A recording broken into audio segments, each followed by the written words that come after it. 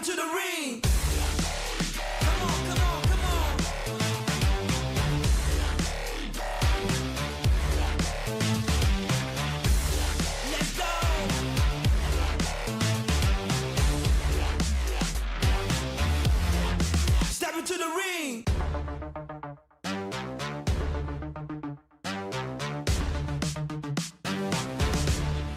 Step into the ring.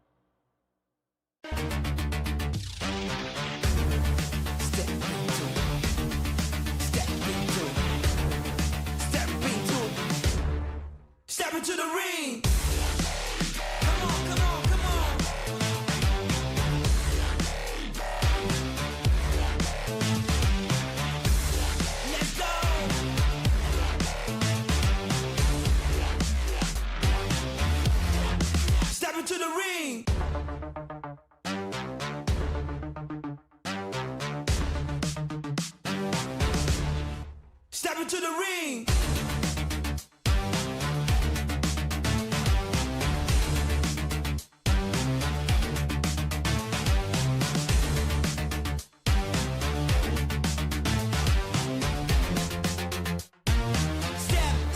Step into the ring.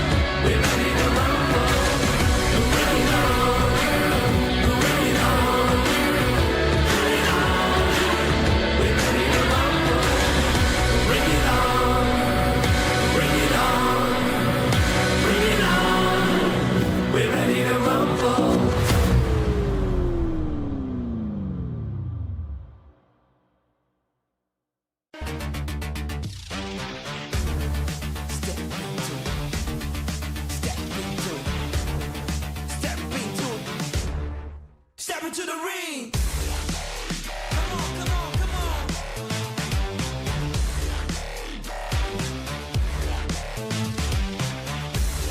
Let's go.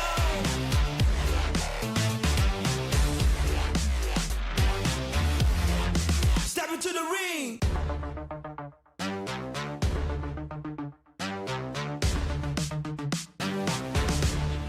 Step into the ring.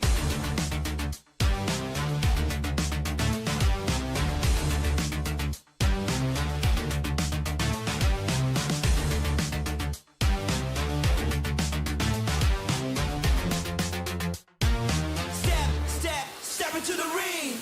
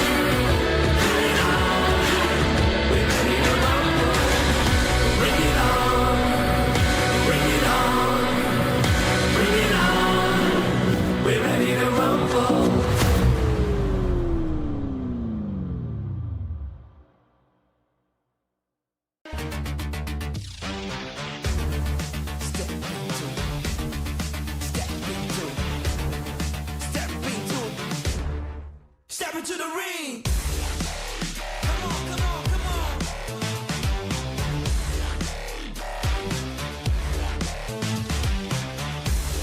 Let's go.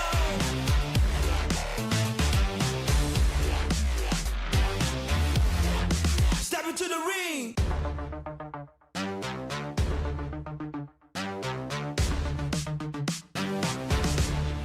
Step into the ring.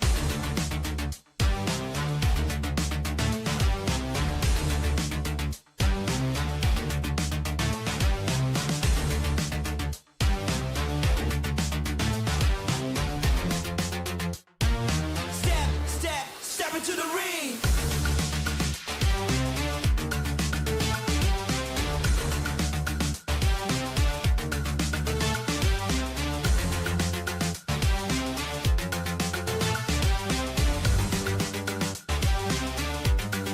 Step into the ring.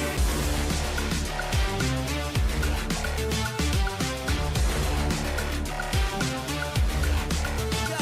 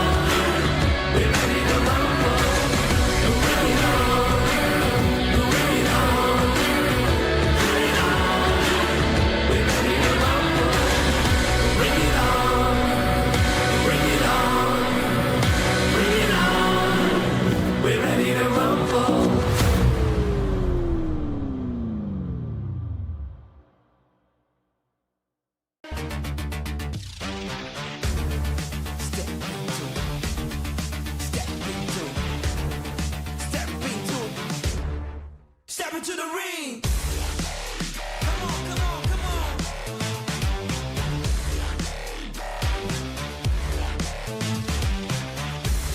Let's go.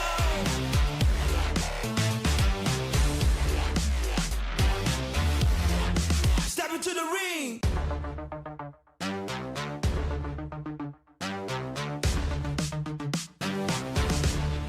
Step into the ring.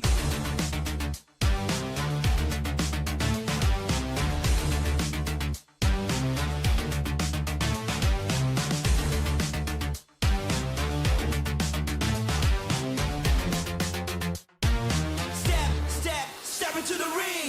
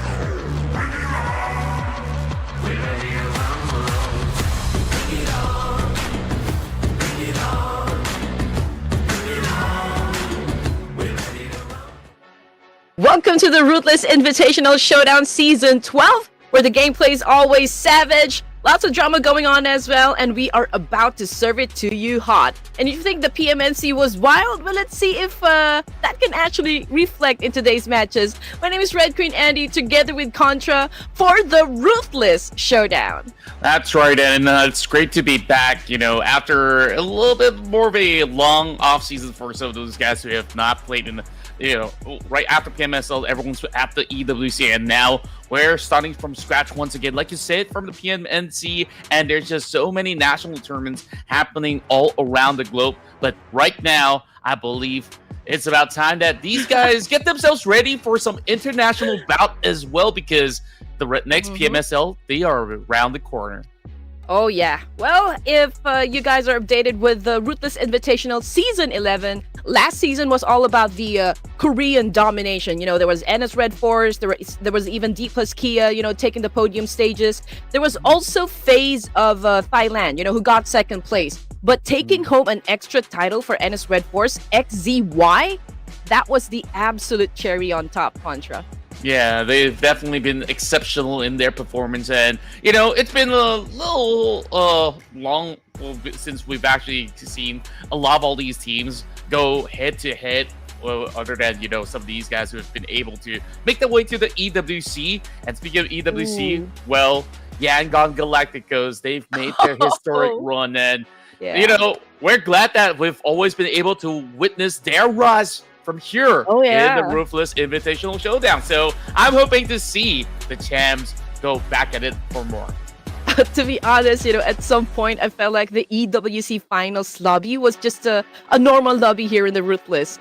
I mean, we all know the big names, their history, the rivals, the expectations and whatnot. But this stage is a little laid back, compared to the EWC. But just managing your expectations, guys. Hopefully we don't do any predictions just yet, for the playoffs. But of course, if you are the ones, a part of a group wherein you like to keep tabs on your favorite teams or your favorite players, well, this is the point system for you. Again, it's very basic. First team to actually get the chicken there will get an automatic 10 points for that round. And as the list goes down, 8th place will receive one point, and then 9th place all the way to the 16th, well, it's 0 for you. That's right. We've been running this for years now, and I'm thinking that so far, if it's not broken, don't fix it. I think the point system is just pretty much at the sweet spot. I remember iterations when it first started with, back in, its early years. It was 25 points per chicken dinner, and then on second place it was 15. That's inflated, I tell you that. So everyone was basically camping around, hoping to land themselves that chicken dinner, and they don't mind really not securing that many elimination points. Now, this is pretty much fair and free for all, where everybody can actually fight for their points via eliminations. Yep, exactly right. And what makes it even more interesting is, of course, the Smash rule that I think we're going to have implemented on the last day of the Grand Finals. But just in case you guys are curious on how things are going to go down, of course, we are at the playoffs 18 to 22. And for the Grand Finals, that's going to start on 23rd of August to 26th. So playoffs, we are going to start with 24 teams that are going to be divided into 3 groups of 8. Of course, it will be a round-robin format. And 30 matches across 5 days. So each group will play a total of 20 matches. Yep, that's right. And there's just so many of your favorite names that will be joining us here throughout this 2 weeks, or a week and a half, so to speak, if that's going to be the case. So look at the current situation. Everybody's fighting for their spot in the Grand Finals, and only 18 teams will be able to make the cut. So we shall see who will be moving all the way up there. Well, of course, let's explain the Smash rule to everybody else who, may not have tuned in for a very long time. So for Smash rules, the teams will play using the regular tournament rules, and on that final day, the match point for the stage is the top 1 team's points after match 18, and you add another 10 points to it. So that kind of becomes like a passport. So everybody needs to beat that set point plus 10 in order to make match point. And after that, securing a chicken dinner will close off the day. So the first team to secure a chicken dinner after the match point will automatically be crowned as champions of the showdown. Yep, you know what? This is what made the EWC very exciting. The smash rule. That's why I'm so a fan of it. I think it really pushes the team to exert everything that they've got just to make sure that they be at the top of that tournament. And it was a fantastic role for all the teams. And again, congratulations to Yangon Galacticos. I saw everything. When they actually went home back to their country, they were celebrated. They came home as heroes for the community. Yeah, they're absolute champs, by their own right, from the PMCL all the way to the global stage, where we've never really doubted them. We saw their dominance, we've seen their consistency, and I believe that Yangon Galacticos, because they always show up, it doesn't matter if it's scrims or what, most of the time you can see that they're always sticking to their set formula. They're never slacking, they're always working super hard. And I remember there was also the PMRC, which they were crowned champions as well. They were at that point in time shaken with the high magnitude earthquake that kind of really took a toll on the citizens of Myanmar in general. And they were just telling us it's hard to celebrate when everything else is happening around us. And they keep their heads low, and now they're definitely deserving to be up here with the best of the rest. Yeah, I mean, I think Yangon Galacticos really take the world by surprise. Even the community was surprised, but it was one heck of a run, for Yangon Galacticos. There were some teams that really expected to dominate. Of course, we do have those super teams inside the EWC or the PMGC. EWC, right? But Yangon Galacticos actually was able to pull through. They were able to emerge victorious from any clashes that happened from inside the tournament, and that is actually a deserving and convincing win for YG. But anyway, of course, we're talking about the Ruthless Invitational Showdown Season 12, and these are the teams that we're going to be seeing play later on. Alter Ego Eras, TODAK, Vampire Esports. We even have Vietnam's Team Secret over here. So that's Doc, GK, Frankie, Juke, and Zerus. Yeah, there's also some roster changes that has happened around the squad of TODAK, where they brought in Deb, who was previously from Sem 9. So we want to see what happens from here on, because even Kenny is going to be amplifying the firepower of TODAK at the moment. And look at the rest of the pack. We got our hot favorites, HORAA Esports with Maka Ninja, Sky, Jiggle, Sleepy, No Fear, and Hunt Dami to make up the list of 6. We'll have to see who exactly will be starting things off. And then we got a brand new Team 52 coming in from PMNC Malaysia with Barakan, Kidobu, Manzi, Helton, Torres, as well as Gabi. If you felt like you've seen the familiar name out of 52, it's Helton, because he used to be part of the Celcom DG Alliance boys. Ooh, interesting. Interesting. I think we do have a lot of history going on, for the Ruthless Invitational Showdown. That is, of course, what will make our tournament very hype once again. We also have the boys of Boom Esports, Voin Donkey, Sem9, Celcom DG Alliance. I would like to get back to HORAA Esports because No Fear actually stepped up to his gameplay. And it was insane when they actually had that explosive game wherein they scored a total of 69 eliminations. Yeah, and it's just absurd when you talk about all these big numbers that they've been able to accomplish. And of course, when we talk about big, these are some big names that you don't want to miss. Alpha Gaming, Doc, Top, Ripper, Zio, Baron, as well as Ease, to be the superstars of Mongolia. And then you got MGN Vikings. And of course, these guys were formerly coming from Team Secret, as well as the Savior, that definitely won to pull some stops against the rest. And then you got some of the best from Indonesia, Big Tron by Vitality, and also Talent Esports to be within the mix as well. So look at the list of names. I believe that some of them are kind of hiding their IGN for the moment, where we'll have to find out once we get to the regular season.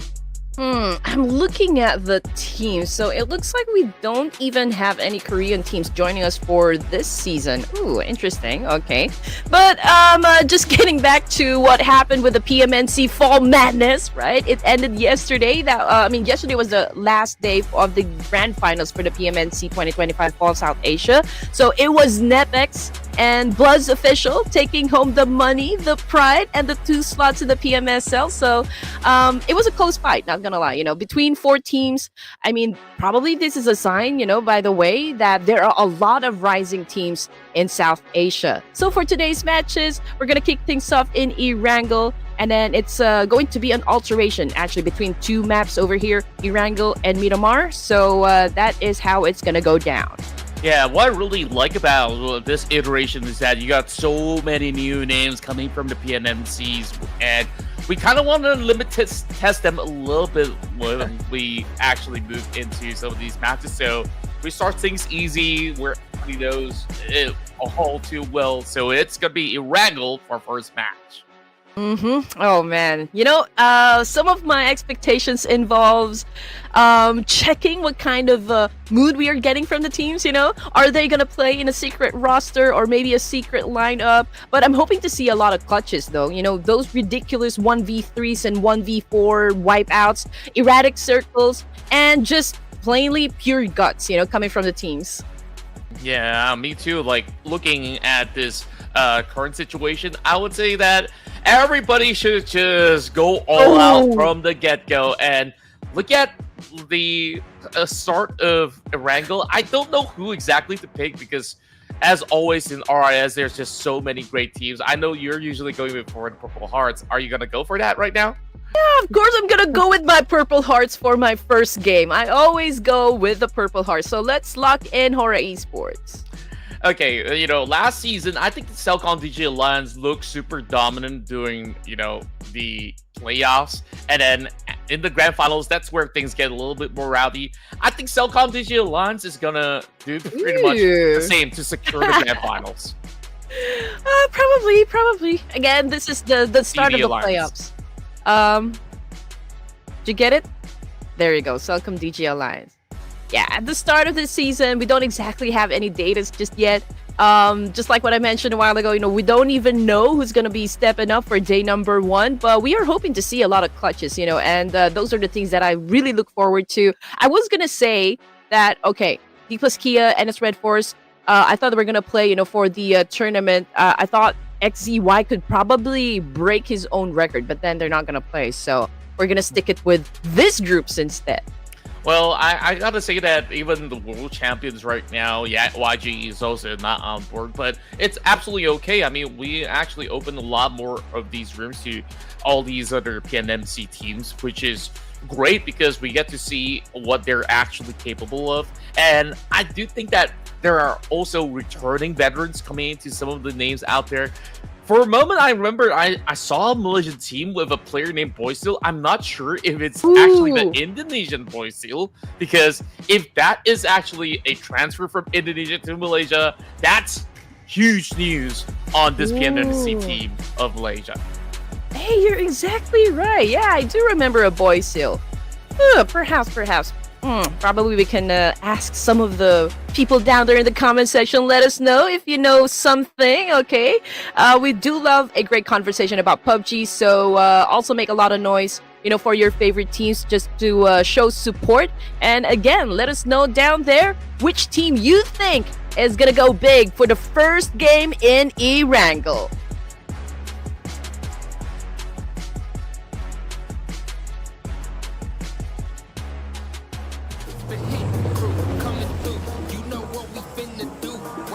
I kind of miss this team song before we actually start all the brawl. Since it's been, a couple of weeks already, I'm glad to be back here with you, Queen. And this time, we're starting things off from the south side of Sanaska Military Base, headed over onto the north, which I would think it's pretty rather fair for many of all these teams out there, except for those who love to drop inside of South George or even North George, so they definitely need to extend it for a little tad bit. The Vampire Esports, they're wasting no time. They're moving directly to the island. But I'm curious if Nepex and Tribe RMAC will be performing for today's matches. And again, I'm still on a high with what happened yesterday, so I'm really curious if the energy is going to be replicated back here. But anyway, yeah, flight path, it's a little bit onto the right side. It's northbound. And we can see APG taking in some position now inside the military base. We got another team dropping around Novo. We got most of the teams probably dropping around the middle part, but let's see who's going to be taking space around north side area of the map. Yeah, true enough. And, you know, perhaps you could feel us up on what really went on yesterday's PNNC, you know. I'm pretty sure it was pretty high on what went down. Oh, yeah. I mean, everybody was kind of expecting either DRS or maybe even Tribe or RMAC getting the crown, or maybe both of them. But, you know, after like a whole tug of war since the playoffs and the grand finals on who gets to sit at the top spot, it was then Bloods officials and Nepex that took the crown of PMNC. So I just know that there are a lot of hearts broken right now for Tribe RMAC and DRS. But in the meantime, we're looking at the kill feed, and it looks like Rosemary took a hit someplace, and now he is about to go out of the game. So I guess he's the first player to be taken out by Sem9 Amaza. Yeah, and look at the start coming in from what I do believe to be 4 tribes. They're starting with only 3 players, it seems. So it's definitely interesting on what they're setting up with. Amazal now to start things off pretty much cleanly, picking one off inside the prison, and will secure plenty of ground around the fields over on the eastern corner. And Sem9 still looking for a whole lot more with TODAK members. Absolutely isolated. So this is Cleon, who's been playing in Malaysia for quite some time now. He's transferred from one of the teams to the DX, and that nade absolutely crucial coming from Cleon, but the jump shot will be just about enough for Satria to eventually put him to sleep. Oh, that was nasty. Okay, TODAK, what are you going to do? Are you going to go for that rebut? We can see that Satra is going in for that exchange. Unfortunately, was using a shotgun, so that's a little bit long range, you know, for anyone to receive any damage. Got 9, about to pick up a nade here, changes his mind, goes in for the spray, now goes in for another charge. We got 2 players knocked down on the side of Sem9. We can still see this trade-off happen inside this compound. 9 looking to flush them out, but let's see if they can actually succeed. Clan falls down hard, and it looks like Sem9 is about to pop out. Wow, it was great retaliation coming in from the side of TODAK, and it really seemed like the Sem9 was the one that started it all, and they will be the one that gets finished instead. This firepower coming in from TODAK is absolutely lethal, but who's more lethal? For Esports, they're bringing on the weakened side of TODAK, and it's going to be a quick shot from Sky that nails Brentisi down on the ground, and it's once again coming with flank. Haidami will be able to secure each and every one of it. Only 2 members left. Kenny, can he hold strong? He's just joined the team over the offseason. Sky goes in to push, and now perfectly caught out by Kenny. What an opening we are witnessing right now for the tournament. We got Haidami sealing the deal. 5 elimination points in the bag for HORAA Esports, and they still have a chance to pick up their teammate. And now Sky definitely will recover, and HORAA Esports will be playing towards the latter stages of this match. It's just so explosive. We just got just non-stop action the moment that we started off the game. It started with the 2 Malaysian sides, and then after that, HORAA just wasted no time. And just like that, they got themselves a total of 5 points to kick things off. HORAA is off to a great start. Oh, yeah, definitely. So I think they've had quite a very good breakfast, maybe even lunch. You know, they're in the mood to get those numbers, which is, of course, a happy news, you know, for all the fans out there or down there in the comment section. But anyway, okay, getting back into the action over here, we got Boom Esports getting inside the safe zone coming from the eastern side. They're pretty close with another team actually over to their left, but most of the teams like HORAA and even Celcom DG Alliance, even RQ, are still outside of the zone. But it's going to be an interesting rotation for APG, because they will have to deal with the 4th Thrives, you know, because they are on the other side of the bridge in the main peninsula. So that's going to be a fight there. Yeah, we definitely will have to see if there's going to be those kind of altercations. Meanwhile, Team 52 this is a team that I'm intrigued about because I mentioned about Helton previously being a huge part of Cellcom DG Alliance, or should I say even the previous iteration when they were called Farang Legends. That's where they've been able to really rise to the top together as a team. Now he's going to be leading the charge, taking the hilltop over onto Mount Gatka. It's going to be pretty early, though. I mean, we've talked about this before. If you were to be on the top of that mountain, you're not going to get any from resources, so they have to play a little bit more conservative. Mm-hmm. And it could be a three-way battle happen to maybe south of Jorgopol. I mean, Voin, they're also trying to come in, but behind them, that's going to be the boys of ASD as well. So there might be a lot of trade-offs that can happen around north side as well. But I'm really keeping my eyes on Alpha Gaming. They're about to get inside the circle as well, and I'm thinking maybe Four Thrives is interested to do a little gatekeeping up against those boys. Cellcom DG Alliance is just rotating around Pochinki area, sticking to the edge of the circle here. They could possibly find themselves having a little bit of an exchange up against Alter Ego Eris. If Alter Ego Eris actually decides to go in for an early push. It's still rather too early to really go full force onto any form of fight just yet.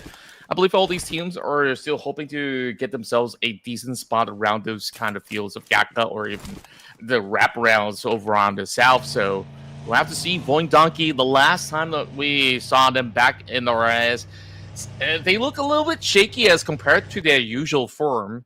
And hopefully they will be able to regain a little bit more of that momentum.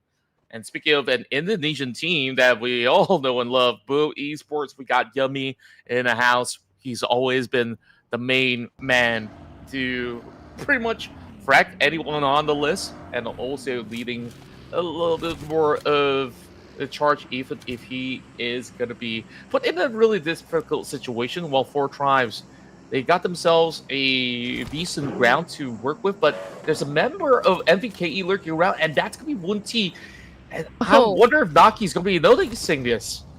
Oh man, Gantai spotted Gakor as well from Voin Donkey, so I guess everyone's testing their limits already this early at stage 1. So we got Black Four Thrives right now with a massive spray. Couldn't hit his target. I mean, understandably, because it's a moving one, and also it's a kind of a long distance range as well. But if you can inflict damage, then maybe it's okay. But then you have to manage your resources. So I think enough spray for now, at least for Four Thrives. But we got another circle shift over here, and HORAA Esports will be passing through Rozok, that is for sure. But I guess they won't be having any engagements, you know, as early as perhaps the next stage. But we are hearing a lot of gunshots happen, and that's coming from Tribe RMAC versus Team Secret this time. Ooh, that is going to be a little spicy as Team Secret, they've been able to hold a high ground as they pass right through that RMSC, having one member down, and 2K goes in for a double, and this could just be the entire team shredded out just by this man alone. And here comes Zeros, hoping to actually close whatever distance, and just like that, 3 points secured for Team Secret. Oh man, it's not looking too good on the side of Tribe RMAC. Their players getting picked off one by one. Team Secret trying to reset. At the moment, we got GK getting picked up. There's still a chance for him to recover in this situation, but they gotta do it fast, you know, because there are other teams lurking within the area as well and just waiting for that right opportunity to strike. Now, we talked about Tribe RMAC and how this is not their game just yet, because 3 of their members already been taken out of the equation, so they're down to their last one. So we're just at stage 2 with 14 teams remaining. It is going to be difficult, you know, for Tribe RMAC to maybe even get past through a lot of squads in the game. But in the meantime, Cellcom DG Alliance going up against Alpha Gaming. Yeah, I do think that there are certain opportunities for you to still sneak around since it's still stage 2, plenty of space open up for the moment. As much as there is a lot of all these vast terrains for all these teams to play, rotating from this point onwards will be so difficult, which is why Cellcom DG Alliance, if they really got to move, they got to start fighting for a little bit more of that space, because they got some noisy neighbors from right across, like you said early on. So it is definitely a little tough for all these teams to really consider going for some wide swings. But It's going to be Voidonki that continues to pepper onto Team Secret once they took down some couple of members of Tribe Aramacy earlier on. Voidonki having better protocols as compared to from the last time that we've actually seen them. So this is just by the cross-section between the containers of Georgia Pool as well as the intersection into Ruins. So Voidonki will play a pivotal role since this is a point where a lot of teams will be moving around. Oh, for sure.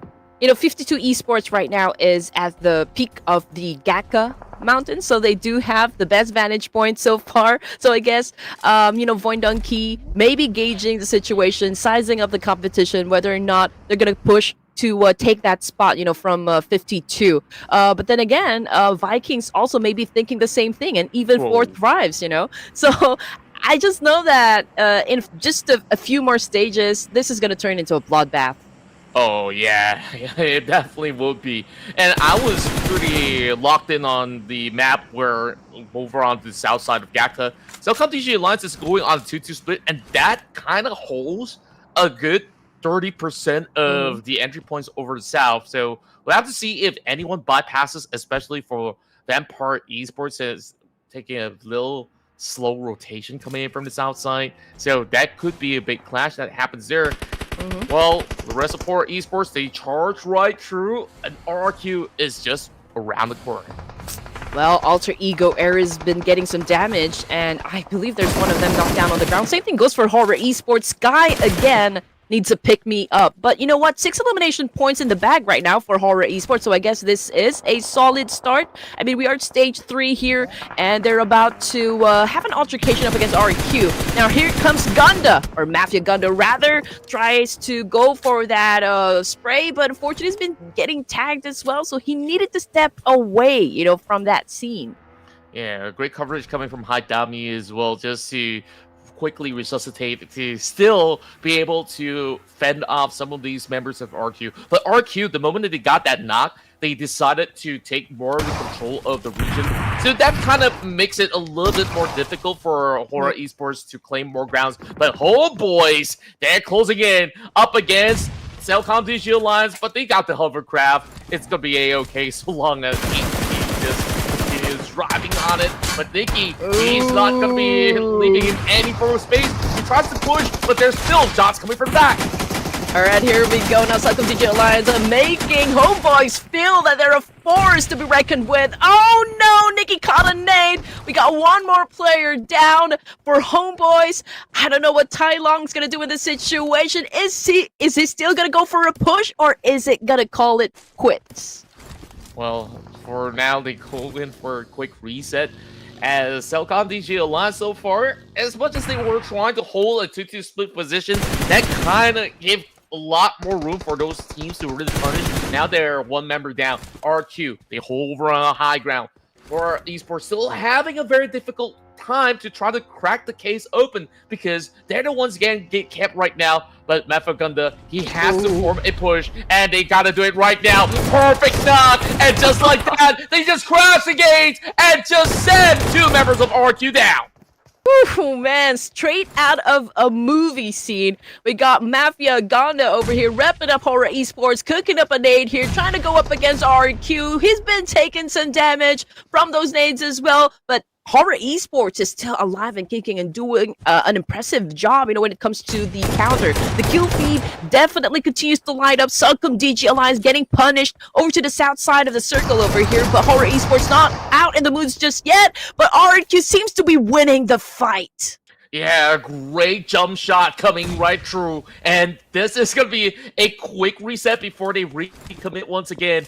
I was thinking, why is RQ holding it so passively for such a long time? They're just waiting for the right moment to strike, and they managed to stop the HORAA streak. But HORAA Esports, they got an impressive 7th point to end this run.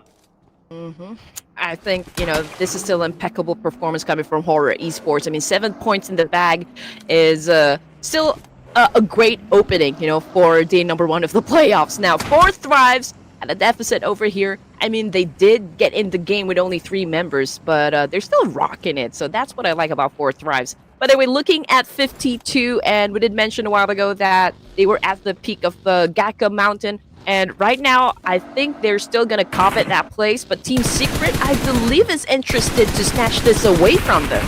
Ooh, just a perfect timing coming in from Torres to look for a target.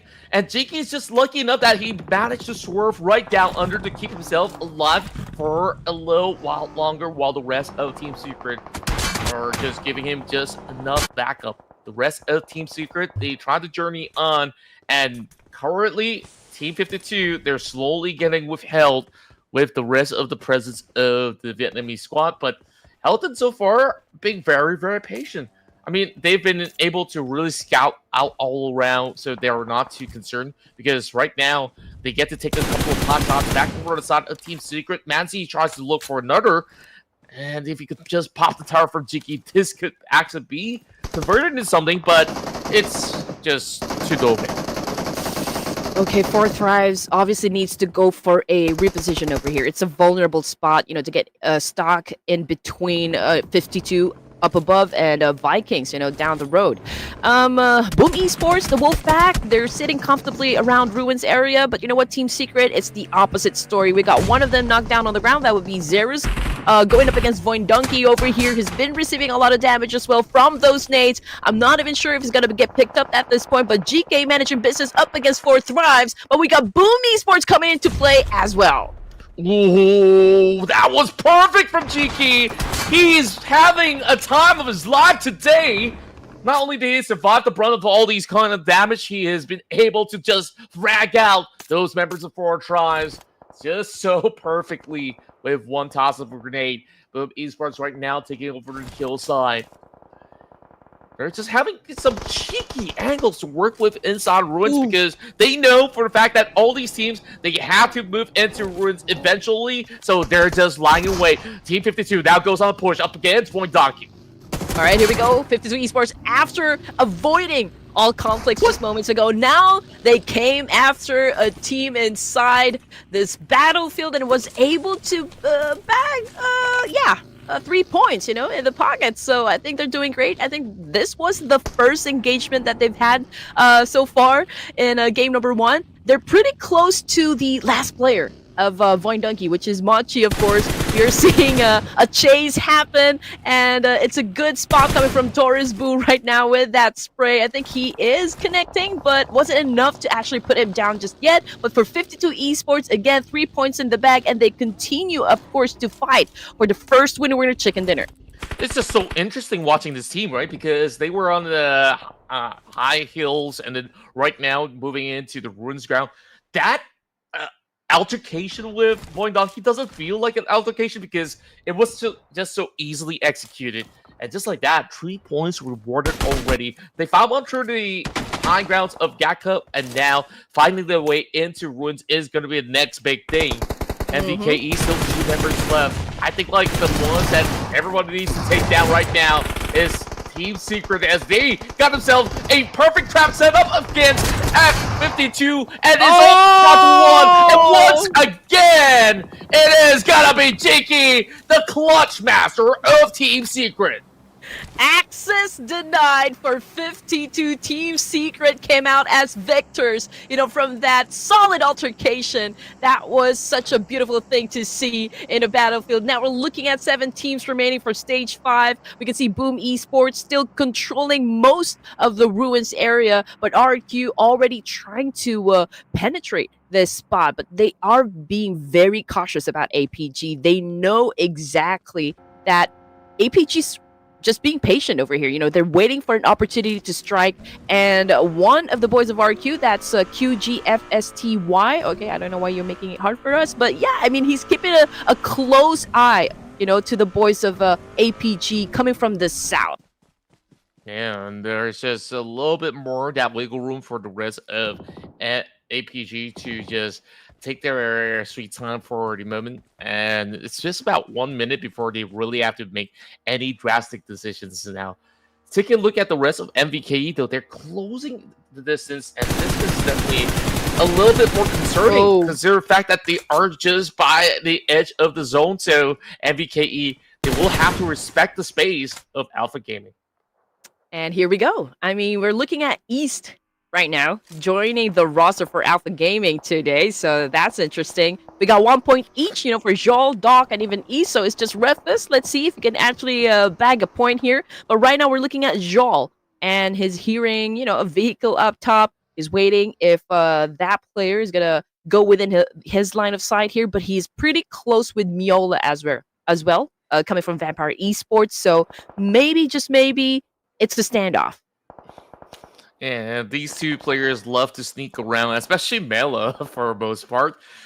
It's great to see him again, but Vampire Esports really relies on him needing to pull it into a top for maximum points. I mean, good news for Mela is that he's in the zone, but not too much of a great news is that 4 members of APG will be moving towards his direction. Those nades are already flying right in. Question is, how well can he actually hold firm to his grounds right now? And only a Molotov to flush out his position with the AUG shot straight to the dome. Zio secures it, makes it 4 points for Alpha Gaming.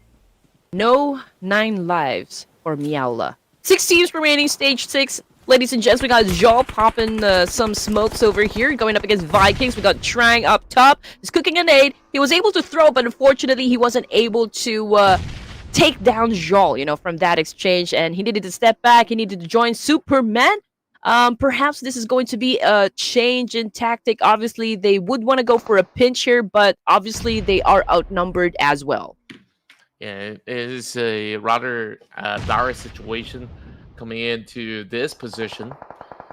MVKE, they gotta find a way to kind of full send it, but then again, I don't see that they have any form of vehicles for Superman, but we've definitely seen some clutches before. But it's the entire APG squad that we're talking about. Doc also sneaking towards the back while Boom Esports goes in for that collateral up against the rest of Team Secret. Fighting inside of the church grounds as those nades are being exchanged one after another. Team Secret now corralled right into a defensive position, and that kind of allows Boom Esports to decide, okay, we'll go deeper into the castle grounds. We're just going to be able to utilize all these walls to continue to be a little bit mischievous. While Team Secret, they don't really have too much room because they're also being peppered by the rest of the Vikings. And Boom Esports right now definitely showing fangs, but Team Secret, this is a wild display of skills and defense at the moment. I mean, there are a lot of teams pointing their guns at them at the moment. We got the Vikings coming from the north side. We got Boom Esports, of course, inside the ruins area as well. It's I guess it's going to be hard for Team Secret to leave this specific spot just yet because, well, they don't really have that much cover if in case the circle will not favor them. True enough, on Team Secret just creating a little bit more of that stronghold right now, an uncrackable defense. Vikings Esports hoping to change that. They do have plenty of vehicles for them to actually utilize, but some of them have been burned down, so Superman has to rely back onto the buggy. And they've always been wary about APG's position because if APG pushes in, they could easily just spot out the rest of the Vikings. And speaking of which, it's already Doc looking upon that angle. Team Secret pretty much just got them pretty much surrounded. So there's really, realistically, no space for Vikings to play. Well, for now, considering that we still have a little bit of distance, for all of the teams here, to be honest. I mean, Alpha Gaming's also just kind of a slow, steady strategy that we're witnessing right now coming from this team. But the circle shifted again, and this time leaving RRQ down south, and even Doc, from the south side of the zone. So perhaps we will be seeing APG get a little closer to RQ, but Team Secret, they now have the power position up against Boom Esports. So let's see what's going to happen. Yeah, MBKE counted a little short because part of the zone is still within their favor, surprisingly enough. Meanwhile, over on the back, Boom Esports, they gotta start charging right through, and perhaps they can actually take the fight towards the rest of Team Secret because they know exactly where they're at. It's just that they weren't willing to challenge much early on, and now, when push comes to shove, somebody's got to make those big decisions. Over on the south side, Doc still kind of stuck in this pit while he's pretty much surrounded with 3 members of RQ watching at that very corner.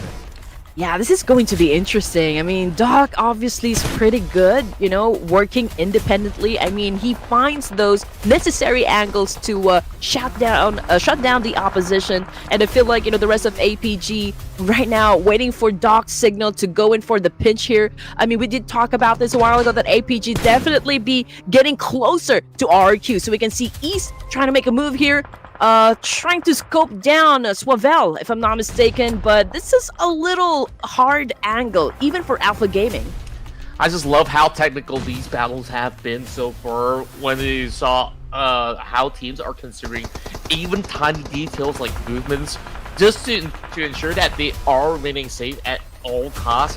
And APG right now knows that they really have to fight a little bit more up against the rest of RQ now that they've got every member pretty much corral over on that corner. They could also try to full send it. Speaking of full send, it's Boom Esports. They drop those big nades. It does connect onto 2K, and this is on time. 0 goals, toe to toe, 1 for 1, and now 3 members left on the side of Boom Esports. Well, Boom Esports definitely has taken over that very spot where Team Secret was staying at. And now we can see Vikings also getting punished by Yummy over here. That was such a great shot. And now Vikings already eliminated, down to 3 teams remaining. We got Alpha Gaming, RQ, Boom Esports looking to get that first winner chicken dinner. 5 points in the bag now for RQ. Unfortunately, one of them gets knocked down on the ground. Same thing goes for Zero. Pondbit trying to respond, and I think was able to settle the score with 1 point under his name. Ooh, APG now slapping onto those members. This Boom Esports hiding inside a church, but they go back and forth for a whole lot more. So Bell already down to very little health, and there's just going to be more and more of these bombardments because they have not really cleared off. So Bell's angle thus far, Gypsy now gets a little bit of a glimpse over onto the Doc. APG, they're having some great high ground, but eventually if they really want to push forward, I would still say RQ has got more ground to play with. Oh man, here we go. East receiving a lot of damage, a lot of punishment coming from RQ. Man, it looks to me like RQ's really trying their best to defend themselves, but man, this putt is a little bit vulnerable to RQ. And here you go, possible outcome. Boom Esports right now on a rampage. 11 points in the bag, down to 2 teams, and we're about to witness just who will take that first chicken. Wow, Boom Esports taking their rival brothers from Indonesia and now makes a quick matchup up against APG, which has been earlier weak. The Doc once again falters to the ground, but quickly traded back. It's going to be 0 on the ground. So down to a clean 2v2. I say clean, but Pubg is going to be the one left over on the back. Oh man, things are getting intense, and that seals the final blow. Boom Esports just eliminated APG with only 5 points in the bag. They continued to dominate right from the get-go, and this was a convincing win for the Wolfpack. Was just absolutely loving it. Boom Esports, they are so calm and so precise whenever they make certain plays happen. That call to rush towards Team Secret earned them that perfect defensive ground. And after that, they wasted no time. They've already got all that intelligence onto APG. They already know that those members of RQ has been playing somewhere in between. So they just found that perfect opportunity to punish both of these teams. And then down to that very final moment, well, what can I say? APG full send it for a 1v1. And they just got the muscles to secure themselves the first chicken dinner. And just look at those numbers. This is just huge for Boom Esports. You know, patience is definitely a virtue, and that's exactly what we saw coming from Boom Esports. I mean, the moment that the power shifted to a Team Secret when they were not favored by the zone, they needed to actually get inside, and that was a great execution coming from Boom Esports, the way that they snagged that place from Team Secret. So again, the stats, they are there, numbers are not lying. Again, it was a phenomenal run for Boom Esports. Yeah, so far, I think that they've been looking super clinical on a lot of the calls. Like, we saw a lot of these other teams that were playing around, whether if it's going to be the Ruins ground or even on the outskirts. They were kind of having certain struggles on making decisions. Even Team Secret, which we thought they're going to be staying put for a long while. they kind of didn't watch it back. They kind of know that Boom Esports was around, and Boom Esports had to make that call to push forward, and that push forward was really the key on their success in this round. That really was the biggest play in order to secure themselves a chicken dinner. And just like that, look at all these utilities. I would say Boom, they don't throw a whole lot of all these utils, but they were super efficient with it. And APG took their time as well. You know, they were pretty passive during the first few zones, but you just know the intention is to actually get to the latter stages of the game, and that's when they will start to retaliate. You know, placement points, you can always get it, just as long as you will consider longevity inside the matches, but elimination points is kind of tricky to get. So yeah, I think they prioritized just getting the placement points first before they went for the numbers. But head-to-head, we got Boom versus APG. Damage output slightly towards Boom Esports. And, well, I mean, it's the reason is pretty obvious. It's a whopping 14 elimination points for Boom Esports. Yeah, I mean, these guys are just a different level of a beast, right? Overall, when we take a look at how they've been able to just stack their 4 members up against the rest, whether if you're just going to be straggling out in the field or if it's just a direct confrontation, they just make those calls so quickly. Especially when we look back into the push inside the church, Team Secret with those members, you thought they would be able to respond, but Yummy, he made sure that he hit those shots when it matters the most, and therefore he's the one dealing the most damage and is the MVP of Game 1. Well, it's a great start, you know, for Boom Esports. No doubt that they really actually dominated game number 1 over here. So I'm curious which teams is going to be stepping up, you know, for the remaining matches tonight. And I'm wondering, like, if they are really in the mood, are they going to go for, like, a solid double-digit elimination points in every match? Oh. Hopefully so. I mean, that's ideal for all these teams out there to be able to achieve.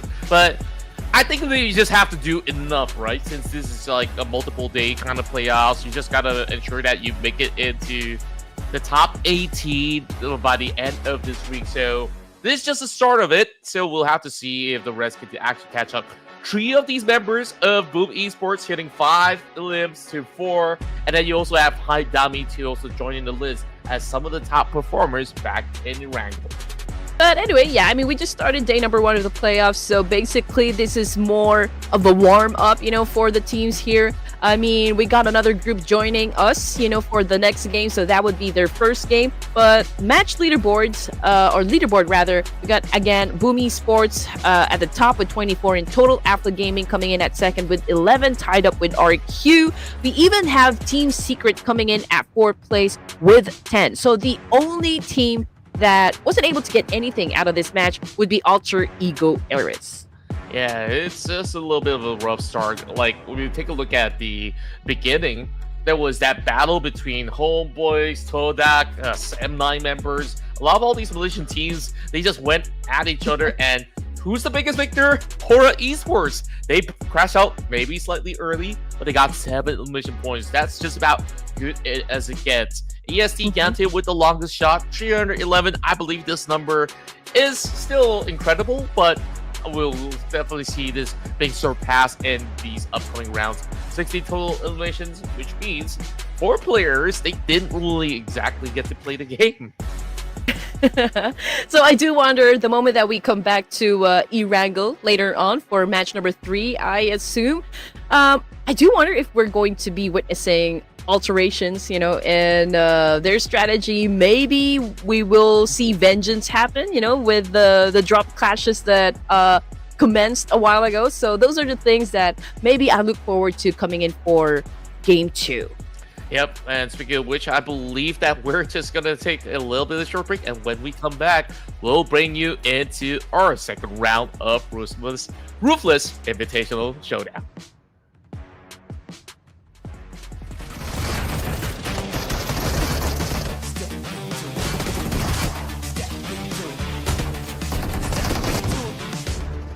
Step into the ring. Come on, come on, come on.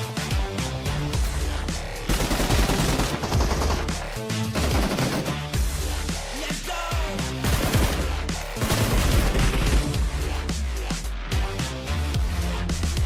into the ring.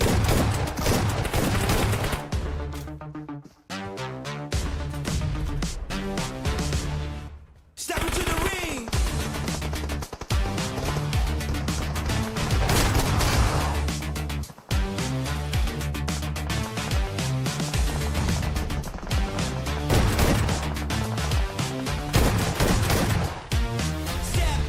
Step into the ring. Step into the ring.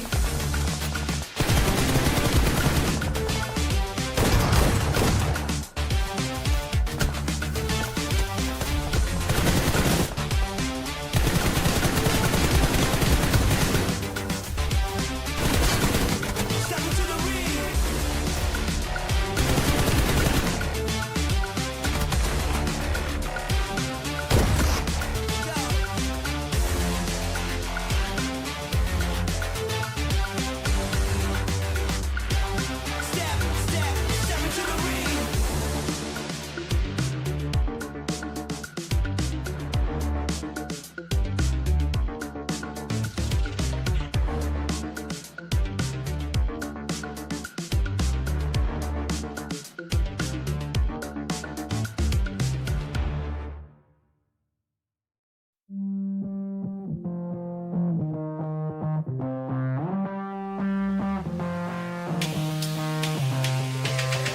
Lights out.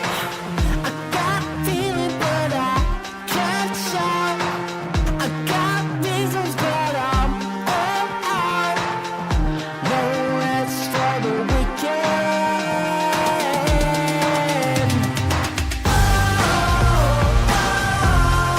Give me what I want. Never get enough. I'm never giving up. Give me what I want. Turn on, get ready for it. Stay strong. I'm here for it. Don't stop. No rest for the weekend. Turn it up again, I lose control. Give me everything, it's what I want. Best I've ever been, I see the glow. Feel it deep within my soul.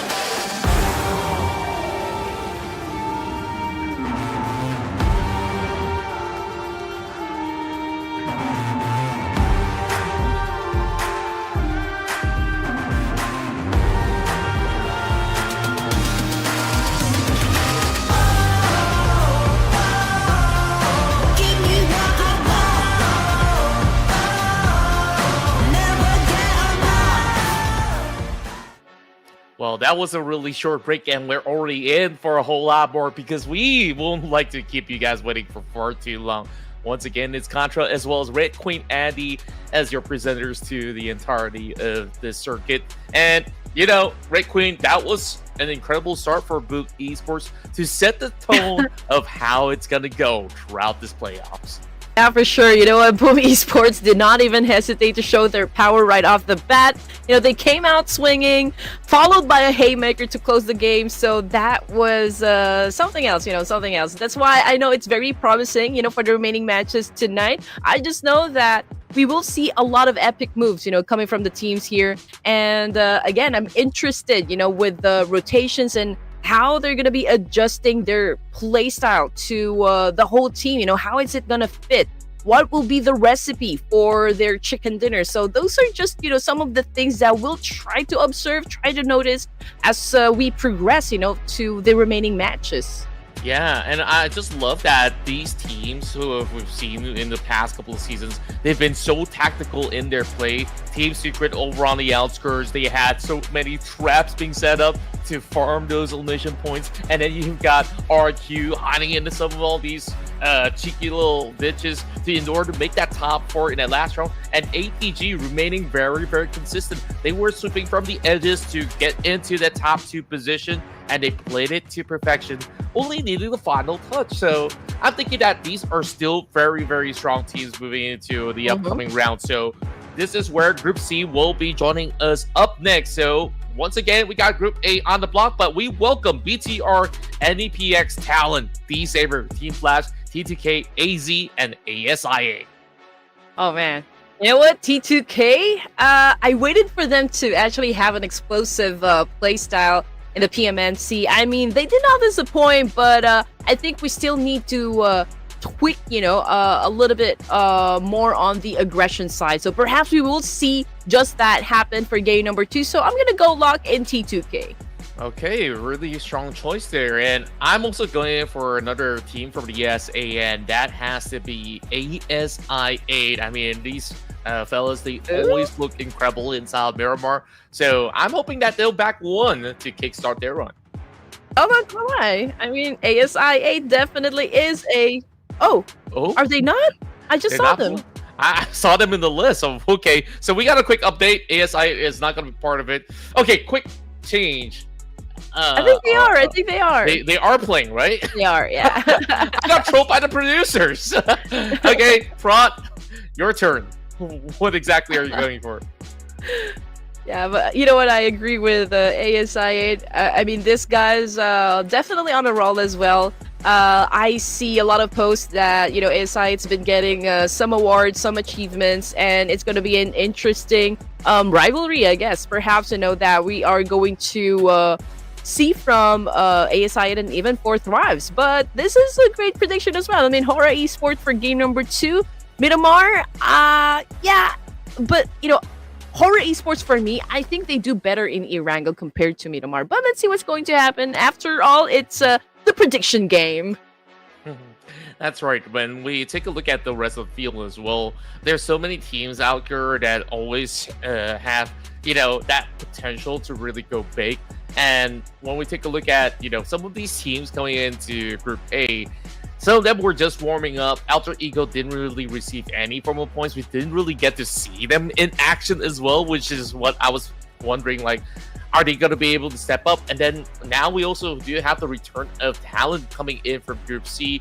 I think that this team definitely has shown some really great play style back in the past, but they are still trying to find back the rhythm that they had. Even from the last Ruthless Invitational Showdown, I really want to see a whole lot more where they do eventually have those pop-off moments a little rather later, somewhere in the middle of the playoffs or even towards the tail end of it. So we'll keep our eyes peeled for some of these guys, and of course the return of some of the old kings of BTR, which I do believe Coach Ken, he loves to change things up. So we'll have to see who's going to be playing on to this opening roster. Yeah, I still owe you guys because I've had an interview with Federales, and I'm really excited to share with you what we've talked about. We covered some facts about how hard it was for him when he actually decided to go pro, for esports, and the discipline, that he actually went through, giving up some of the distractions rather in his life just to pursue a dream in PUBG Mobile. But again, we're about to start a Miramar, and I'm just excited, just how explosive the teams are gonna get, for this round. That's right. I'm excited too. And you talked a little bit on that interview that you had with Federales. I'm glad that through those kind of trials and tribulations, he found himself a little bit more mature, a little bit more disciplined, and when you want something so badly in life, you got to make some sacrifices. And I'm glad that Federales, he made those big decisions into becoming, a better player overall. And I think down the stretch, eventually BTR will be rewarded someday. Exactly. It's really the mindset. You just have to give it to them. Just how many hours they really give into this game to make sure that they will remain as high caliber players to be qualified, for this type of tournaments. And just imagine that you have like other players who is just as good as you. So to make a name in an esports game title is definitely outstanding. And Federales right now is making a lot of noise, for Indonesia.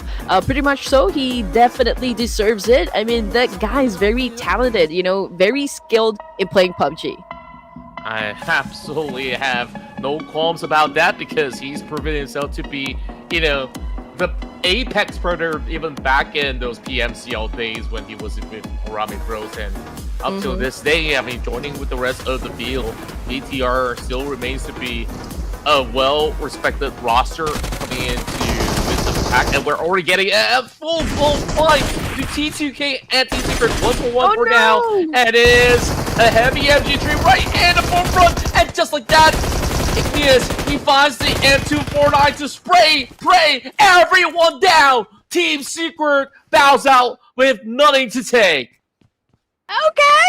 Okay, that's how you want to start it? Okay, T2 came with explosive drop flash here in MIRAMAR for stage 1, and man, they came out as victors, from that conflict, and we're seeing another one happen right now in front of the screen. Chul right now down on the ground, and he just got stabbed! Man, that was nasty coming from Team Flash. Yeah, quick infiltration. I believe they wanted to fight for this compound as well. They were just moving over onto the creases, and Team Flash, they won out that trade.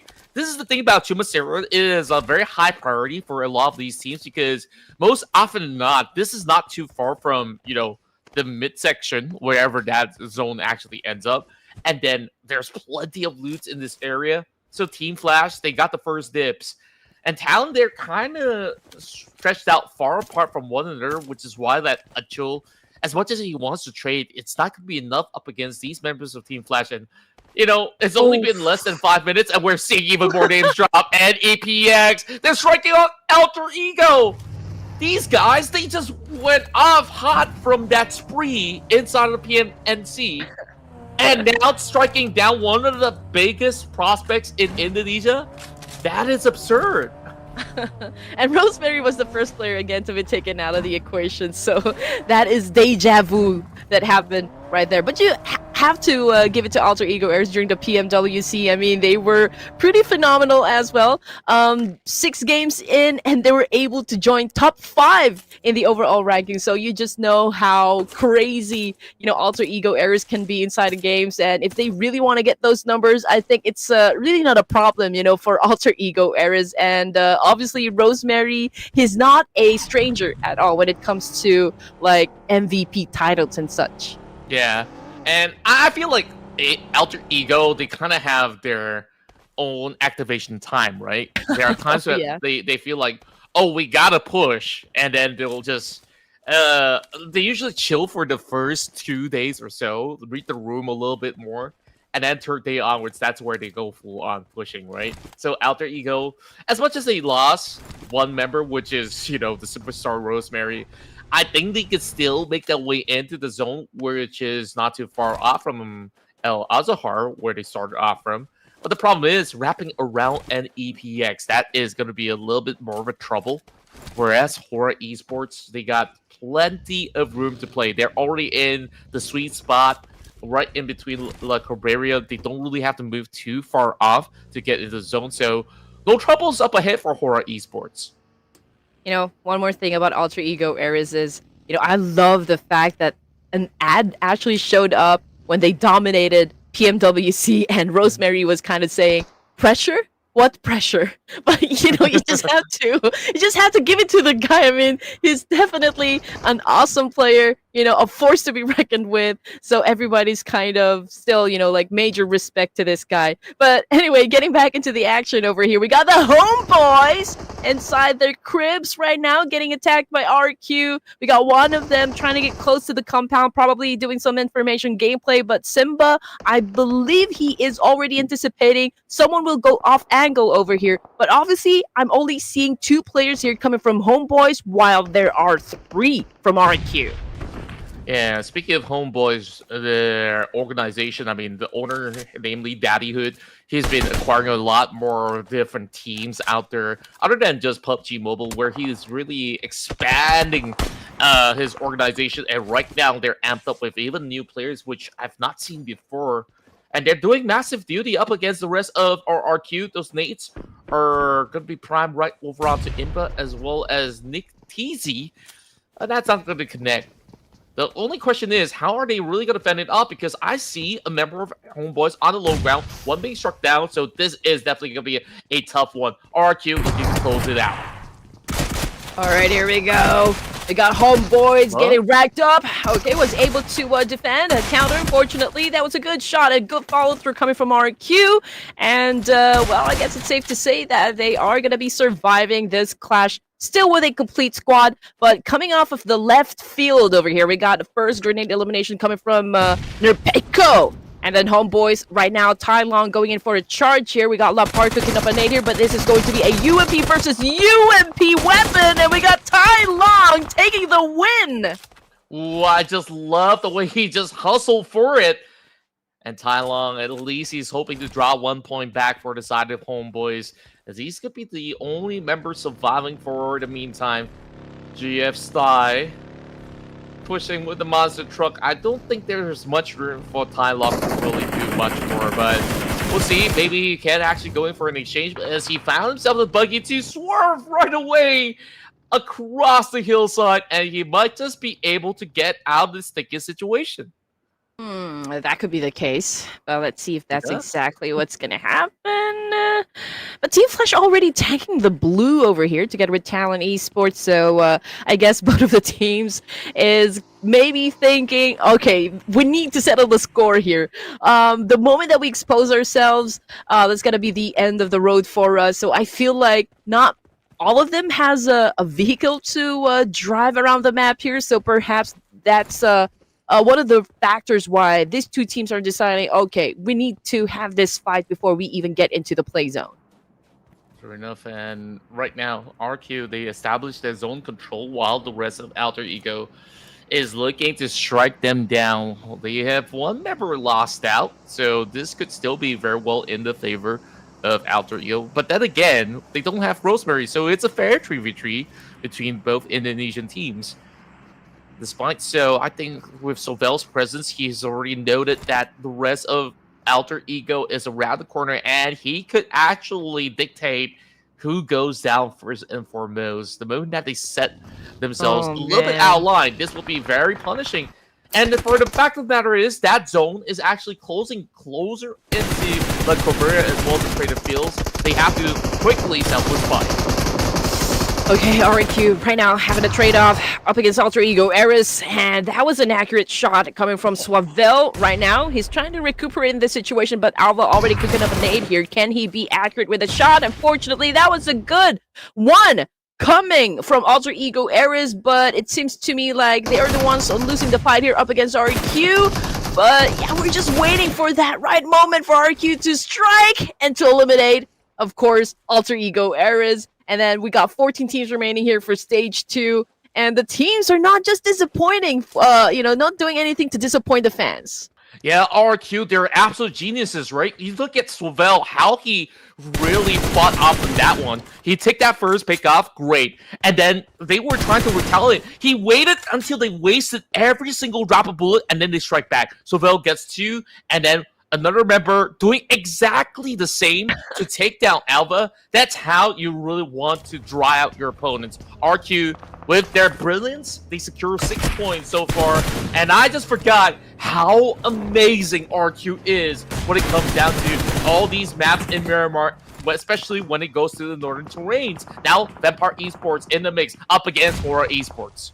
All right, here we go. Pure adrenaline. HORAA Esports versus Vampire at the moment. Sky taking in some damage, quite low in HP.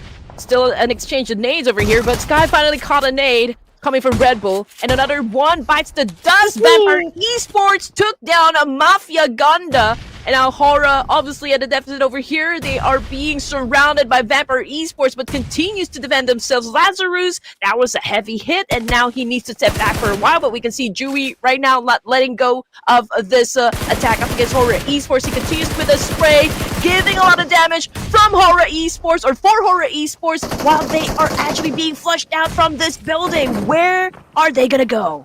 There is such a tight corner, and there's just barely any angles that they can actually set outwards, because Yui is just holding down that crossfire. And then right now, Haidami, he's pretty much bunched into a corner. Same goes to Jingle, but it's been amazing how long they've been able to hold. Yui finally gets the pick off, and now it's only down to Haidami.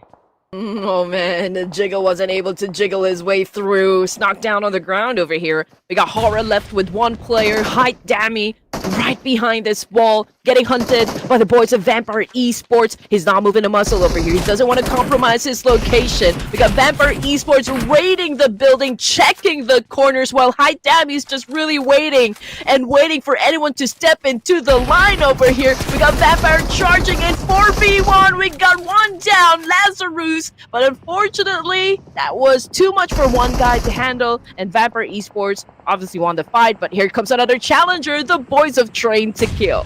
Non-stop action, back-to-back. Now those nades draw right in. And they're boxed into the same position where those members of HORAA Esports faltered. So this could be very risky. T2K, they're unleashing all their clips, and the rest of these members of Vampire Esports, they use so much utility just to clear out that previous team of HORAA Esports. So they are definitely on the deficit to even return any grenades back towards those members. So T2K, they take their sweet time.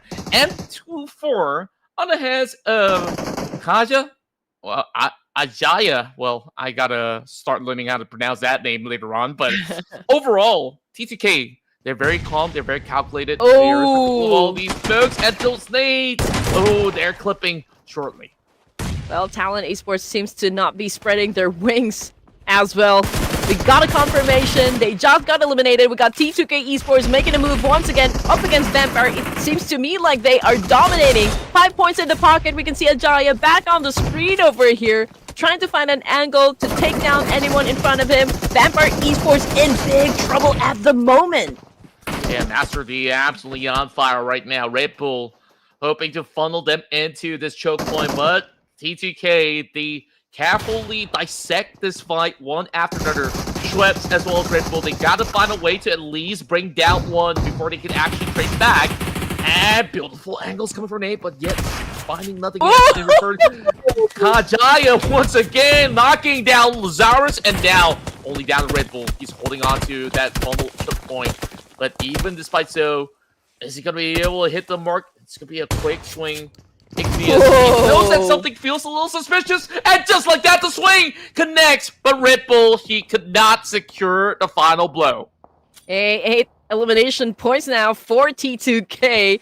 What a way to play Miramar and make a statement. Okay, hopefully they can continue, maintaining this kind of pace up until the latter stages. RQ right now with 2 casualties, and they're trying to take this compound away from T2K. And I think, Nepex has the same idea. So I guess this particular spot will be busy in just a while. I mean, this is a prime spot. So Nepex and even RQ understands that, this is a great one. This is a great compound to hold on to. Yeah, true enough. RQ, they can choose where to defend off against T2K or just wrap widely around. They don't really have to draw their guns just yet. As NEPX, they're coming from the North Point and they're about to go in for a challenge. And that could be the sweet spot for the rest of RQ to eventually take on that challenge. And they got to do it real quick, though, because that zone is now shifting. So NEPX, when they got on wheels, they were thinking about pushing T2K at first, but now they get that priority into the zone first and foremost. And look who's there, AZMY. And also BTR is already lying in wait on stage 4. So this is not going to be an easy task for NEPX to push through. D-Saber now making a mark, getting the fine onto Mimi. And this is just not going to be an easy task for them to really get off of that run. 10 is the next one to falter as the rest of 52. They're going on that full engagement mode up against T2K as well. It's a 4-way battle. Oh man, this is interesting. It's getting tighter and tighter for game 2 over here. We got Bigatron still in a conflict up against 52. Coming off the kill feed, it's a confirmation. Ooh. Master Zordi already out. 52 Kidobu also taken out. Man, this is a trade-off. This is catastrophic for some of the teams over here. We're looking at 11 teams remaining for stage 4. I mean, it's even too early to witness a lot of wipeouts happen. But you know what? There's no stopping this team's right now inside the game. Not at all. BTR so far just hoping to hold firm onto this slump compound. They gotta clear off Torres Boo first and foremost. Despite them not really having all too much left to really fend off, they are very careful on their approach. But instead, it's gonna be Baby that actually finds that take down onto 52. So that is only good for 11th place for the Malaysian squad. Mm-hmm. And the fight continues on. Team Flash, I saw them still on a journey, getting into the safe zone up until stage 3. So it's just so unfortunate to witness them step inside the zone only to be obliterated, So we're looking at 9 teams remaining. Again, we are still at stage 4 here. The Savior, they've been a little bit low-key, but then again, we can see Lamborghini bagging most of the number over here for the Savior, and they're looking to get some more. There's a team just right down below them, and I'm just trying to check, okay, which team is this? Maybe it's the boys of ASI 8, but it's going to be hard since BT are probably looking their direction as well. Yeah, true enough. BTR, they only have 2 members to really play with, so it is going to be a limited angle coming in from BTR to really trade back.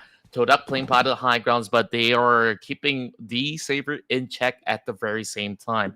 The Saber quietly removed 5 players in the map so far, as they've been able to really battle it pretty cleanly with all 4 members still intact. So I think that some of all these names are definitely going to be hot favorites. ASI8, they did manage to get 1 point, but they also lost a member at the very same time. So over onto La Cabrera, it gets a little awkward.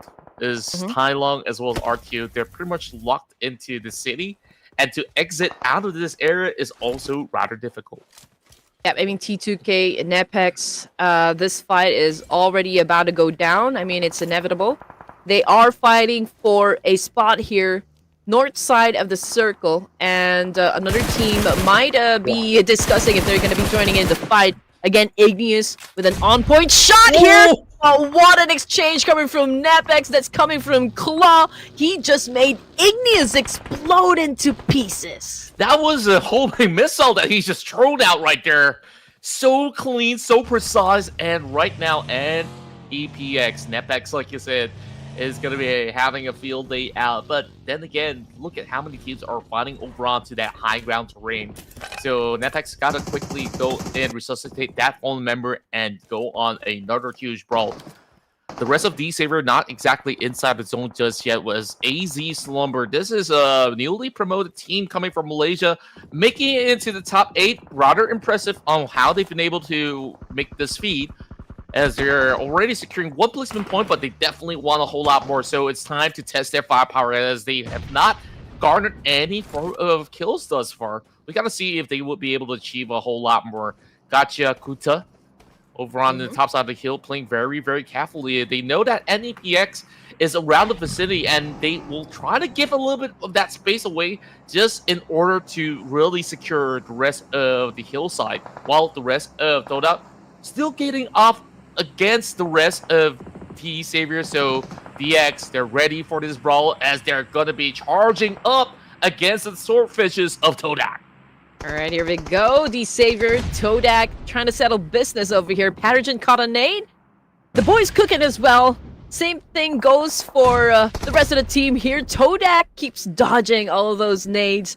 I mean, they're doing a perfect job over here, just maintaining their distance up against the Savior. They're trying to find an angle over here, but the Savior repositioning themselves over to the foot of the mountain over here. They're gonna go in at the backside, going for that angle, and TODAK right now, we're checking if they can still, of course, adjust to this reposition. Yeah, TODAK so far playing very cautiously, and the Savior is looking for a flank angle as well. They're hoping to actually catch an AT off guard. Leon now goes in for the push, and they might just be able to spot them out with him playing right across these corners. AT being absolutely cheeky, but they got Cleo funnel into the pit, and in between the pit, 2 members falter to the ground. Only 2 members left on the side of TODAK, and the trade's looking pretty good. Shin is the next one to fall. Paragen has got to hold down the line. 8 elimination points, and if they secure all this, it's going to be a total of 12. And Frantesi, where can he go? Where can he run? He's going to look to secure 1 member first and foremost. Takes down Shin. Nate, go get that grenade. And Kenny, he's got to activate. He got to suppress those members of the Savior before it's too late. And BTR, they're flanking from the back. Man, I love what I'm seeing from the screen here. Everyone's putting up a great show, and you're absolutely right. The Savior, man, right up behind them on the boards of BTR and TODAK, also making it very difficult for the Savior to survive this one. And it looks like they're the ones losing this fight, but here comes Natty T with the attack. S12K, but what? Even Frenzy on a low HP over here was able to win the fight. Odds were against his favor. Yeah, it's all thanks to Optimus with that flank coming in from the high ground, and D-Saber was not prepared for a third party to join in the mix. BTR sees that opportunity, takes out TODAK instead. Oh my word, Fredizzi, he's looking to escape out of the situation, and lucky enough, Razy ran out of bullets. Fredizzi, you gotta go! He's gotta dash through those hillside and into the city he goes. Optimus giving chase, he looks to secure it, but can he do so? Oh my word, Queen, what are we watching? I mean, I was about to ask the audience, are you guys sure this is the playoffs? I feel like we're already casting the grand finals here, Contra. Yeah, it's crazy. I mean, these guys are working so hard here in Game 2. I mean, that's the nature of Miramar, which is super fun to watch. And then right now, we go back into a little bit more of that peaceful scenario, RQ.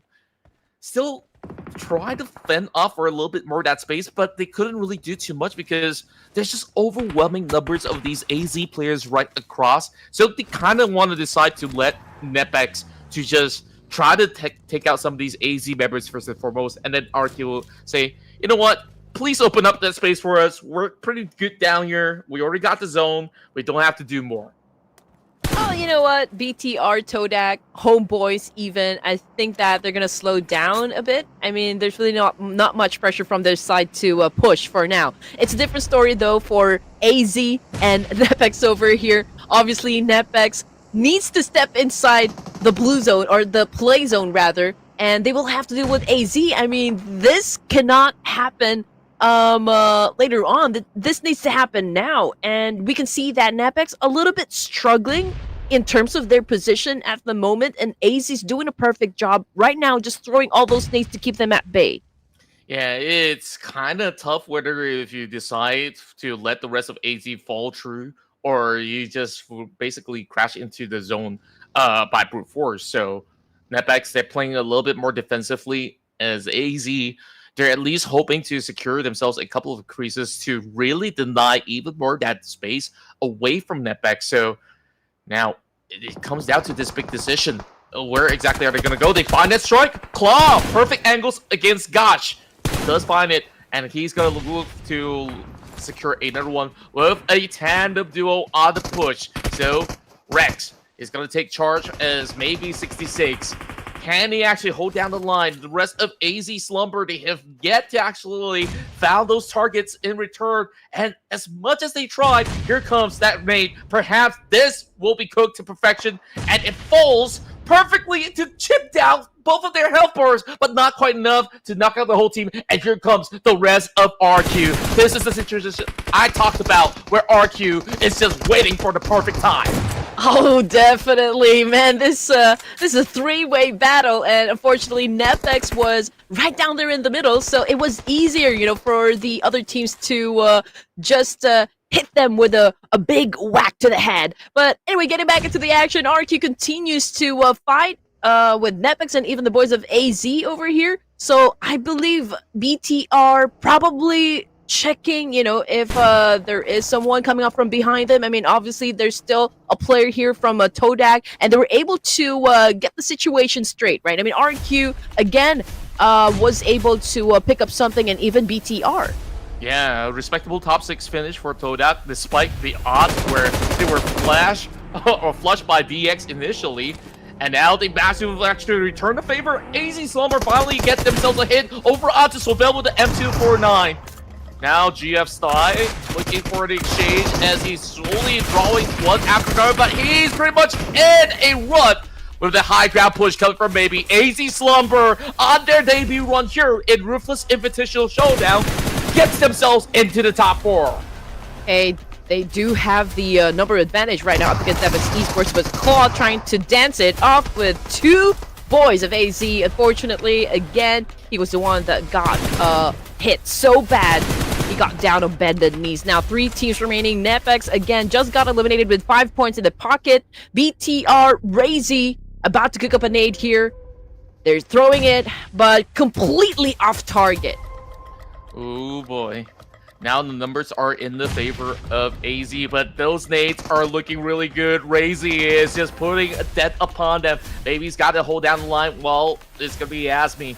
Just going for a quick save at the moment. Optimus now joining in the party as well. They now get to resuscitate, and it's a full-on bro. Optimus again hitting the mark.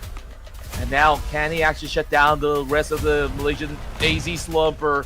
Is this team from the PNMC has been able to find their way into the top 3? 2 versus 2 right now. Homebois Tai somehow survived throughout the tail end, and he could be the torn in the flesh up against these guys up on the hill, and he's now charging up in order to find the third-party angle, and it's going to miss. Looking up the grenade. Oh! Against Optimus. Optimus finds it. Now it's a 1v2. Oh!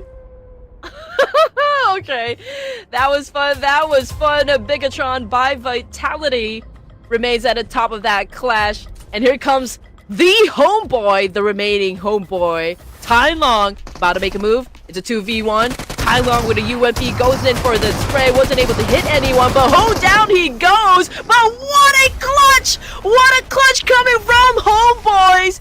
Bigatron by Vitality just got eliminated by a single player from Homeboys. This was a miraculous chicken dinner. You remember that Homebois, initially they were fighting up against RQ. All the members lost out except for Tai Long. Tai Long survived with 1 HP. He ran off. He ran to the sunset and to the tail end to secure this crazy chicken dinner in Miramar. Oh man, I'm super happy with what I'm witnessing, you know, and getting from all of the teams right now. I feel like everyone's excited. You know, it's making the fans crazy down there in the comment section. I mean, we are getting supplied by a lot of clutch moves coming from these amazing players. But then again, we don't want to take away the spotlight, you know, from the Homeboys. We got Tai Long making the move so far, and that was such a great one. 3 points in the bag for him.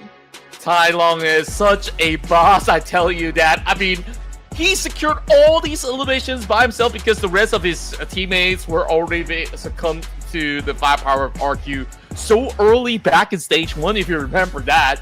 And then at first I thought BTR was surely gonna win that out. Optimus was absolutely on fire. He was the one that depleted D-Saber up the hillside. He was also taking charge of that fight up against AZ Slumber. And we're starting to see all these names from Malaysia starting to appear pretty flashy towards the tail end of this run. And just like that, they managed to seal the deal with Homeboys taking the win. So surprisingly, I mean, there's just so many events in this matchup where it just makes us feel like, wow, this feels like a finals already.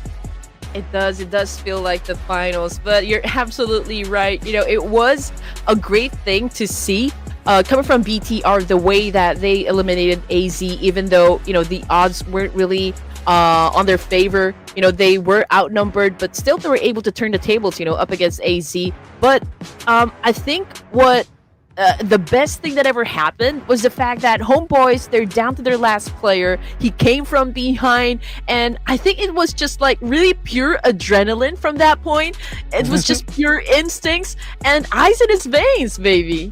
Yeah, and he just went spraying and praying as well on the M249. He's like, he thankfully he snapped towards Optimus first because he was weakened earlier, so he won't be able to actually find it. But Razy, look at the amount of damage he's done as well in order to supplement Optimus at the very same time, to also match up to the closest number, DX, where they had the same elimination. But Razy definitely dealt a whole lot more damage, had a lot more assists. Contribution-wise, I think D-Savior had a whole lot of eliminations in this round as a team in general. So we want to tabulate the scores. Where do these two teams sit at the moment? Because BTR, I believe they should be taking the cream of the crop right now because Optimus was on a whole nother level in this match. Looks like we still, you know, at the PMNC fever, so to speak. But hey, we got Optimus BTR getting the MVP title for this round. 7 elimination points under his belt with 1017 damage output. Not so big with the utilities, but he gets the job done. Yeah, I mean, so far he's really looking for those prime angles, no pun intended, especially the one that shredded apart both the Savior as well as TODAK at the very same time from that hillside. So that's where BTR has been able to farm majority of their numbers, so to speak. Now, look at the rest of the field. Funny enough, we don't have a picture of Red Bull since he's been playing for so long, you know? Like, I feel like this man, he's not a stranger anymore. I mean, surely we don't know the identity of Optimus for the meantime, or even Shin, but eventually it'll be revealed to us once the PMSL Southeast Asia begins, so we keep your eyes out on that. So, great prospect so far. We see a lot of brand new names really showing up to really rack up big points, and that's a total of 16 for BTR. And even bigger news is that some of the new names: NEPX 9 points, AZ Sunbird 10 points, Homebois also historically you don't really see them too much on the top four, but they are performing so well, securing those 13 points in this round. Oh, for sure. And you know, it's just again amazing to know that everyone is still kind of I guess on a high because of PMNC, and this makes a great platform for them to keep their fingers warmed up, you know, for the upcoming official tournaments, just like the PMSL, and everybody's excited for it as well. And everybody's training, of course, putting in the hours to make sure that they perfect all of their strats, their rotation, their strategies that they're gonna need, you know, for the upcoming tournaments.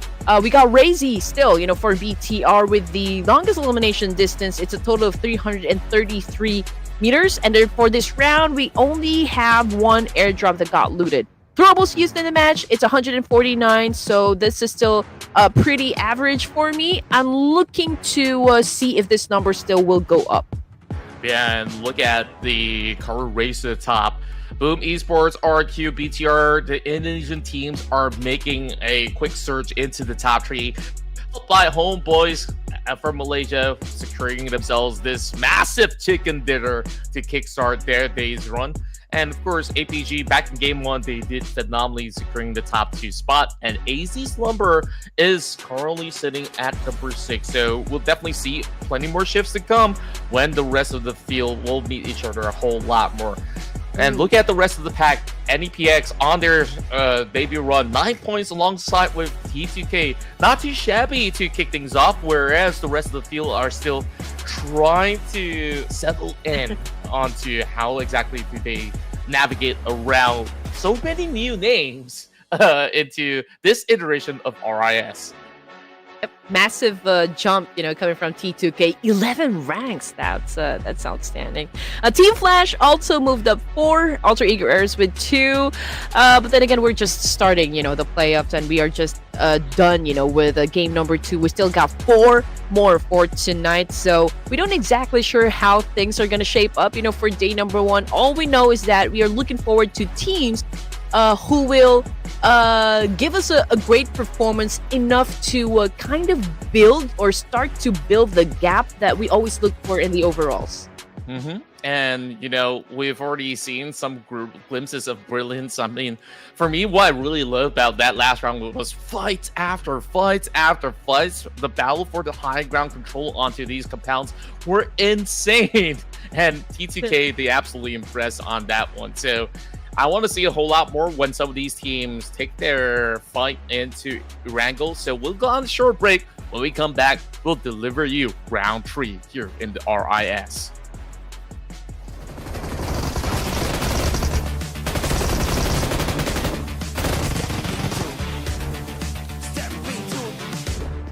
Step into the ring.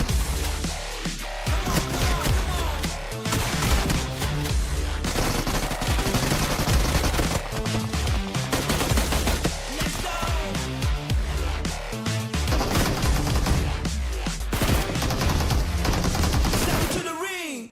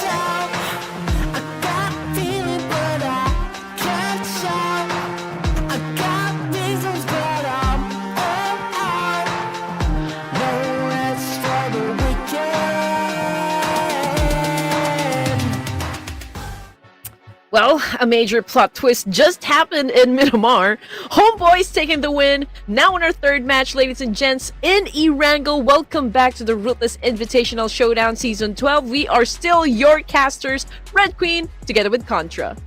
Yeah, I mean, I can't get over the fact that that was a miraculous comeback coming in from Tai Long of Homebois. Like, he made his debut here for Homebois, and overall, he just knew the right timing to really push up. And thanks to his survivability, his skills to really never tap out when he was going up against RRQ so early in the match, that brought him this hurdle to claim a chicken dinner for Homebois and Malaysia on the start of our run here in the Ruthless Invitational Showdown.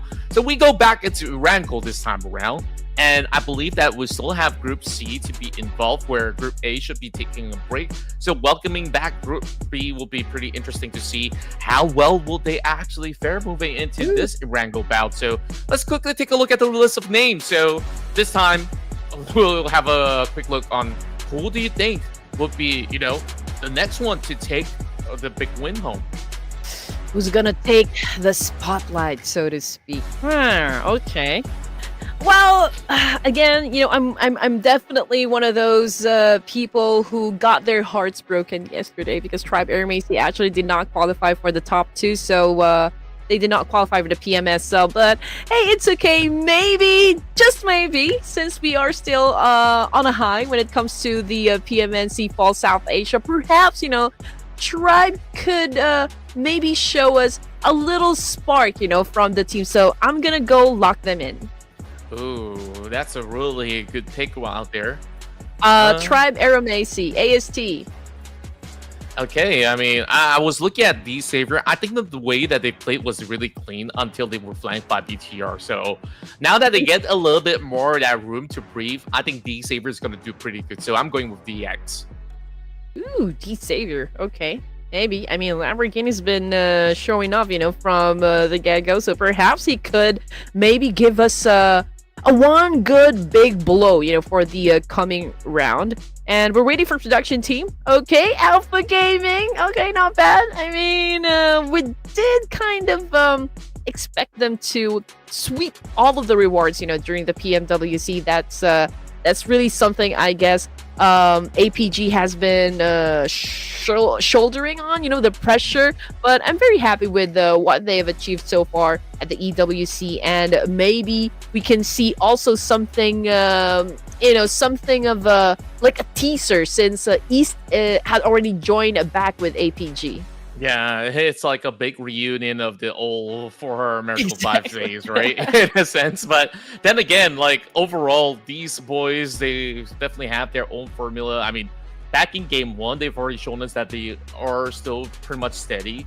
And, if I were to be picking D Savior, I would have actually picked APG too, as a, a safe pick option.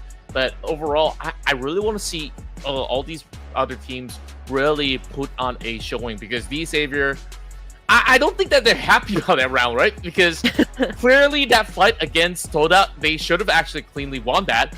If the two members of BTR did show up, then it could have actually been an outrageous win. But of course, it is how it was being played out. BTR also gets another run in this round, so I wonder if there's gonna be any form of a payback time when we move into this ERANGEL matchup. So I clearly want to see how do these teams actually fare, because now we're also looking at the rise of all these PMNC teams and all the other teams qualifying from each respective regions. Like AZ Slumber, this is a team that showed up out of nowhere, claiming the top 4 as well. So, surprise, surprise, we're down for a whole lot more moving into the next map of rank. Well, here we go. Game number 3 on the way back into the OG map of ERANGEL. And you know what? Coming back into what just happened during the end zone in Miramar, I think, Homebois, Tai Long was able to catch them off guard, BTR. I think they weren't aware of the fact that, he will be coming from behind. Perhaps, they were maybe anticipating that he'd pop up somewhere in front of them, but I guess you gotta seize, every opportunity. You gotta outsmart, outgun the opposition, and that's exactly, I guess, what happened with Homebois. And paying close attention to the names that we can see over to the left side here, we got Optimus with the highest damage output. Most elimination, of course, goes to BTR Optimus with 7 right now. I did see Nerpeco as well. Most knockouts, I think this guy is getting all of the titles, after 2 games. AZ Slumber, the new kids on the block, immediately going for a hot drop into Prima, challenging Vampire Esports. Now, that is a rather bold move, if you ask me, as these are the champions of Thailand that we're talking about. So, I want to see how this fight plays out, because if there's done and dusted, they will also need to face off against 4 tribes, who usually starts over onto the quarter of the ports. So, we'll have to see whoever wins out this trade, how do they actually wrap around? Because that is still pretty much a center zone, which, they can't take their sweet time. There's plenty of minutes for them to burn out. And NEPX, they start things strong. They took out one member, NEPX, CD Alliance, and they're just blow for blow going on with their katanas, swinging their knives to secure all 4 members of NEPX. What just happened? Okay. All right. You blink and you miss. But it's okay. I think no weapons got picked up, at that clash. It was just all about the knives and the machete, so I think it was a clean one. Unfortunately, Nepix wasn't able to get to the weapons first, perhaps, so I think that was the reason of their demise. But in the meantime, we're looking at AZ Slumber once again, ladies and gents, and just like what Contra mentioned, this is their debut here in Ruthless. Now they're making a move up against Voin Donkey. Now, this is a veteran team, so I do wonder if Voin will be taking up this bait. We'll have to see about that. Voin Donkey is a very calculated team in the form of how they actually measure their attacks as well as defense. As you can see, they're not really making firm advancements. The rest of Voin Donkey is just holding into that position because they know that if AZ pushes out, it is going to be very, very, very easy picking for them. So AZ Slumber also smart enough not to over-aggress, because right now choking that space is just about as good enough, because eventually, no matter what, Voin Donkey's got to leave this area, right? So long as they hold over in the northern section, theoretically, there's no place that Voin Donkey could avoid meeting up with the rest of AZ's firepower later on. I mean, it's still too early for a fight anyway. I mean, we're just at stage 1 here, so we do understand why, teams are not feeling pressured at the moment to even move forward or maybe even leave the compound. But just so you know where the teams are actually situated, it's the same thing for 4 tribes. I mean, they are manning the end of the bridge here from the main peninsula. They are trying to check if APG is going to decide to actually pass through, and that's a bridge camping that can happen around south area of the zone, but they could potentially be having an altercation as well up against Voin and AZ Slumber. But as for Boom Esports, BTR, they're also close to one another. Even ASI8 and T2K over to the top. Tribe Aeramacy has taken control of south of Jorgapul, but Talon Esports might be coming from the north side. Yeah, I think that over in North is definitely interesting because T2K is hoping to hold off the rest of ASI8. And it is not the safest town to play from when you're inside of 70, because there's just a lot of all these open grounds from the valleys. So we'll have to see how that one plays out. BTR typical start by the apartments as well as the southern side of Rosal. Boom Esports, they're not really making too far a move. They are actually sending a couple of members over on North Point just to see if there's going to be any form of rotations coming into the area. Where ASI8, they've been playing very carefully. They heard those shots coming in from around those corner. So that serves as a little bit of a decoy. You will kind of want to puffer fish and draw the attention of these members before they come in for those flank attacks. And we'll have to see, baby. Well, it's funny to call it baby because we know this guy is absolutely alpha male when it comes down to brawling with other guys out there. He's a boss baby. Yeah, let's Baby put it boss. that way. He's the one that's been calling the shots, for the team. But anyway, okay. Getting back into the action. Actually, there is no action that is happening at the moment, between all of the teams here. We do see Voin Donkey, however, and they're keeping a close eye onto the boys of AZ at the moment. But just like what we said, there's no hard push. But Gakor obviously getting ready to throw a punch up against someone. There goes the spray. And yeah, I mean, considering the distance, I don't think that's even going to make a dent or anything. But Void Donkey surely knows that perhaps, it's time for them to move as well. Yeah, and they can actually try to wiggle a little bit more room until they find that form of first knock. It's just a little bit of calm before the storm. Kajaya spots out a vehicle as a plan C option to build out of the city. While the rest of TTK, they're so patient. They know that ASI8 eventually will have to leave. And for most part, stage 1, the damage of the zone is rather tankable. So they're willing to fully commit to this one since Kajaya is locked into position. Choto has already spotted his area, though. So I think this is rather interesting because when push comes to shove, I think these guys will just go at it full force. So over the back, Casanova as well as Baby will just work in tandem. It's a little calm and serene for the moment as we will eventually see who kind of gives way, or would this just be, a truce between the two? Maybe kind of lost his patience to say, you know what, let's draw back into a different position and perhaps look for better alternatives. Perhaps. But I do wonder, though, and this is completely off subject. Baby and Casanova from ASI8, do you think they chose that name because they're lover boys? I definitely think so. I mean, these are good-looking chaps. I'm pretty sure there's a heap of fans lining up to see if, if they get a good fade off of that. Or if they're already taken, then I'm sorry to say, then maybe better luck You next in time. line. I'm not into all these goss news on who's dating who, but I don't know. Shoot your shot, go to the DMs. You'll find out one way or another if they're taken. I don't know. Axel though, he just drove into a trap set by Sem9, and finally we have ourselves a first blood.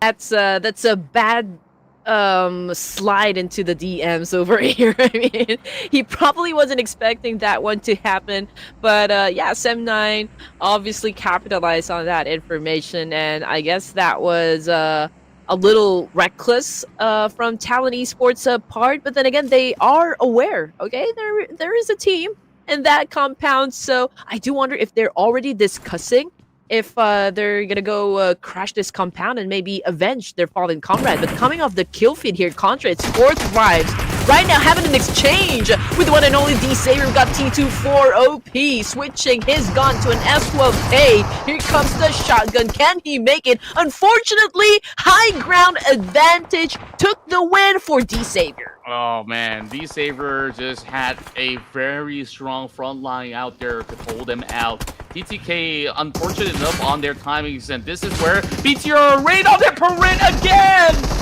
Just like how they did in the last round, this time they will have Optimus just drawing blood. 2 members knocked down already, and just like that, with a snap of a finger, you blink and you miss. DX crash out for the second time, coming to the hands of BTR again. Oh no, BTR right now getting a lot of bullets coming from Team Flash. We got one of them currently knocked down on the ground. Make that 2, make that 3. Team Flash seems to be winning this fight. Optimus right now bleeding out there in the open. We got Zayus with a heavy spray. Unfortunately, it did not connect, and it looks like BTR will be surviving this. But hey, I mean, they already lost some of their brothers.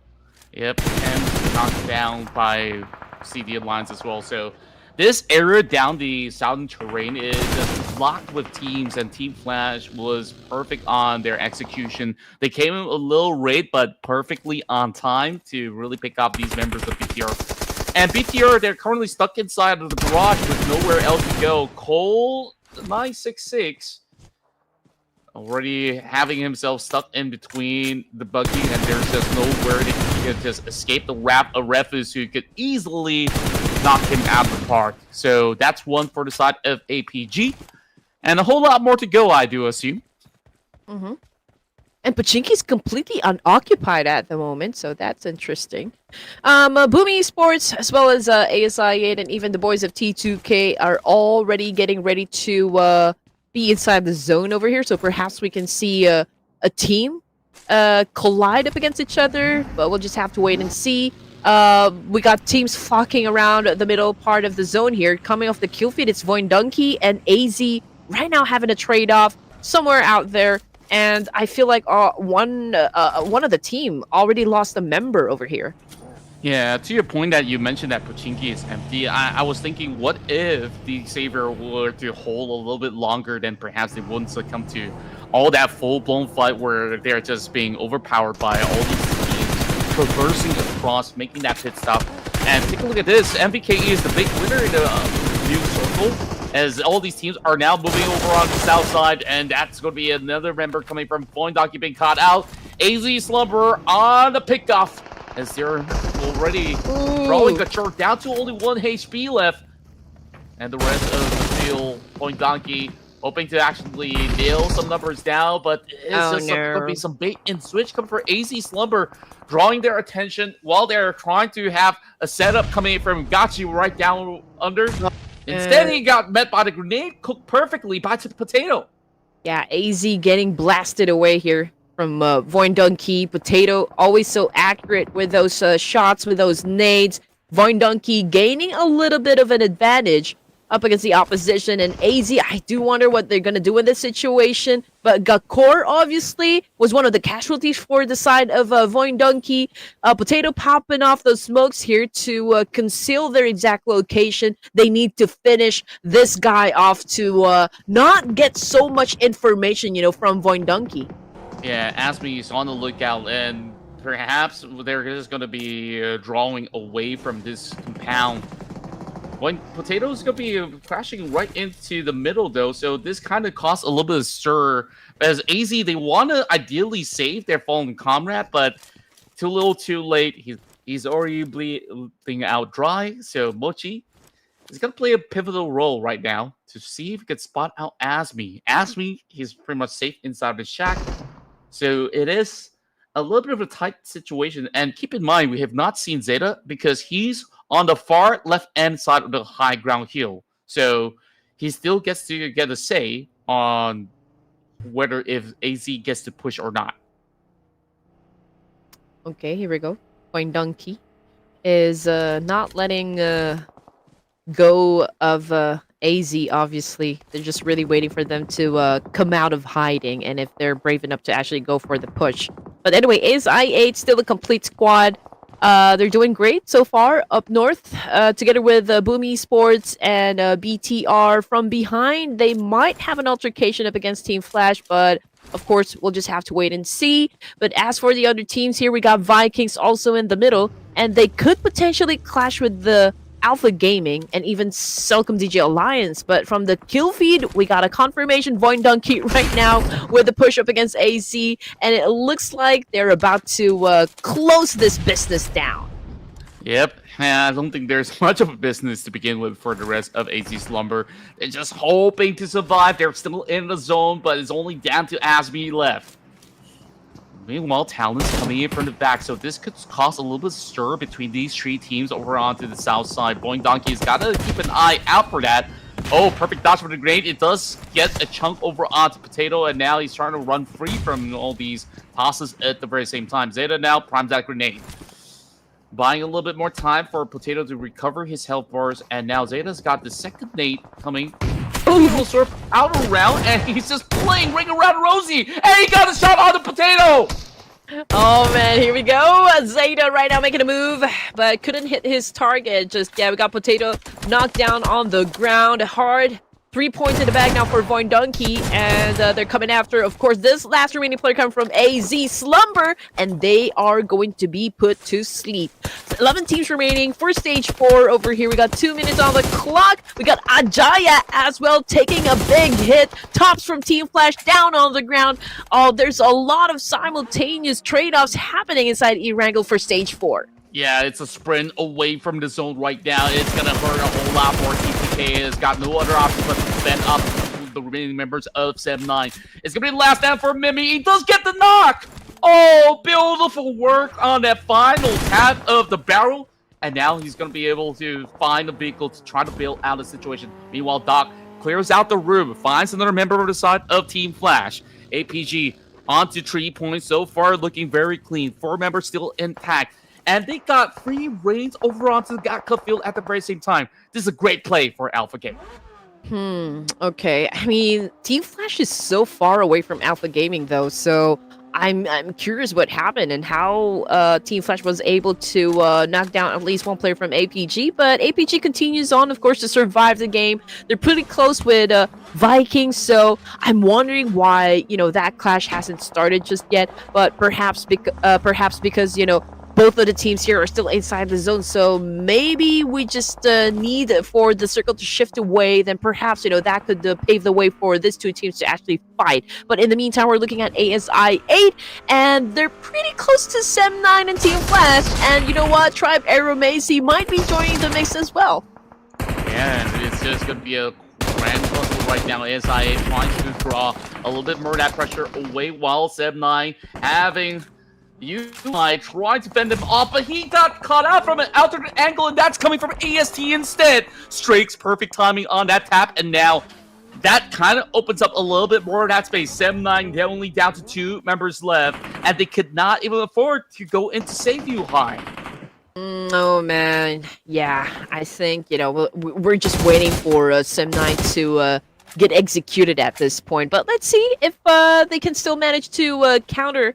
I mean, Yumeko's been pretty accurate with the shots as well, and 2 is still a number over here. We're already at stage 4, and it's crucial time for most of the teams here, and the important thing is to just not give in to pressure. And so far, ASD still on a 2-2 split over here. Tricks coming back to the rest of the team here. They're looking at Talent Esports perhaps, but the circle shifted away. It went all the way to the eastern part of the map here together with APG and Vikings, so this is going to be an interesting rotation coming from ASI 8 and Team Flash. The whole time, MVK didn't even need to move. They were in that check for more than 5 minutes already. And that is going to be the sweet spot everyone wants to fight for. So eventually, you will expect Alpha Gaming to be fighting into the compound eventually. So we'll have to see if that's going to be ringing true while the rest of Team Flash are going for those open picking through the fields. Gets a member of ASI 8. Win so far. Looking phenomenal, and it's the Gante that actually draws in the shot. So now that they are pretty much over onto their knees, Win tries to find something in return, but instead caught out Sem9 in the open. Oh man, here we go. Sem9 taking in a lot of punishment coming from Team Flash. Domination for Team Flash here, and Sem9 got eliminated with 2 points in the pocket. 9 teams remaining. We got Gante back on the screen here for Tribe Aeromacy, but you know what? It was Trix who was able to get all those points, for the team and to continue to rack up some more. I mean, I'm not even sure if this is the best spot right now for Tribe Aeromacy, but then again, they're trying to handle business here like pros. We got a player getting knocked down on the side of ASI 8, and Tribe Aeromacy continues to apply pressure on both ASI 8 and Team Flash. And Rick is trying to close the gap right now. He wants to send a grenade into that shack. And this could be the one to settle it all up against the rest of Team Flash. They're running for their lives, barely having any throw cover. That nade barely hitting over onto Bose, and he's got to find a way to defend himself. Not so much when he's inside the smoke, though. Quickly be eliminated by the side of Gante, and now it's only 1 member left. The side of Team Flash can win it all outrageously. Doesn't seem to be the case for now. ASI 8 goes down. Another nade follows true. And I don't think that there's a way out for Win as well, because he's also getting shot out of nowhere into the smoke. AST, they're absolutely dominating in the open fields. Yep, and it looks like Tribe Eramacy is testing the Big Bang Theory by throwing a lot of nades up against the opposition and was able to score a point. Back to Alpha Gaming, everyone. You know, we've seen them again with a low-key personality for this game. You know, they haven't been really engaging during the first few zones over here, but it's a different story at the moment as we see them doing a little bit of spray up against Vikings, and now we're back to Boom Esports. 2 casualties for this team, so it's Pubg also getting knocked down on the ground. So are they in trouble right now? I'm not too sure whether if they fully are, but Yummy's angle is just insane on how he actually gets a glimpse onto those members of APG. While they're also doing exactly the same. Zyle inside the grass, trading back and forth while they're not really getting all too much in return. MVKE, they're still locked and loaded inside of the only compound in the zone. It's going to get updated in a quick bit. Where's it going to go? Still within the zone for MVKE. Now, what's going to happen here is teams are going to be looking to challenge MVKE eventually. All right, here we go. At least we are experiencing a slowdown, you know, a truce happening between all of the teams that survived and still alive here for stage number 6. We're not hearing any gunshots. You know, at this point, you know, everyone is extracting information as to where their enemies will be coming from. Is this a safe spot? Is this the right location? Are we going to go in for the kills right now? That's just, you know, one of the things that the teams are probably considering at the moment. Alpha Gaming, right now, they do have a visual up against Vikings. Obviously, Vikings holding onto a prime location over here. And APG, they're deciding, hey, maybe this is a great spot for us. So are they going to crash this one? Yeah, they also spot out Outcome lines at the very same time, so they don't really have to go do much against Vikings until much later on. But here comes the crash! Tribe Eramacy! They just storm the gates and clears out the wolf pack. Boom Esports goes down on 6th spot. I thought Yummy's been doing so well, but that decision-making coming from AST was absolutely golden. They get to go on a full reset, so they still have 4 members strong. Yep, Tribe brought down the pain up against Boom just a while ago, and now we're looking at the final 5 teams here for stage 6. And again, we got the Vikings at the top of the chart here with 29% chance of bagging the chicken dinner. Followed by APG, we got AST, Celcom DJ Alliance, and Talon Esports. So this is a 4v4, v3, v2, v2. Yep. We're gonna slowly see those numbers dwindle down with Tins just securing 1 over on the outskirts. Bagging 1 out from the side of AST. Only down to 2 members left. Kasim, aka Jimmy OP, so far looking pretty easy from the top side of the hill. MVKE remains to be the most stacked amongst the many, and you could arguably say APG is pretty much the same, but they're already looking at wounds. Here comes the full swing coming in from Kasim once again. JBOP looking for a little something alongside with Homebois, but he crashes out as they just storm directly in the center, and they have to pay the price up against APG. Well, we have been waiting for APG to pop off, and that was such a great display of skills being set out by Alpha Gaming. So then again, Vikings being patient, you know, they really don't have to move anywhere else. They just have to wait for Tribe Eramacy to come knocking down the door. Same thing goes for APG. But then again, Superman with an awesome shot right there, directly putting down 1 member of APG. Yeah, the Vikings, they could look to extend their wings later on if they have already cleared out some of the open fields. As a matter of fact, with these current updates, MVKE, they should still have certain portions of their compound to still be within the next zone. And if it does not, then it will be a little bit tougher for the rest of them. But the good news is all of the compounds are intact. So this is just daunting. I believe that there's just going to be a hard time for everybody else, except for APG, to actually challenge for the title right now. Until now, out in the open, going to be quick taps coming from the side of Zyo, but he's not going to be finding the final bullet to get the knock done. So, Tribe Eramacy still in a little bit of pickle. Same could be said about Talon Esports. Oh, Vikings, they know they have this one in the bag. They just have to be patient. They just have to play their cards right. Alpha Gaming getting ready to charge in, getting ready to snag away this compound from Vikings. Here comes the challenge. We got Dog cooking up a nade here, trying to put down 1T and Tins. We got Rufus about to answer back. We got Trang as well, trying to keep them at bay, but nobody's getting knocked down just yet. 1T just pretty calm at this point, waiting for Rufus, and here comes the attack. He has the element of surprise, but missed to actually shut him down. Missed opportunity right there from 1T. It could have actually been so much if he actually get that knocked down. But Alpha Gaming, they were relentless. They will continue to push up ahead. This allows the rest of the teams to get into the zone because MVKE is currently defending their compounds. They have to give way to APG to secure half of these locations. Riff is now taking charge, but he's already walking through a couple of Molotovs tossed right inside the compound. And now MVKE got the box in. They got the knock. It's 2. And now it's only down to Rufus. Oh man, this is getting spicy. Vikings right now dominating with 5 points.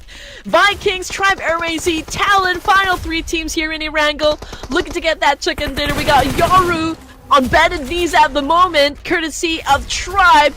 Oh man, that's a confirmation. Talon Esports losing a member over here, down to their last one. Again, this is an exchange between Vikings and Tribe. RAC at the moment. Superman already been taken out of the equation. We got Tribe answering back with a couple of nades here. 1T about to pop off as well. Trang popping off those smokes. Who's going to be winning the fight? Well, there's still numbers advantage for the side of Vikings, but Superman kind of gave his life away when he drove in with that buggy.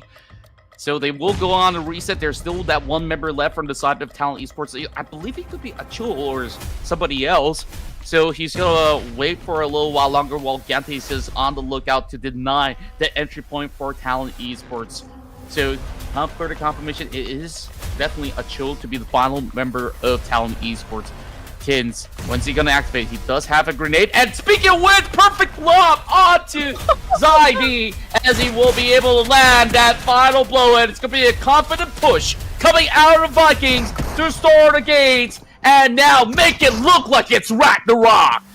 From the top, make it drop. Let's see if Tribe RAC can actually follow through. Giante with an amazing shutdown for the DVS. Here comes another one. Vikings right now in big trouble, and that is all because of Giante. Tribe RAC survived the clash, and we're looking at a Mexican standoff happening right now with one player each to rep up their team.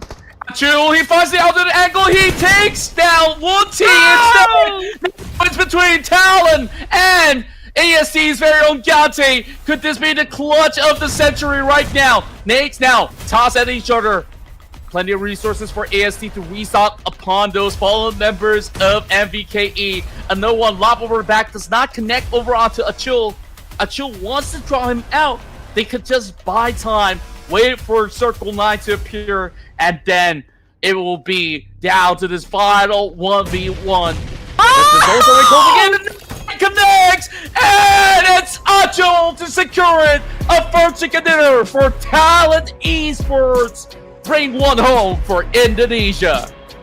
That was a curveball right there coming from Achul. Talon Esports getting the victory, getting the job done up against Tribe RAC. But that was still quite an impressive showdown between these two teams. You know, I always thought that Tribe's definitely going to be the one to get it. But that was such a surprise right now coming from Talon Esports, dominating game number 3. And I want some more, Contra. Oh, that was some spicy stuff. Yet again, another gruesome 1v1v1 situation. The last we saw, Homebois take it back in Miramar and down to the solo bolo missions. Talent Esports spread their wings and have been able to really land a big chicken dinner home. So, that being said, Achul, his timing was immaculate. But he really got to thank Giante, right? Because if not for Giante taking out MVKE, this fight easily could have been MVKE's favor. Yeah. Oh, I definitely agree with you there. I mean, Giante definitely was the knight in shining armor, for the side of Tribe. And I'm just really happy because everyone's playing extra today. And this is what we came for. This is what we want to always see coming from our favorite teams, just to give us a little bit of a show, to look forward to. And Talon Esports, man, they're stepping up. And we do love it, the action coming from Talon as well. So hopefully they can maintain this pace. Again, we're done with the third match this evening, and we're already halfway through. Amazing. Yeah, it was great to see Talon back in their prime form as well. Like, game one for them back in Miramar was a little rough, but they recovered so quickly when it comes down to playing out inside ERANGEL. And you saw, despite the odds, they were one of those playing from the far end of the fields in order to make this cut. AST, they were doing exactly the same. They took that opportunity when MVKE and APG, they got themselves a little bit busy inside the town. So these teams, they took their sweet chance, moved deeper into the field, infiltrated, and by the end of all of that compound was just a little bit of bait for everybody else to play in. Mm-hmm. And I feel like, APG waited too long. I mean, they could have had the opportunity to perhaps, flush out the Vikings from that compound. But I guess it was a little too late for them to decide that, okay, maybe it's now time for them to evacuate the compound, and because everyone's already headed towards that same direction, so I guess that's where the mishap actually started. But looking at the head-to-head here, Tribe Aeramacy versus Talon Esports, damage output, elimination, it's all favoring Tribe Aeramacy. I mean, numbers don't lie. Yeah, I mean, they've definitely worked really hard to really secure so many takedowns from the outskirts, and especially impressive when you had Giante clutching that final hour up against those members of, MVKE, which supposedly with those numbers, you could just overwhelm Giante, but he is just built different. His damage output, absolutely off the charts. And again, everyone's updated with all the drama that's been happening between Tribe and, of course, DRS. It was an absolute top-notch performance that we've seen so far in the PMNC. Tribe maintaining their aggression, all throughout the playoffs.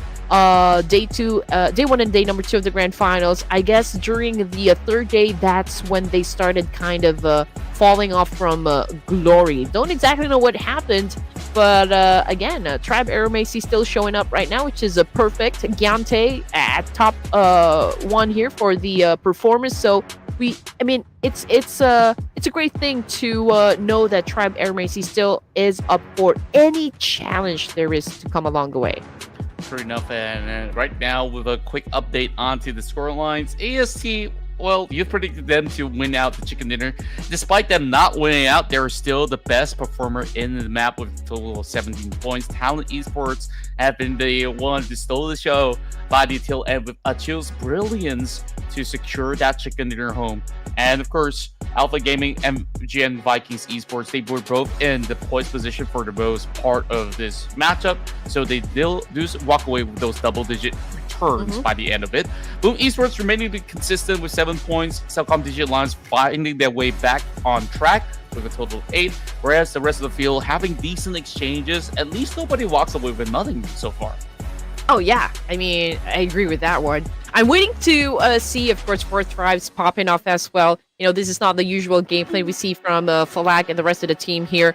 And also for the side of Tribe, once again, Rig has been a perfect addition to the roster. He's been blending out quite well. He's definitely complementing the play for Tribe Aeramacy, the synergy, the chemistry, everything. So hopefully they could bounce back, from that fight that they've had during the PMNC. But T2K, this is a team I'm also looking at as well. I mean, like, they're a little bit down in the leaderboards from the PMNC, but for Ruthless, perhaps, we can see them dominate. We're waiting for them to do something about it. Yeah, well, we got a quick update on the overall rankings. APG, with their consistency, they now surge up 3 spots to take number 2. Boom Esports, rather consistent, holds on to that number 1 spot. while AST, with this big, massive run, they are now number 4. A 16 placement surge coming from AST is just outstanding. Same goes to MBKE, that's moved into the top 4. So the rest of the field catching up at the very same time. Team Flash, Boing Donkey doing much better than they did before, now moves into the top 16 together alongside with Cellcom Digi Alliance. So there's still a whole lot more work to be done here, as some of these teams may not have found their footing just yet, but of course we'll let them settle in. Yeah, I mean, it's just the beginning. It's just they never won the playoffs over here. And I believe we do have 16 teams that will get the golden ticket to play for the grand finals. So I guess this is, like an easy stage for now for most, if not all. Coming to the third page, rather, you can see TODAK, HORAA, 52 VPE, 4 Thrives, ASI at M9, even Alter Ego Errors. I mean, these are giants, in the competitive scene. So I'm pretty sure that they're going to do something about it. Even if they don't exactly super dominate just yet. But we do expect some clutches to happen, coming from this monster teams. And we'll just have to wait, Yeah, I mean, they're just sleeping giants for now. Once they're awakened, they're about to stomp some numbers out there. So that's it. Let's take a quick break. When we come back, we'll bring you more PUBG Mobile action.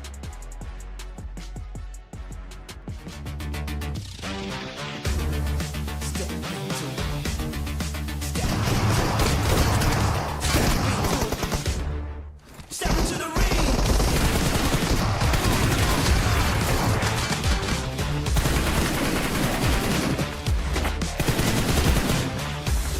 Let's go.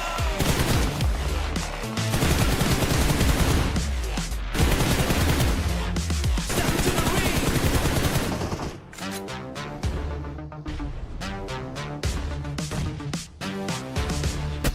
Step into the ring.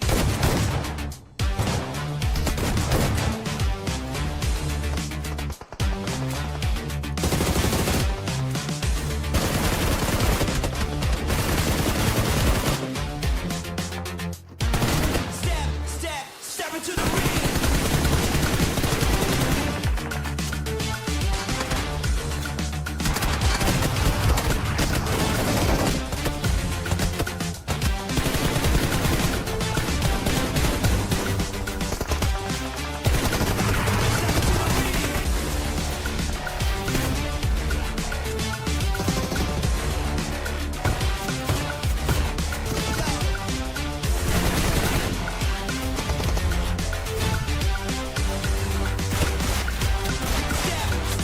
Step into the ring.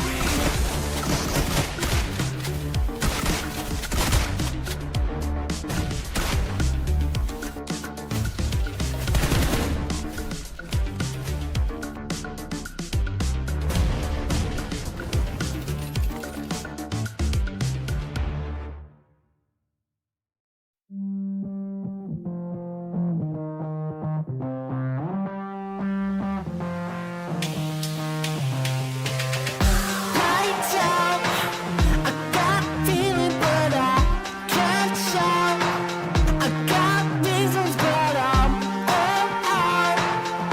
No rest for the weekend.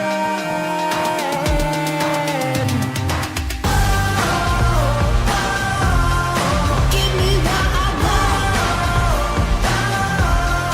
Never get enough.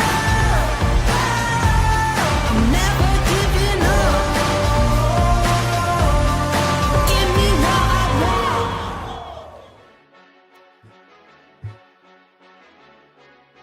Welcome back once again to the Ruthless Invitational Showdown. This is another brand new iteration with a lot of individual prowess to kick off our day one. I mean, Andy, I think we've seen a lot of brilliant play so far. Initially, back in game 2, it was Tai Long from Homebois, and this time it is none other than Talon's very own Achul to take home a chicken dinner by himself. And yeah, they almost clutch it too. It was a 50-50 in that regards, but AST, they walk away with those hefty amount of points. Oh, for sure. Everyone is on a different energy, to be honest. Everyone is in kill mode. Super aggressive that makes us shiver. Savage game style as promised.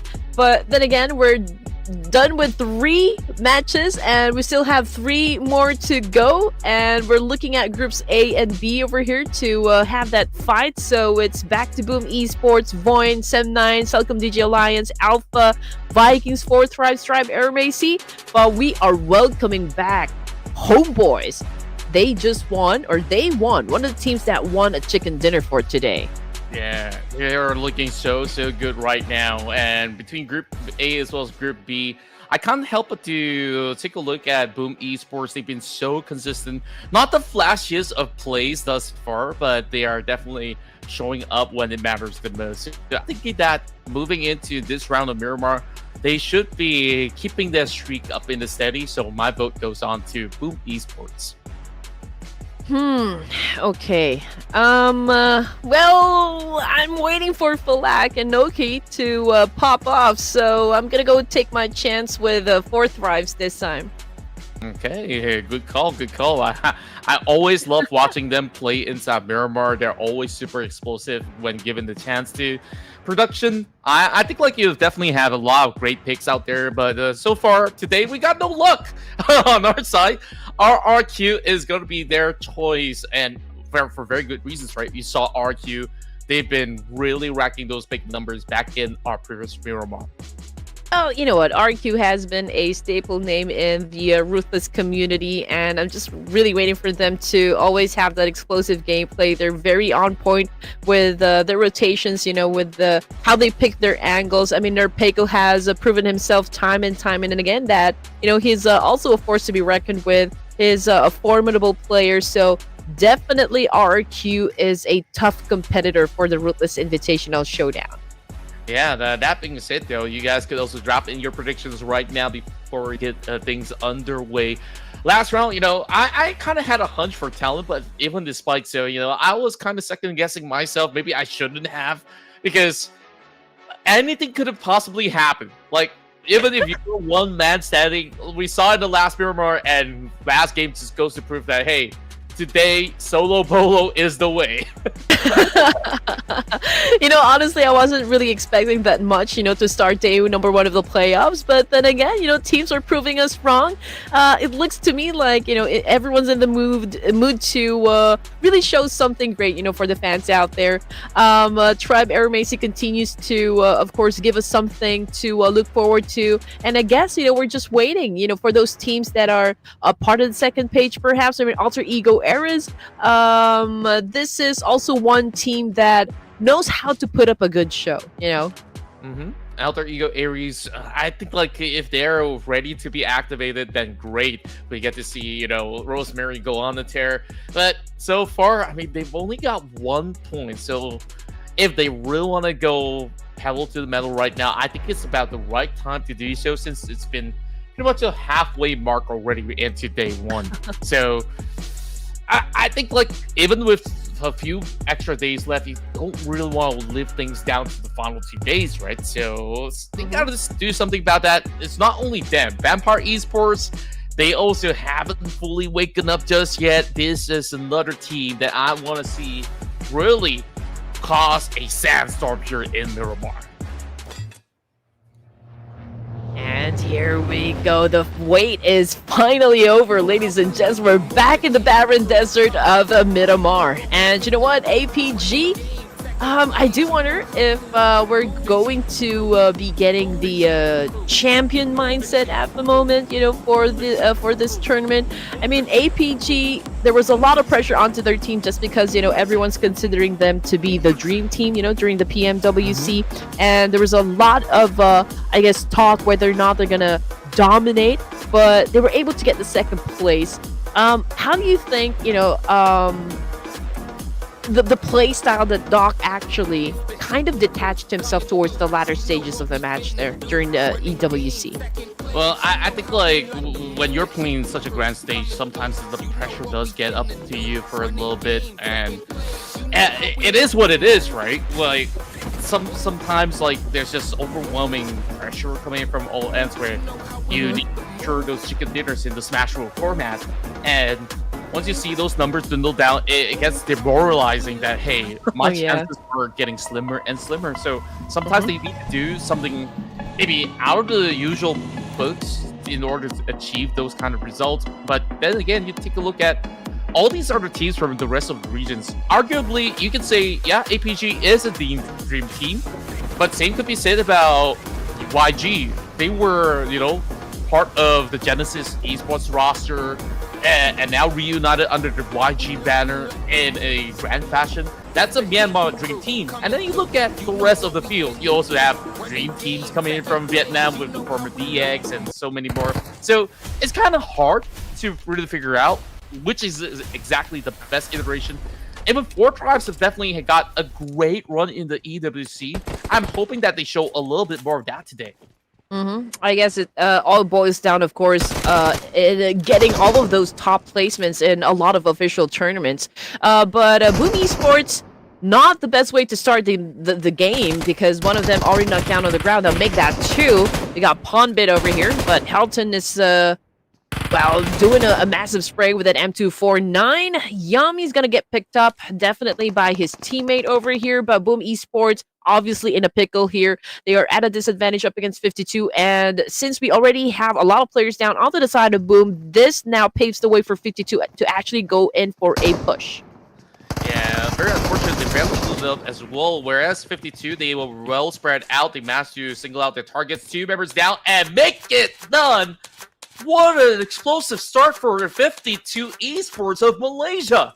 Well, I don't mean to put the caster's curse, but Boom Esports, they could not even answer back. Oh man, that is such a bold statement right there. But let's see if they can do a strong comeback later on. But yeah, they were the first one to be taken out back to the lobby here for MIRAMAR. But anyway, getting back into the story, Sem9, still a complete squad over here.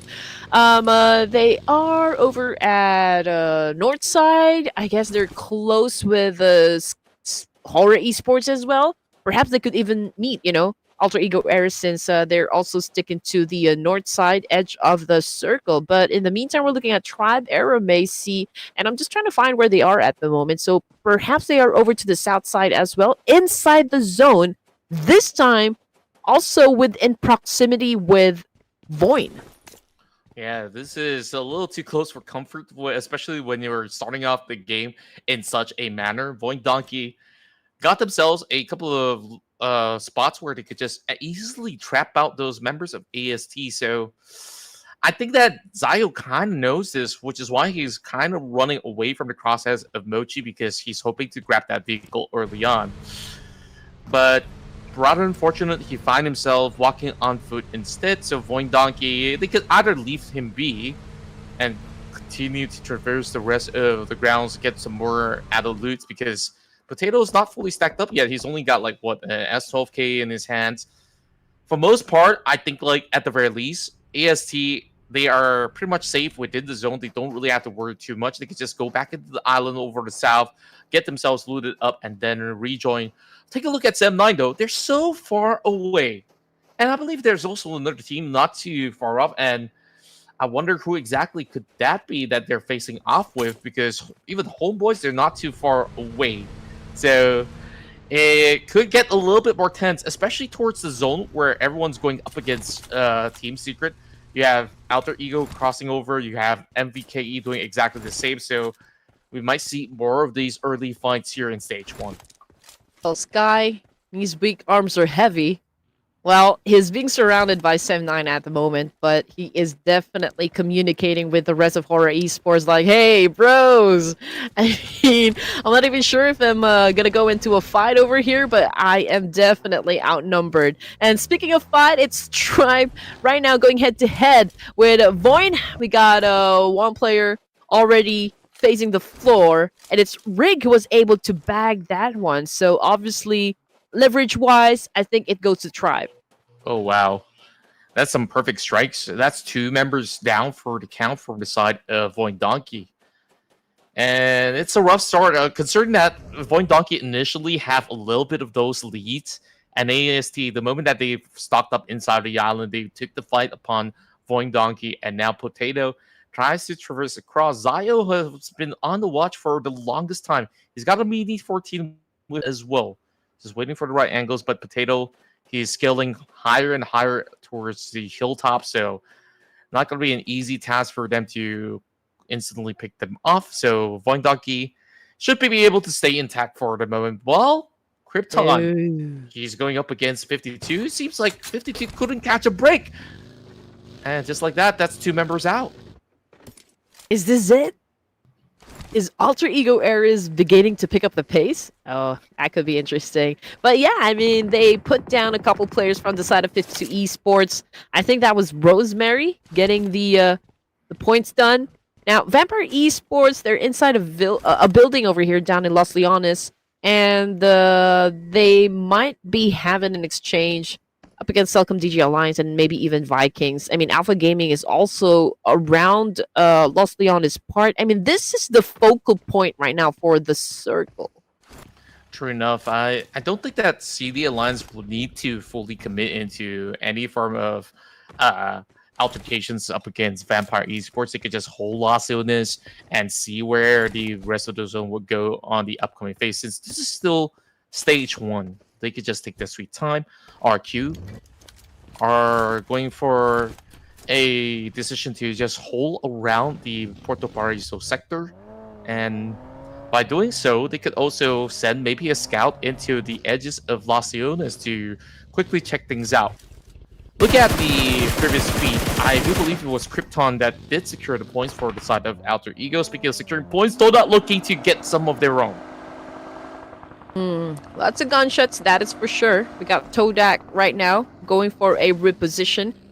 They might go up against APG, however. And okay, we got Kenny boarding out of his vehicle over here, trying to get some information. I believe that was Nochi, if I'm not mistaken. But yeah, I mean, Voindonkey obviously getting some damage done as well. Machi obviously needed to recover from that attack. But anyway, I think this push will be, yeah, I think it's going to happen right now.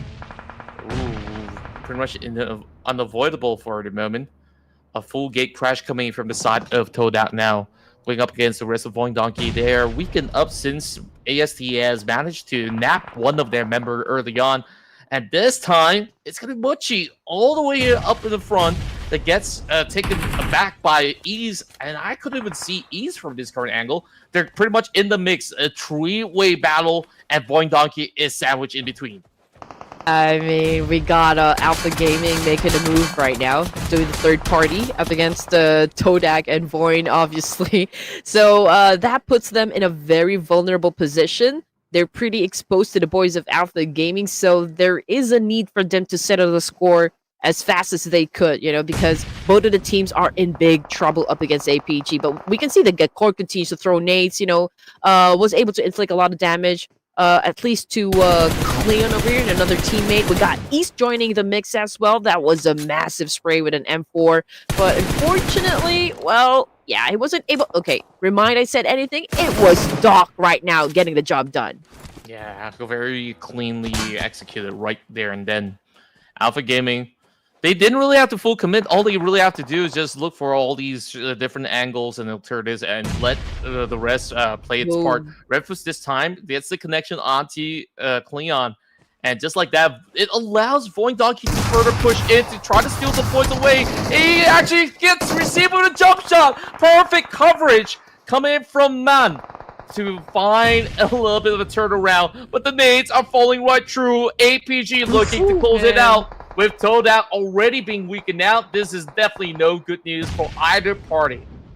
Well, I mean, if APG wants to stay in the fight over here, they need to make sure that they eliminate both TODAK and Voin. But then, after this fight, I feel like they will have to deal with Tribe Arumacy, who is at the edge of the circle over here. So gatekeeping will definitely happen around South area. TODAK right now continues to get punished by Alpha Gaming. I mean, they have been trying their best to dodge all of those nades. Unfortunately, Cleon took a big one. Now let's see if TODAK can still recover. Can they still defend themselves? Ruthless with the charge, but 0-2 down from the side of Alpha Gaming. Oh, that's a massive damage being done, and here comes the flank coming in from Trentizi. Can he actually find an exchange? But instead, he's just gonna go up over onto the zone instead and let the rest of APG slowly wither out, and then he will try to single out all these targets. Doc, he's got to make it count right now. Trentizi is looking for an opening right at this moment. He gets a little bit of a quick peek, but there is suppressive fire coming from the back. Very technical maneuver coming from the rest of APG. And it's down to the wire. He needs to heal up. Does he have enough time? Yes, he will. Resuscitate himself with that first aid kit. And now continue on with the journey. One tap, all it took. APG secures 5 points in the back, but they gotta quickly go in for the save. Zao, Rifus, they need to recover in time.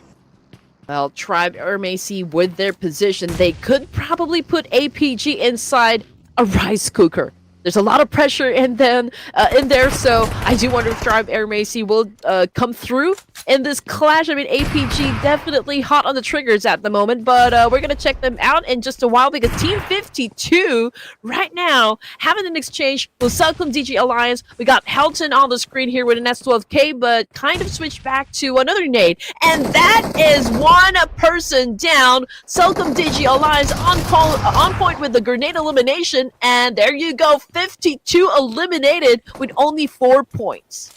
The experience pays off for Celcom DG Alliance. They've always played around these grounds here inside Los Leones. And the new kid's on block has got nothing on him. Yui next one to falter though.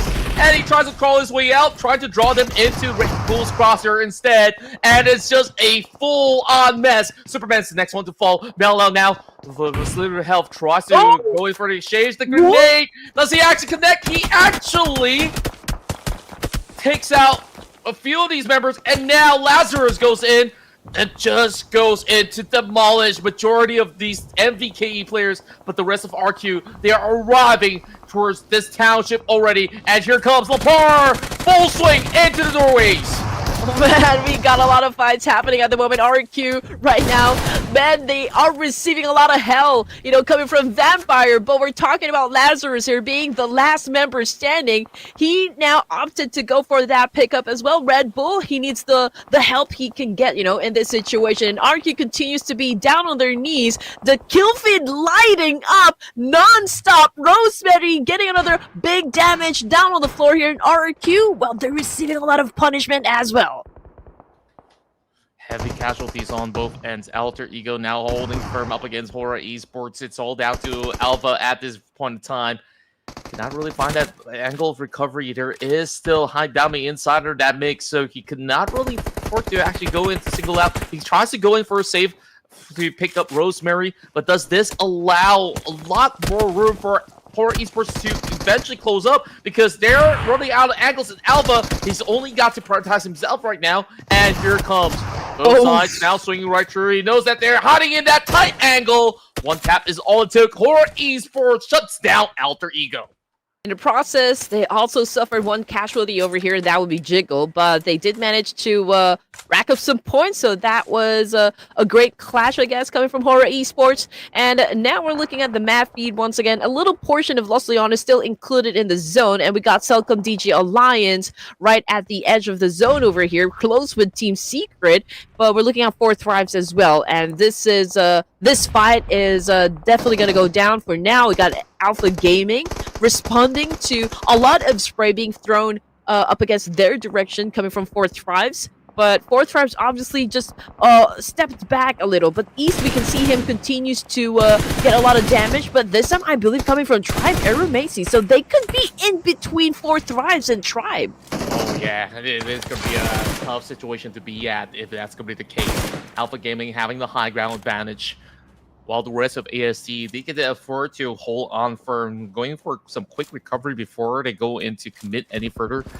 Both sides still having the zone, though, so there isn't exactly a need to fully commit, but if they could just take out APG, a lot more room will be cleared, especially Doc is over on the corner, so he is very vulnerable.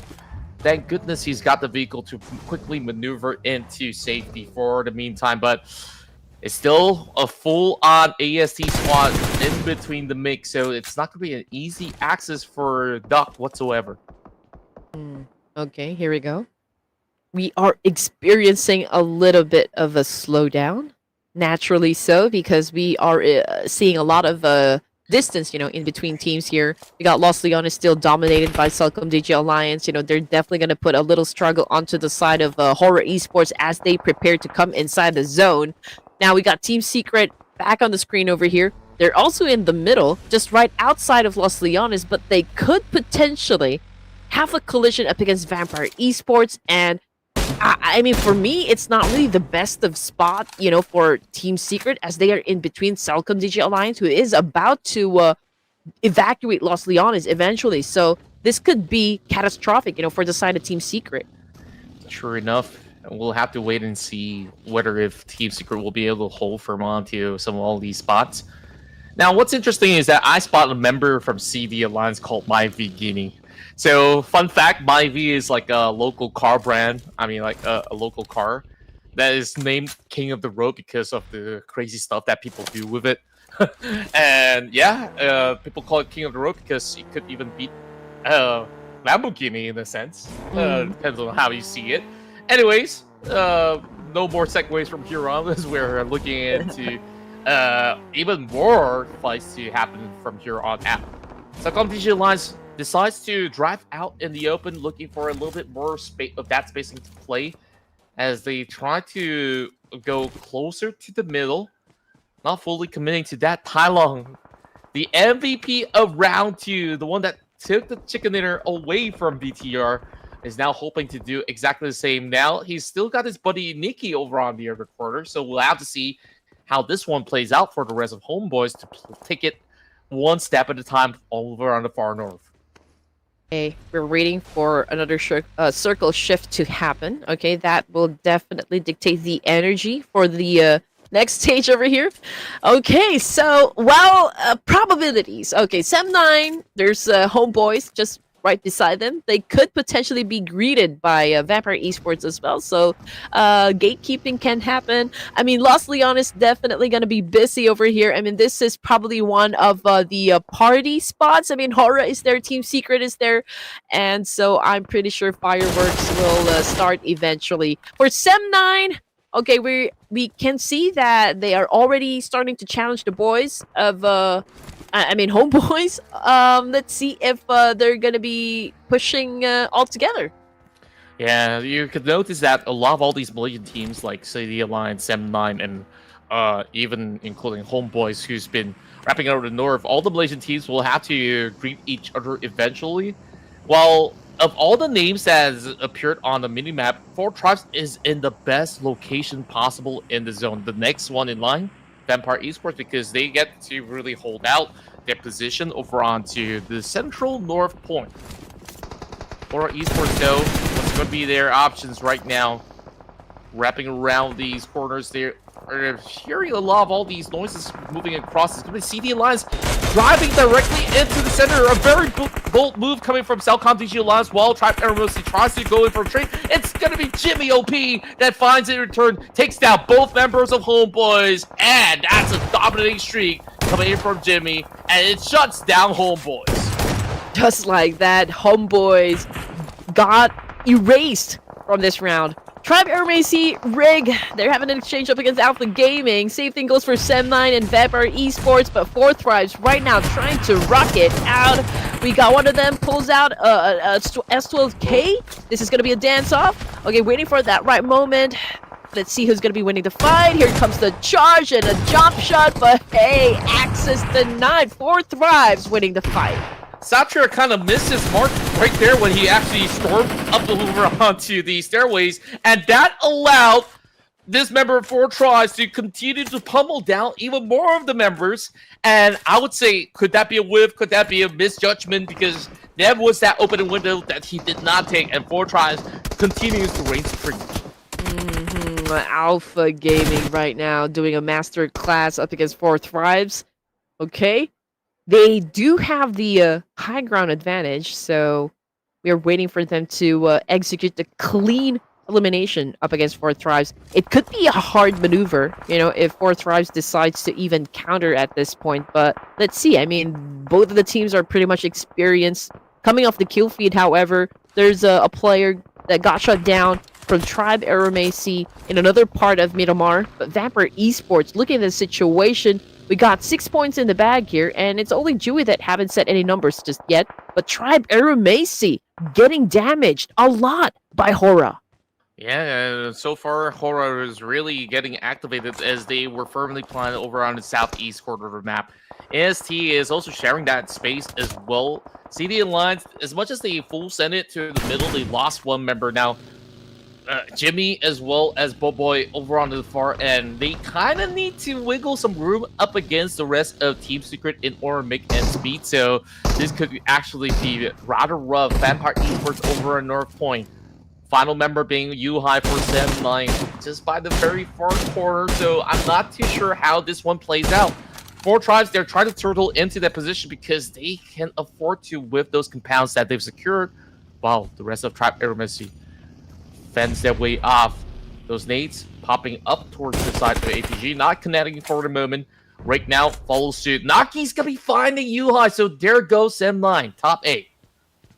At least, you know, for the side of Tribe Aeramacy, they came to play. I mean, the intention is clear. You know, they've been trying to dominate right off the bat here. They came out swinging, and they continue to rack up some damage up against, you know, the surrounding teams so far. And this is such a great exchange right now happening between them and Alpha Gaming. We can see Rufus and Joel over here going for a pinch.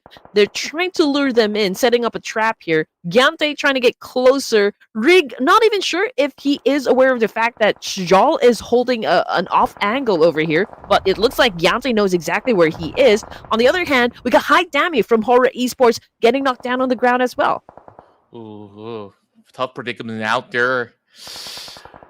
It is still a little bit of a standstill. Despite those knocks happening, there is no point in time where these teams can afford to go in for the full flush. But what they're trying to do is to pop a couple of the grenades, and that one connecting heavily onto Rufus. And the moment that Spring steps out, Zyle immediately responded. Just like that, knocks one down without in return also getting exchanged at the very same time. Rufus this time going for the massive flank as he has already spotted out Gyante. Gyante also takes notice of this, so he's down to this brawl between 2 superstars of each region. 6 points in already for the side of APG. Tries to go in for another wide wraparound once again, just to hold himself fine. But Gyante, he's also looking for an opening of his own. The rest of APG holding on to the high ground, and AST has got to make those big decisions. I mean, obviously, Alpha Gaming going up against Tribe Aeramacy, and Fourth Tribes is even making it harder, you know, for Alpha Gaming. That is the nature of the competition. Again, we're looking at Gyante over here. Unfortunately, Trix got shot down. Same thing goes for Dog, and this is a heavy exchange we are witnessing between Alpha Gaming and Tribe Aeramacy. We got Trix again getting knocked down, but that is a nail in the coffin. East with a massive shot, eliminating AST with only 3 points in the bag. The Kings are back 9 points, and that was dangerously close at the East. He still gets taken down by Sky with those flurry of bullets coming from down under. Oh man, everyone's getting fiery and feisty for stage 6 here in Miramar. Vampire Esports with 3 players. Same thing goes for Fourth Tribes. I mean, this can probably be super explosive because we got the big names for the end zone. We got the circle shifting again, favoring the middle part, so Fourth Tribes pretty much still safe. Same thing goes for Vampire Esports, but I feel like HORAA and Fourth Tribes need to settle the score here. Yeah, they definitely need to do so. This is going to be a hard fight for either side of the party. 4 tries. They still have a lot of room of leverage, but the problem is Vampire Esports is going to be watching at the very same time while they take this battle. Sky, where can he exactly go? Because right at this moment, it seems like no matter where he turns, 4 tries should be able to find those angles against him. Lucky enough, there's still a buggy for him to work around with, so he's going to go and regroup with his teammate and goes further down and just try to open up that room. High Dammy also offering a little bit more of that backing if he needs to, and he's also getting spotted out at the same time. I mean, all I can see from Fourth Tribes at the moment is that they're taking everything into consideration, so they're definitely executing a series of good decisions as well. So Fourth Tribes right now on the move to really reign supreme at least for this round. Now we're looking at Team Secret at the moment, trying to come after Kasim of Celcom Digi Alliance, but I think Celcom Digi Alliance getting a little bit of help from another team here. I mean, HORAA Esports continues to do a massive spray up against 4 Thrives. We got one of them knocked down on the ground, but we got T24 and Noki. This duo can probably still make it happen for 4 Thrives. Oh, yeah. HORAA Esports now on the move. They spot out Naki out in the open, but oh, Naki's just better. He just did a 180 flick while he's on the run. And now, down to that 1v1 duel. He does get the exchange. Gunda perfectly executing him, and he's just gonna eliminate whatever body's on the ground right now. 8 points already for HORAA Esports. Now, can he go in for the save? Should be able to do so. And HORAA Esports, they still remain as 3 members intact. Hey, this is still, like a solid number for 4 Thrive. 6 points in their pockets. But now we're looking at just one survivor here for stage 7. But, I mean, we did see Homebois pull off a great scenario just like this one, so perhaps we can see that happen with the T24. But in the meantime, hey, it's HORAA Esports on a kill streak at the moment, but we're jumping into Team Secret and Vampire Esports as well, because this fight cannot wait already. Celcom Digi Alliance, however, just got sent back to the lobby with only 6 points in the bag here. 4 teams still competing for that chicken dinner. We got 3 members for the side of HORAA Esports, which makes them like quite a threat for this stage. Yeah, we've seen the Southeast Asians over north, the South Asians over the south, and it is going to be Vampire Esports regressing onto the final member remaining for the side of Team Secret. There's still a number 1 that's a little far back. Zerus, he gets the nade dropped! Oh, this turned things around! So it's only down to Schweppes at this moment. Can Schweppes find a way to go in for some quick recovery? Because right now, it's all in or nothing. Oh man, this could be HORAA. This could be HORAA right now for this round. And production might get that point. But anyway, getting back into the fight over here, we're looking at HORAA. Sky is not letting go of Team Secret at the moment. He is really applying a lot of pressure over here. And Team Secret, they got nowhere to go, nowhere to hide.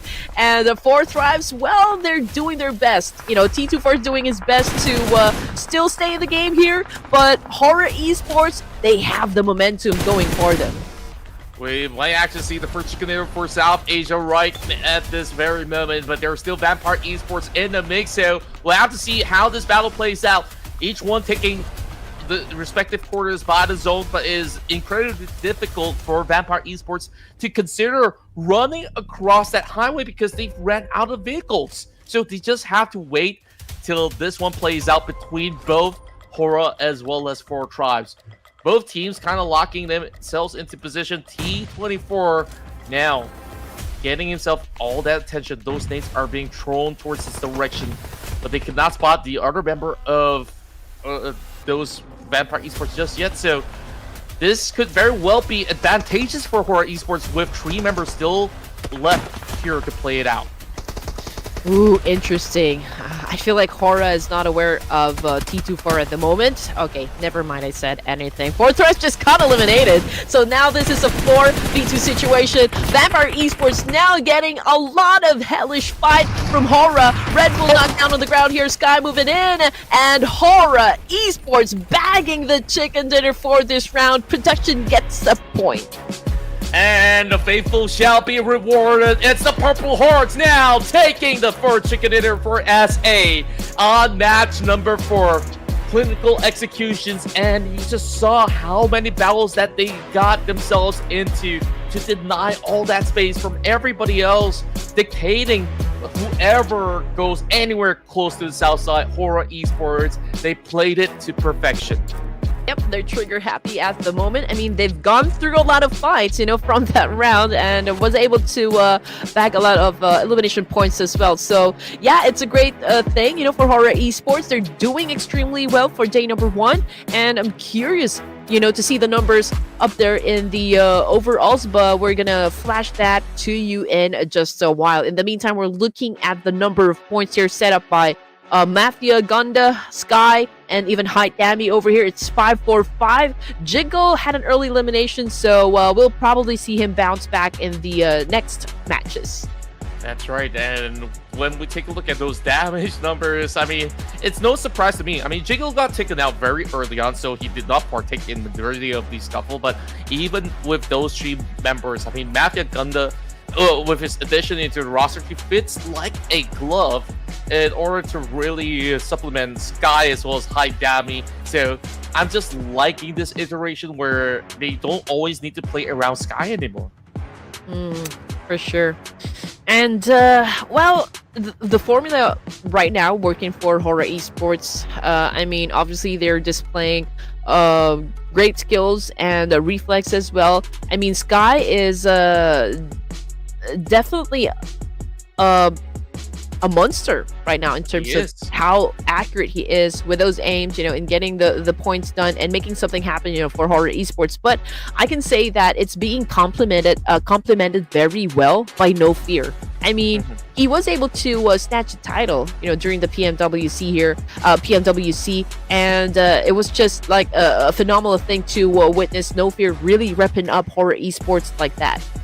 True enough, and of course, this is also a bounce back performance coming in from majority of these teams, Vampire Esports as well as Fortress, particularly in this map of Miramar. So they've been able to still keep themselves very competitive, because last we saw for Vampire Esports, they were near the bottom of the barrel, so this is absolutely crucial for them. Where APG, they came in very close, but they were denied that space, all thanks to the presence of HORAA over on the south, alongside with some of all the other members of HORAA Tribe. So realistically, there was not much that APG could do about it.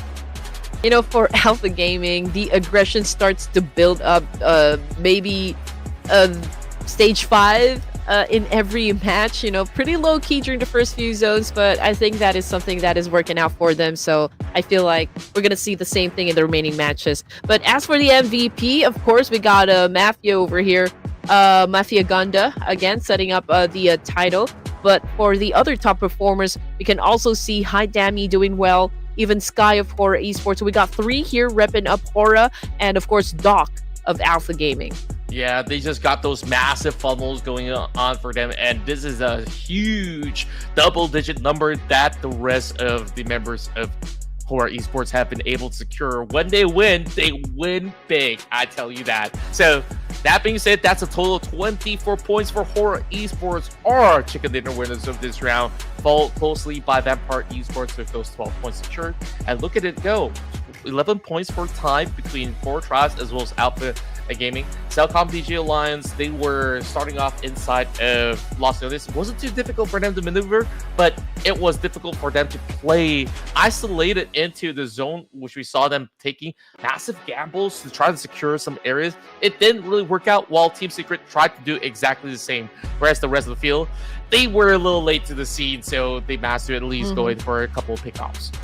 This was not the game for the Indonesian, you know, like 3 of them at the bottom of the rankings. And after an impressive gameplay coming from Boom Esports, where they actually scored a chicken dinner, now they exited this round with 0 points in the bag. So let's see if they can bounce back, you know, later on. And as for Rig, again, this guy keeps on getting some titles around the, you know, inside the matches, and that was the longest elevation distance for him, at least for this round. Alpha Gaming taking the top spot here now with 32 points, but that is just a 1-point lead up against Indonesia's Boom Esports, and HORAA coming in at 3rd place with a massive leap here, 15 ranks, already at 31. That's crazy. I mean, HORAA Esports, this is what all the fans ask for, as they are now skyrocketing their way to the top. Vampire Esports also moved back into the top 10, and it's great to see that they finally got themselves activated, only securing those singular digits. The rest of the party also working on it, while Fortress moves up 9 spots. So a couple of teams have been knocked down, so to speak, over onto the what's behind on the final page. So we'll take a look. 7-9 only measuring inches with those 2 points apart from this round. Alter Ego at least getting slightly better. We'll have to see about the rest of the field when we move back in. So that's it. That concludes the total of 24 teams. They're still finding their way into the top 18. Yep, and we still haven't seen, Nepix pop off, T2K popping off, Sem9, even Alter Ego Eras. So the night is young, to be honest, even if we're done with 3 games here. And I'm already excited to start, the next match. But before we drop back to Miramar, we're going to take a short break, ladies and gents, so please don't go away.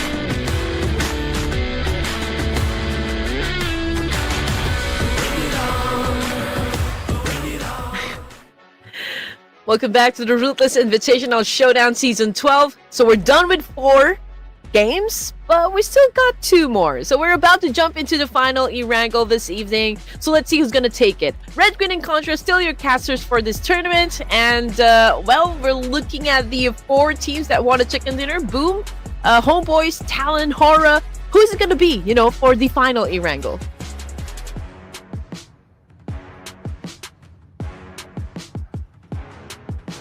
Well, just checking in, I couldn't really hear you for a moment, Red Queen. I don't know if it's just me, because I kind of dropped my headset for a little bit. But here are our upcoming teams. It's Group A versus Group C, as Alter Ego is going to be looking to climb their way back up. We'll have to see. Group C, are they going to be able to storm up ahead, as we've seen some great streaks that has been set up by all these amazing gentlemen that's wowing us for the past couple rounds. Yeah, I'm already thinking, okay, which of them am I gonna pick next, you know, for ERANGEL? Well, we did see some pretty unstoppable force that happened during the first ERANGEL, so perhaps we will see that back again, you know, for this final ERANGEL. But this time, I think I'm gonna go with Alpha Gaming. Once again, I'm so sorry. I couldn't hear you at all, Queen, so Oh, pardon me for a moment. So, that being said, though, I mean, prediction-wise, I think, like, Alter Ego's starting to try to rack up, so I'm gonna go with my prediction of Alter Ego. Oh, if that's gonna be counting for anything at all. This is B and C or A and C? A and C. Okay, so let me change my team to let's hear it for Nepex.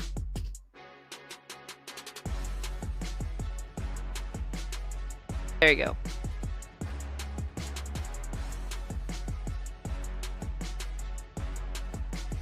Oh man, okay. HORAA. Ooh, back to back. Okay, that's an interesting one. But yeah, I mean, we got strong competitors right now as our team predictions. I mean, Alter Ego Eras, HORAA, and of course, you guys. You know, we're interested to know just like which of the teams here you think is gonna get the chicken dinner. Of course, everyone's celebrating HORAA Esports down in the comment section. I mean, it was a pretty wild run, you know, for the boys of HORAA, and I do understand why you guys are feasting, you know, down there in the comment section. But let me see the show of hands, you know, for the other teams.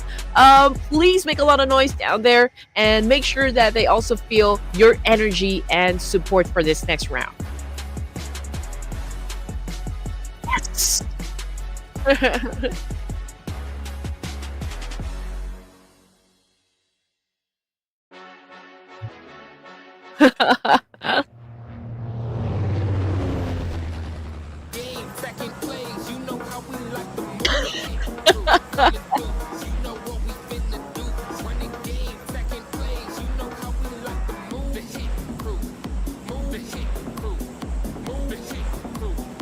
Ooh.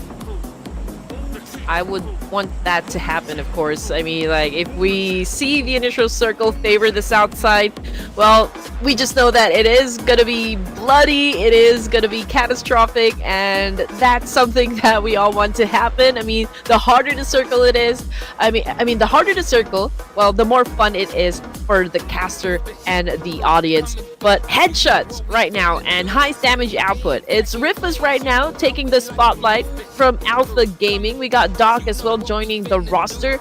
We got high damage still with the most eliminations, but Doc and Giante just right up behind him.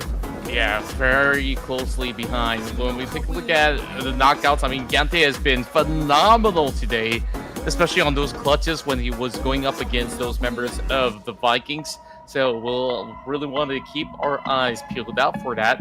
Vampire Esports, they are taking the very far south of the island, as they were expecting, hey, maybe somebody's going to be taking the milli base. Apparently not, as they're sharing the island together alongside with Talon Esports. We'll have to see that quick update. We're already getting some fights taking place.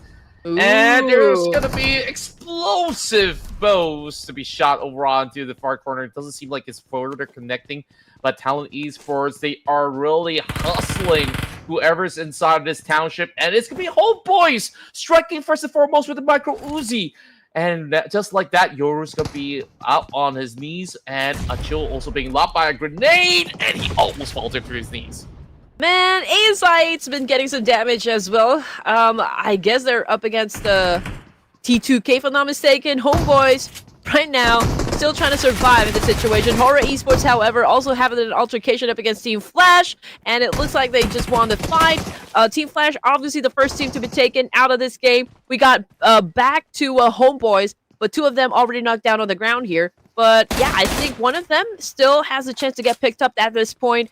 But Tylo's been doing a great job, so far, buying some time for the rest of the team to recuperate in this situation. But we're talking about Talent Esports as well, and this guy knows exactly how to move inside the field. True enough, but when you're in such a sticky scenario, it is definitely daunting when it comes down to how they navigate around. Especially at this moment, it's going to be a 2 versus 2 affair, I do believe. And finally pick up the squirrel. It's going to be Axel trying to trade right back. So many different iterations that they've tried and tested, and it seems like Axel so far working very efficiently over the top side. AUG in the hands of Shamil. He's got to put it into quick work. Shamil is also making his debut for today. Goes in for the quick save, resuscitating his fallen member. Tylo's going to go in for the cheeky angles, trying to climb up towards the hilltops to perhaps challenge Axel on the other quarter, so he's got to be very mindful of that. Talent Esports now. Axel against the wall, they don't exactly have any form of fallback plan, and speaking of which, that's a perfect catch on to Axel. All right, here we go. Things are already starting to get juicy over here. Homebois now bags 2 points, and they're coming after Achille. In this situation, Achille kind of stepped back. I mean, he does need a little bit of space to anticipate the attack, from Homebois. Obviously, this is going to be a little tricky onto the side of Talon, since one of them actually came from the rooftop. I think that was a missed opportunity right there. I mean, obviously, Homebois has a better vantage point, but they gave that up, and that paved the way to, for Talon to do something about it. But Homebois, I feel like they're still winning this fight. Yeah, they're at least holding very steadily. I do agree that they should have actually held on for a little bit longer. And now it's kind of back to a 50-50, and here comes the jump shot! Oh, Shamil's instant impact on his arrival as he takes out the AUG, just absolutely depleted him. And that is the final shot onto A-Fire to secure the final blow onto Talent Esports. That was golden right there. That was such a great hustle, coming from Homebois. I would love to see some more of that action, coming from Homebois. I think they were very fast on their reflex. The response time is amazing, and hopefully, the recipe can work out for them up until the last few matches in the playoffs. Hopefully, we can see them play in the grand finals.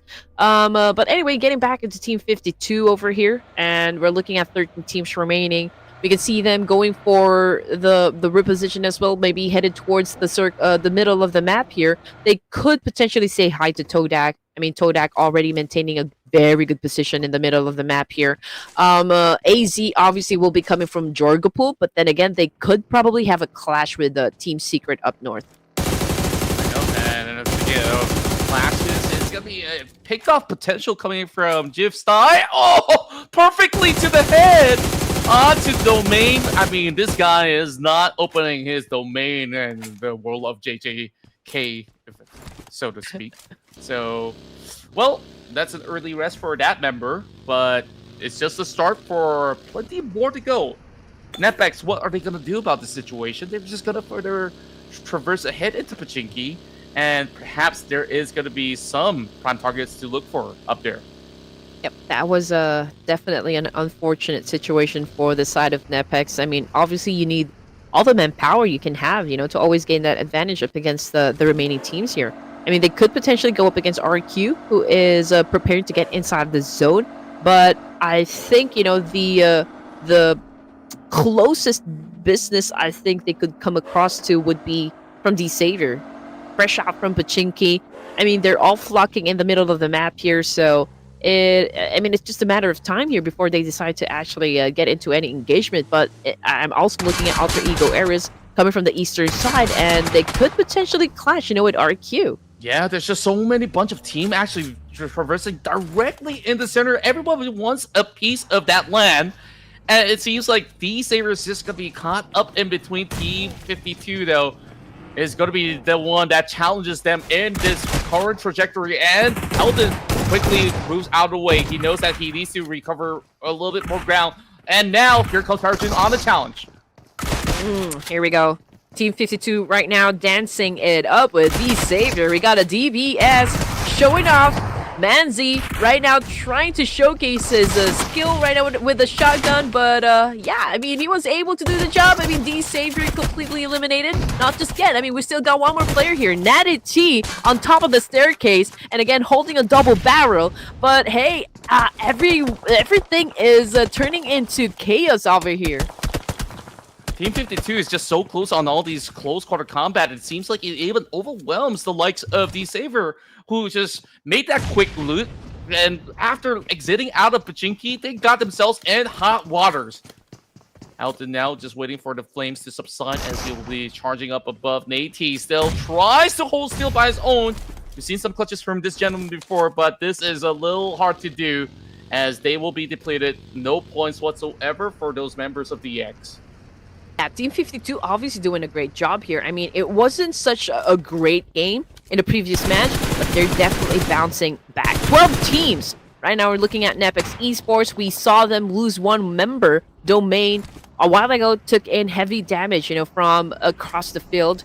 It was just perfect timing, I guess, and just really unfortunate, you know, for the side of Nepex. But hey, we're looking at the situation. They're at the edge of the circle here, still close to RQ, but the number of teams headed towards this direction, this entry point, passing through Pachinki, I think there's a lot of gunfights that can definitely happen.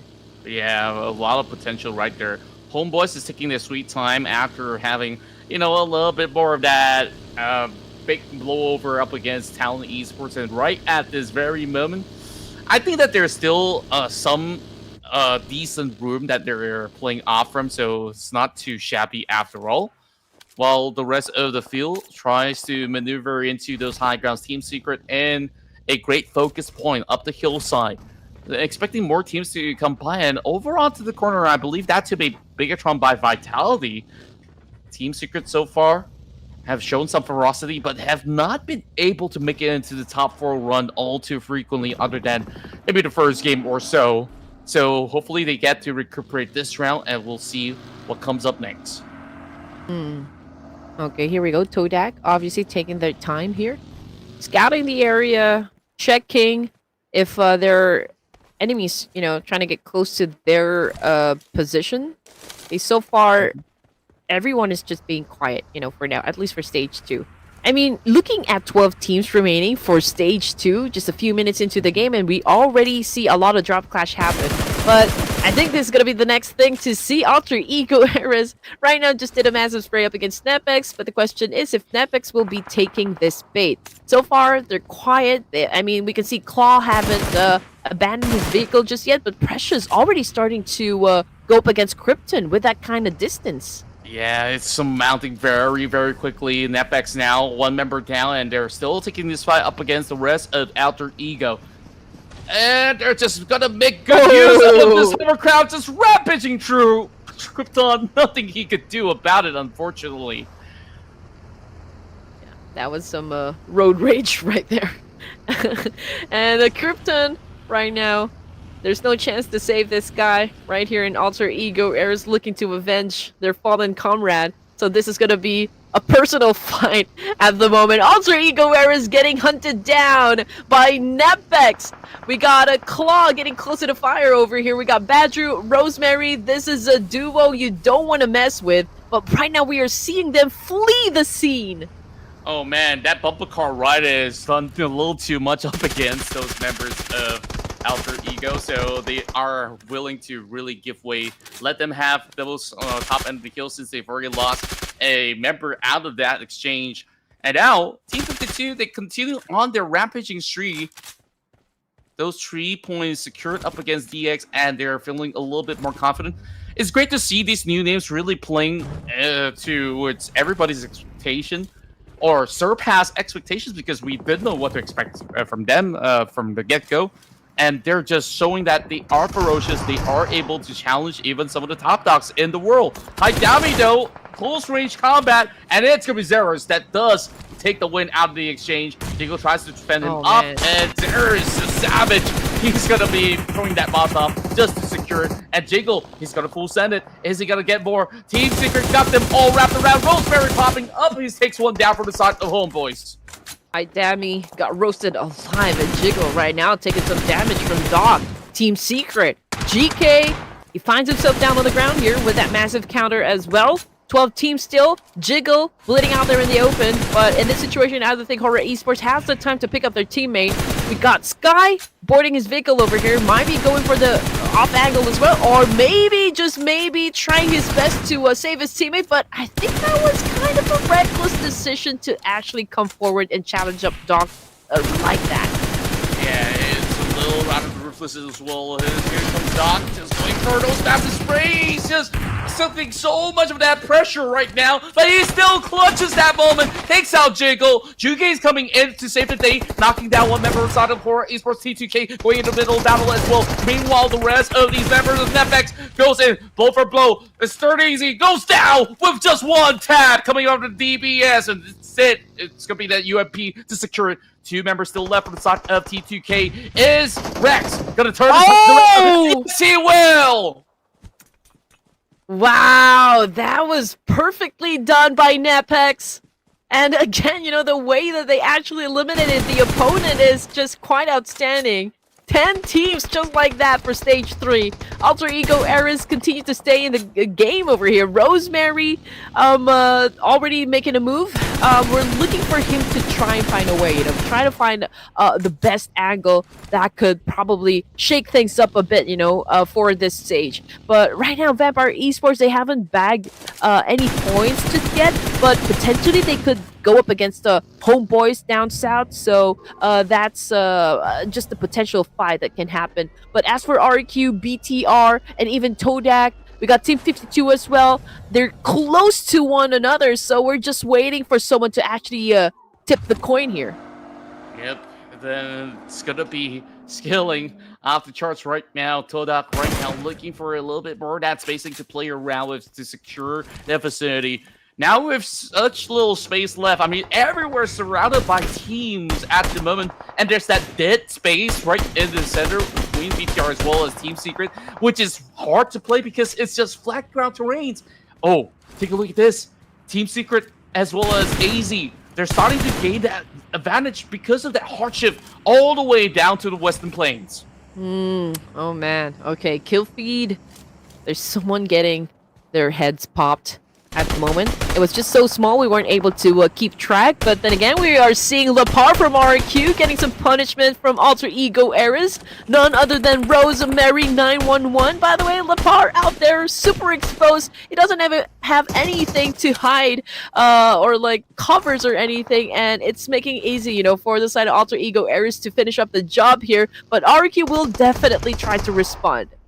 Yeah, but Rosemary's just got those better angles for the trade. And just like that, eliminates the pressure coming in from RRQ. Nazi so far on the streak of 3 eliminations. Well, he is being suffocated with the robber from the back. Thank goodness Torres comes to cover ground. So that is now taken out Cole. But the nades are falling in. BTR, they're not going to rest on their laurels. They're just going to waste no time, go on the full push, and now takes out the Malaysians, and they are in the top 8. Whew, BTR coming in hot. They're on fire, obviously, and this could be a shift of momentum, you know, for the side of BTR. Let's just see up until we get to the latter stages for this round. But anyway, back to Alter Ego Eras. Rosemary already has 2 points under his belt, so I think he's doing extremely great still. Even though they're a little bit on the passive side, I feel like they're just really waiting for that right opportune moment to strike hard, you know, up against the remaining teams over here. They're very cautious, you know, they're not making any rush decisions just yet, but they're pretty close right now up against Vampire Esports, and we can see Badru trying to gauge the situation and maybe even up, you know, sizing Vampire Esports up. but let's see, because Alter Ego Era is now holding to multiple angles over here. True enough, and at the very same time, Netback so far 6 points in, chasing up against all the rest of the field. Currently the highest fragger in this point in time. Homebois only down to 2, despite them racking up to 5 points. And Vampire Esports, they're hoping to gatekeep some members over on the south side, and that is a couple of members of Alter Ego, so to speak. A little bit daunting for Alter Ego since they've already lost one, but they're still having a little bit of leverage of some of the terrains that they are holding out with. Netback so far super impressive on their debut. Finds another target, RRQ member on the knees. So down to Swellville. Can he actually go in for the rescue? He's not even responding, so Precious is just gonna secure that extra point. And Netback is looking for a whole lot more. Oh man, here we go. Netback Esports showing us how hungry they are at the moment. They've been getting a lot of points so far, okay, establishing their dominance. That's how we want it. Alter Ego Era's Rosemary inside the shack over here, but Vampire Esports, Red Bull has his eyes set on Rosemary. Can he be accurate with a shot? Yes, he did pop his head. Perfect execution right there. And just like that, we focus back onto BTR. Battles happening north, south, east, west, you name it. Netback's right now. Docks inside of the compounds, and Team Secret finds themselves into the middle while everybody's kept busy by the edges. This is a perfect opportunity. AZ also does have a lot of that room at the very same time. Yes, they don't have those members, but if they just play their cards right, they should be able to make a top 4 finish. Alva obviously getting into the zone here. He will be leaving his teammate over here, Badru, now about to get eaten alive by Vampire Esports. We got 7 teams remaining, 2 points now in the bag for Vampire, and now we're looking at Netpex. 9 elimination points, they're on the roll, but BTR, this might be the team to put a stop on their streak. It seems to be the case right now. Netpex slowly losing control of the situation because BTR is just so overwhelming. They are just locked into this box terrain, and that nade was just perfect.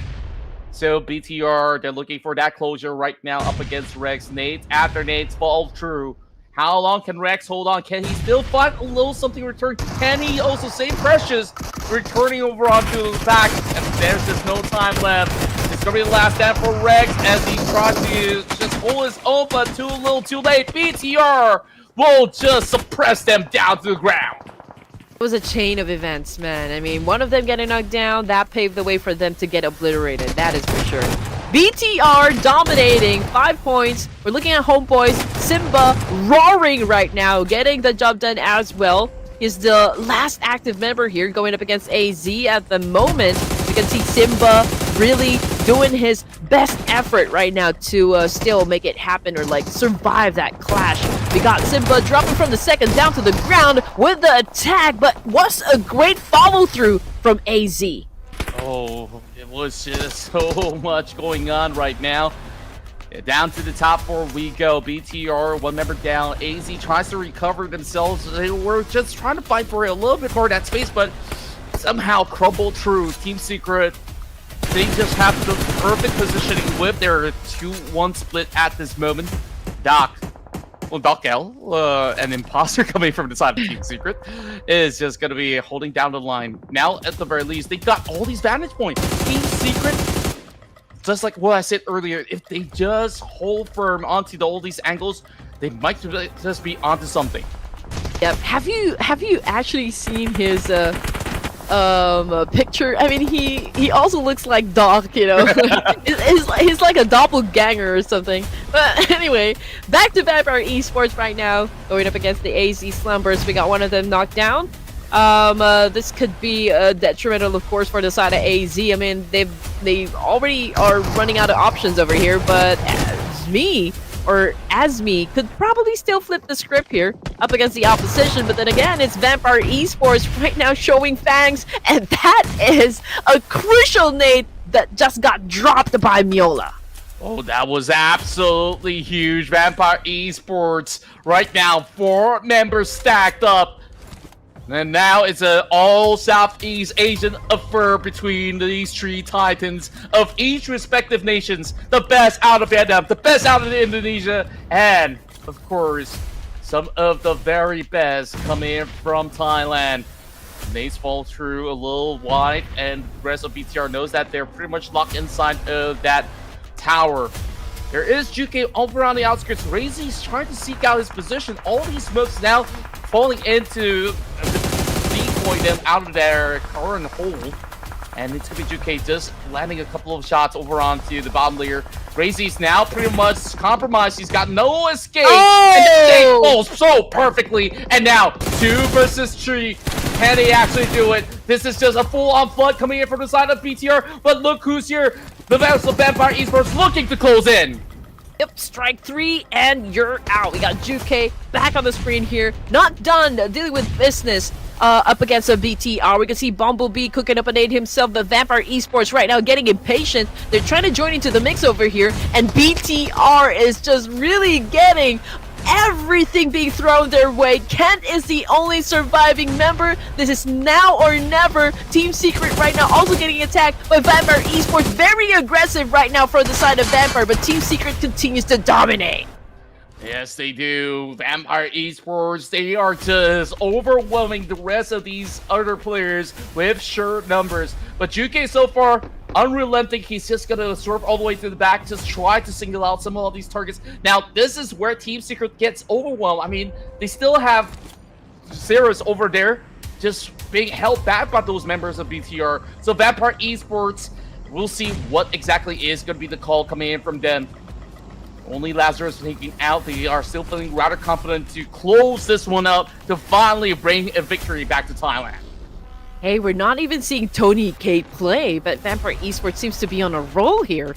Okay, 3 players, definitely the number advantage goes to Vampire Esports.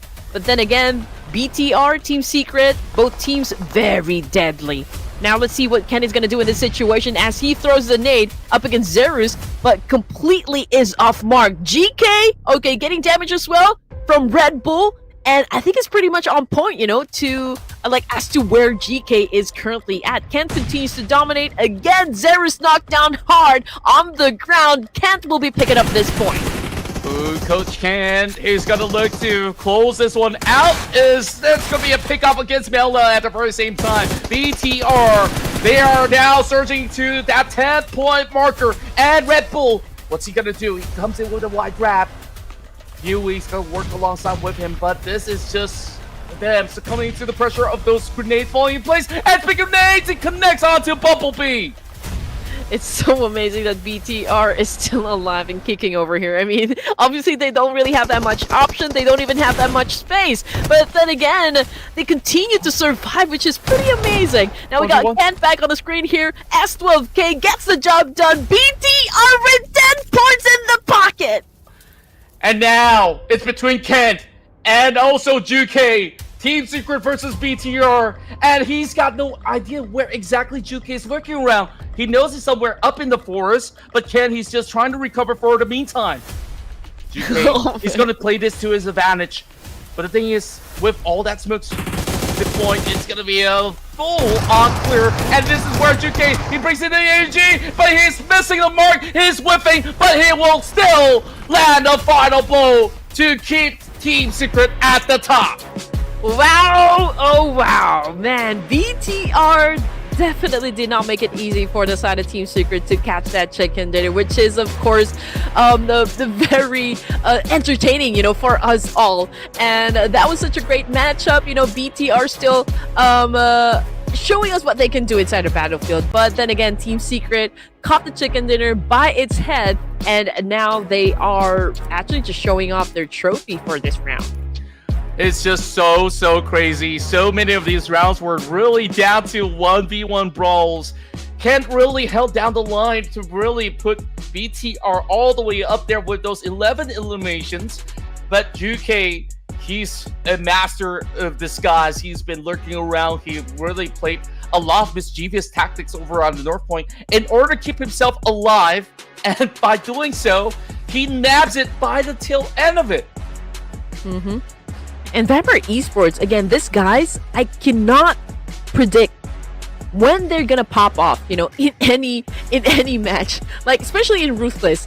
I mean, if they feel like really dominating, I mean, there's really no problem, for Vampire Esports to gather as much points as they want, right? I mean, to catapult themselves in the overall rankings. I mean, Team Secret right now obviously is showing us something, which is very promising for the fans out there. I think, again, for day number 1, everyone is just so eager to put numbers on the scoreboard and maybe even begin, filling up those gaps that we need to see. Sure enough, I mean, overall, it's been a long time coming for Team Secret to finally get their hands on this one. I mean, they had some rough runs earlier today, other than, the first map playing very well in ERANGEL. It's just that they don't really have that positional advantage. BTR, 2 times they were on second place. They got denied because of those 1v1 duels, so they just have to clean it up a little bit. And back to what you mentioned about Vampire Esports, I felt like the ball was on the court the whole time. They had those numbers as well, but it was very messy on how they actually coordinate their fight. You're absolutely right. But then again, different tactics perhaps, different vibe for each of the matches here. But again, this is shaping up to be a very aggressive day number 1 of the playoffs. Oh, yeah. I feel like, we're already at day number 1 of the grand finals. But this is what we want. Again, this is what we always come for, the action. And it's very great to see that everyone's just really up for it. Head to head, it's Team Secret and BTR. Of course, elimination favored to Big Jump by Vitality here, even the damage output. But I mean, the gap is not that really high, for both of the teams here. Yeah, I certainly agree. I think like where Team Secret had the edge in this round is really down to strategies of how they really controlled those zones. But look at him go. Coach Ken is on our screen as the MVP of the round. He dealt a truckload of damage. He almost secured the chicken dinner by the tail end versus Juke with plenty of damage being done. So hats off to him. Ken himself used 29 utilities. 29 is an absurd number for any individual. Oh, for sure. Yeah. Well, I love it. I just really want to see a lot of action happen, and these guys are not disappointing us. And pretty much this is what we were talking about just a while ago. Doc coming from Team Secret. He stands like Doc here. He looks like Doc. Even the glasses. I mean, the specs. Just look at that.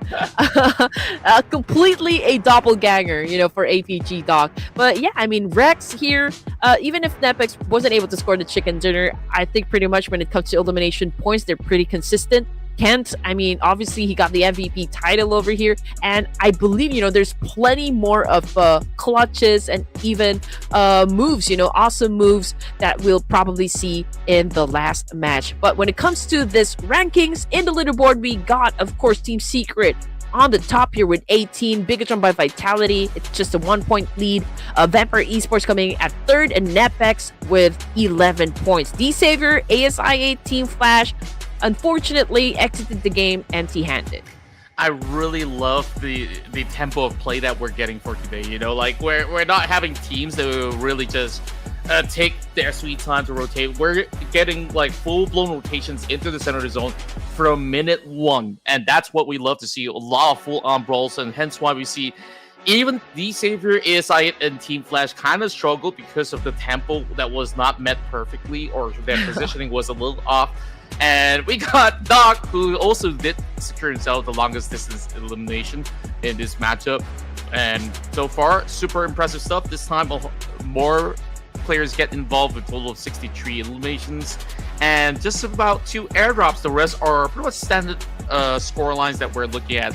You see, those troll bowls, that was 20 over troll bowls just by Ken himself. And he contributed like almost 10% of whatever that's being shown here. It's crazy, right? Yeah, pretty much. But again, it's crazy down there in the comment section because we're looking at the playoffs overall rankings, and Team Secret right now, a huge jump, 7 ranks in total, 36 points, and they're currently at the top here, followed by HORAA with 35. So again, there's really not much of a gap just yet. But top 1 to top 5, they're all in the line of 3s over here. Vampire Esports still a great position as well. Homebois, AST, these are your first pagers. But to be fair, there is another group that hasn't played just yet. So perhaps we are gonna wait, for everyone to actually get through the games needed for today, and that's when we talk about, the overall rankings. Yep, and of course we get ourselves a little bit of the updates coming from the rest of the field as well. So AZ on their debut to make it into top 13 is already astounding. They will be up next onto the very final round of tonight, and I can't wait to see them really go toe-to-toe up against Netbex, who is arguably just as aggressive, pushing another 6 spot up into the top 10 so far. Man, these guys are really giving everybody a run for their money right now. Yeah. Oh man, for sure. I mean, I did expect it to be leaning toward the passive side, but it's completely the opposite here. I do love how the stories are unraveling in front of us. But yeah, I mean, D-Savior, T2K, TODAK, Boing Donkey, Team Flash, Alter Ego, Eris, Sem9, and even ASI8 still, staying at the third page over here. I mean, ASI8 obviously needs to pick up the pace, but I just want to go easy on them, for now, since this is just day one of the playoffs, and a lot more things can definitely transpire or happen. But before we get back into that, before we jump into the final round, we're going to take a short break, ladies and gents, so please don't go away.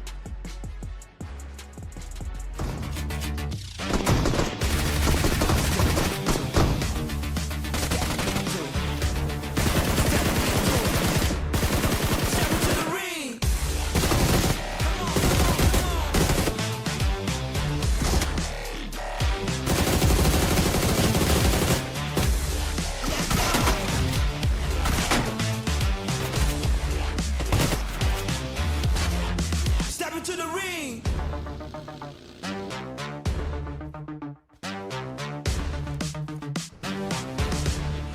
Step into the ring. Step into the ring. Step into the ring.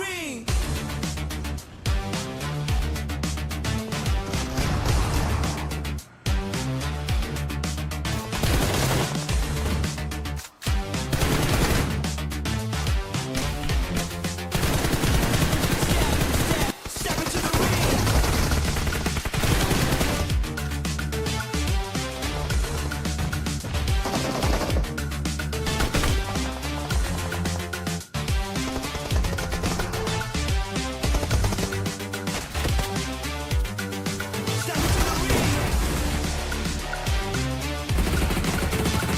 into the ring.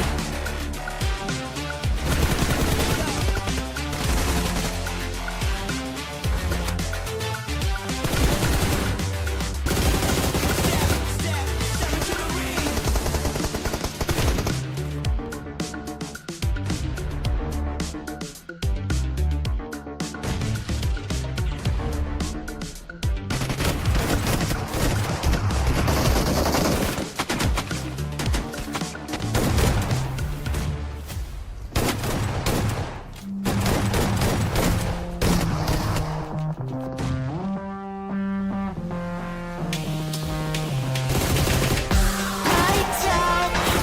I got feelings, but I can't shout. I got reasons, but I'm all out. No rest for the weekend.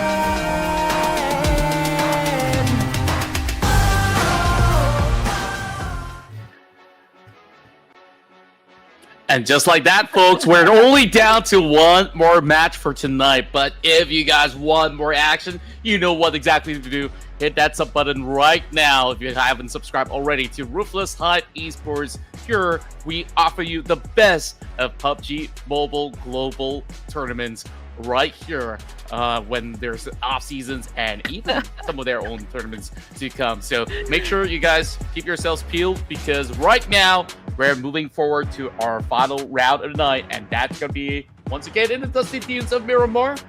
And we've seen so many incredible wins today. What's your favorite so far, Red Queen? Well, I guess it would be just like how Homebois took that chicken dinner during the second match. Because it definitely caught BDR off guard, and that was such a steal, for the side of Homebois. I mean, those are just like the major plot twists, that we always look for at the end of each round. Not only that, we also do have, the Giante possibility of clutching everything, and then he was denied by Achul, and then last round, it's Juke. How many solo bolo performances are we getting for tonight? not enough apparently, because we might even get ourselves another one to close off the night. That just goes to show you that the level of competition for tonight was just off the charts. You know, I feel for BTR because twice they got denied. So I think third time's a charm. So lock in BTR for me right now. Yeah, perhaps. But you're absolutely right. Everyone is playing on the next level here. So I'm pretty sure everyone is just really happy. And if you guys are enjoying the show, which I know you guys are, please don't forget to visit our social media platforms as well. And again, you can always follow us. We're very easy people to find. Red Queen Andy and of course Contra. We're active pretty much everywhere. But anyway, getting back into my prediction, I am locking in Falak and the rest of the gang. 4 thrives. Oh, let's go. We've got T2K for production as well. I think T2K today has been super amazing, especially the early few rounds. I mean, they just go on full explosive onto all these other teams out there. 4 tribes, I'm hoping that they pick up the pace a little bit more. I mean, they do very well in the early game, but I want to see more of that late game approach. I mean, Miramar, this is usually the turf, so hopefully things will fall perfectly according to plan. So I can't wait to see what goes on into the upcoming matchup, because last we saw, I mean, RRQ, they show some good prospects, and then you also do have the rest of the field. Last couple of games, it was like what Vampire Esports also putting up quite a number of stops, and then you also do have some of these guys of APG who's been absolutely on the terror.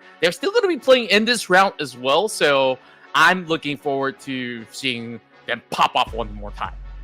Oh, for sure. Yeah, I'm looking forward to that one too. And T2K, you know, the only thing I noticed about T2K right now is they're having a problem with consistency. I mean, they're hot and then they're cold. You know, their energy kind of fluctuates.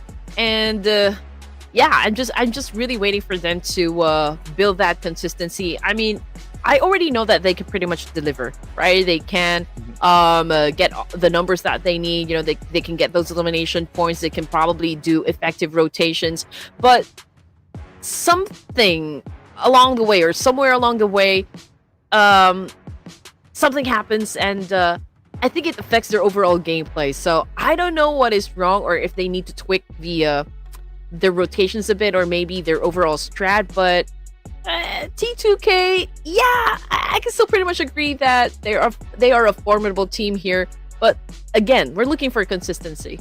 Yeah, I think like that is the key word right now, where we've seen a lot of great runs coming from APG because they have a great formula to really play the late game. And same also could be said about some of these names like BTR when they do get a few activations. If they don't get that activation, it seems like it is a little harder for them to be able to achieve the benchmark they had for, you know, last round and the rounds before. So hoping to see that, you know, these teams, they can actually find themselves that sweet spot at the end of it. So if we take a look at consistent runs, I guess like Boom Esports arguably is one of them. But one of the rounds they got depleted because they got the hot drop inside of Impala. If Boom is going to be playing again, I wonder if that would happen once more. If they're not, then good. They go on break, they call it a day, they go back, they revisit the bots and say, okay, maybe we got to tweak a couple of things in order to make ends meet. I'm not even sure if AZ is playing, but if they are, I mean, this is also probably one of the best teams that has been really performing for us, at least for day number 1 of the playoff, right? And they're always so close to getting that winner chicken dinner, but they have been always denied as well. So maybe if they are actually playing for the last round, I do wonder if this will also be their time to shine, you know? Yeah, I think like they've definitely impressed us so far. Like, nobody's a slouch right now. Like, well, that's what really is. I mean, arguably, maybe some guys are not activated yet, but every team really stand a very solid chance. Like, I haven't really seen this for a very long time, where, you know, sometimes certain teams are not really taking some of these seriously. Where I think EWC kind of showed everybody a little lesson that if you are consistent all the way through, you will be rewarded. Yeah, I mean, what you reap, what's that saying again? Oh, you reap what you sow? You reap what you sow. There you go. Right. So anyway, yeah, there you go. Miramar, 11 seconds left before we fly into this map. And we're going to be witnessing, of course, another run coming from this teams. Now, we're looking for some patterns. We're looking for a mix-up in terms of strat and drop locations, perhaps. But what we are looking forward to is, of course, all those massive drop clashes to happen in the usual areas in Miramar, like Picado, San Martin, Los Leones. We got Monte Nuevo as well. So let's just check it out since the flight path is going southbound. Los Leones is directly under it, so it's definitely going to be highly populated. We got El Pozo as well, joining the mix of areas over here. So let's see who will be dropping where. Yeah, it's rather interesting to actually see this keyword flight path. So you might actually see more teams to be contesting on this Chumas area, but instead, plenty of drops over the northern area with Talon, B-Savior, and BTR already moving out of the plane. I believe BTR has always been looking for that power grid entry point, so it will be stock standard for them. I'm looking at the rest of the field, though. I mean, it is rather curious onto where exactly they'll be playing from, because right now I heard some gunshots, and once again, it's 4 tribes. As they are having one member eliminated so far. And speaking of which, another jump coming in from 7-9. And they're only down to 1. 4 tribes, they're in a rut. Oh no, this is my team! Early engagement for 4 tribes. But let's see if they can actually win this one, even if they're already at a deficit over here. Okay, at the top of the staircase here, was able to shut down one. There goes another one. But, oh man, that was such a massive performance from this guy. He was able to take down a couple of players. They lined up in front of him, and he took that opportunity. Yeah, that was a perfect play. Now, UI right now going on a push. Still a 2 versus 1 scenario with the rival coming right through, and 4 tries. Unfortunate with the start, moving directly into the same spot inside Monte Nuevo. We've seen this in a couple of seasons ago, and we once again were treated into a great one. I think I've cursed them. Oh no. But okay, I mean, it's still okay. Day number one. Okay, everyone is just warming up, you know. Maybe it takes 5 matches or 6 matches before they get their bloods boiling, you know. But anyway, getting back, again, 4 tribes, first team to get axed from this round. We'll see them tomorrow. 15 teams.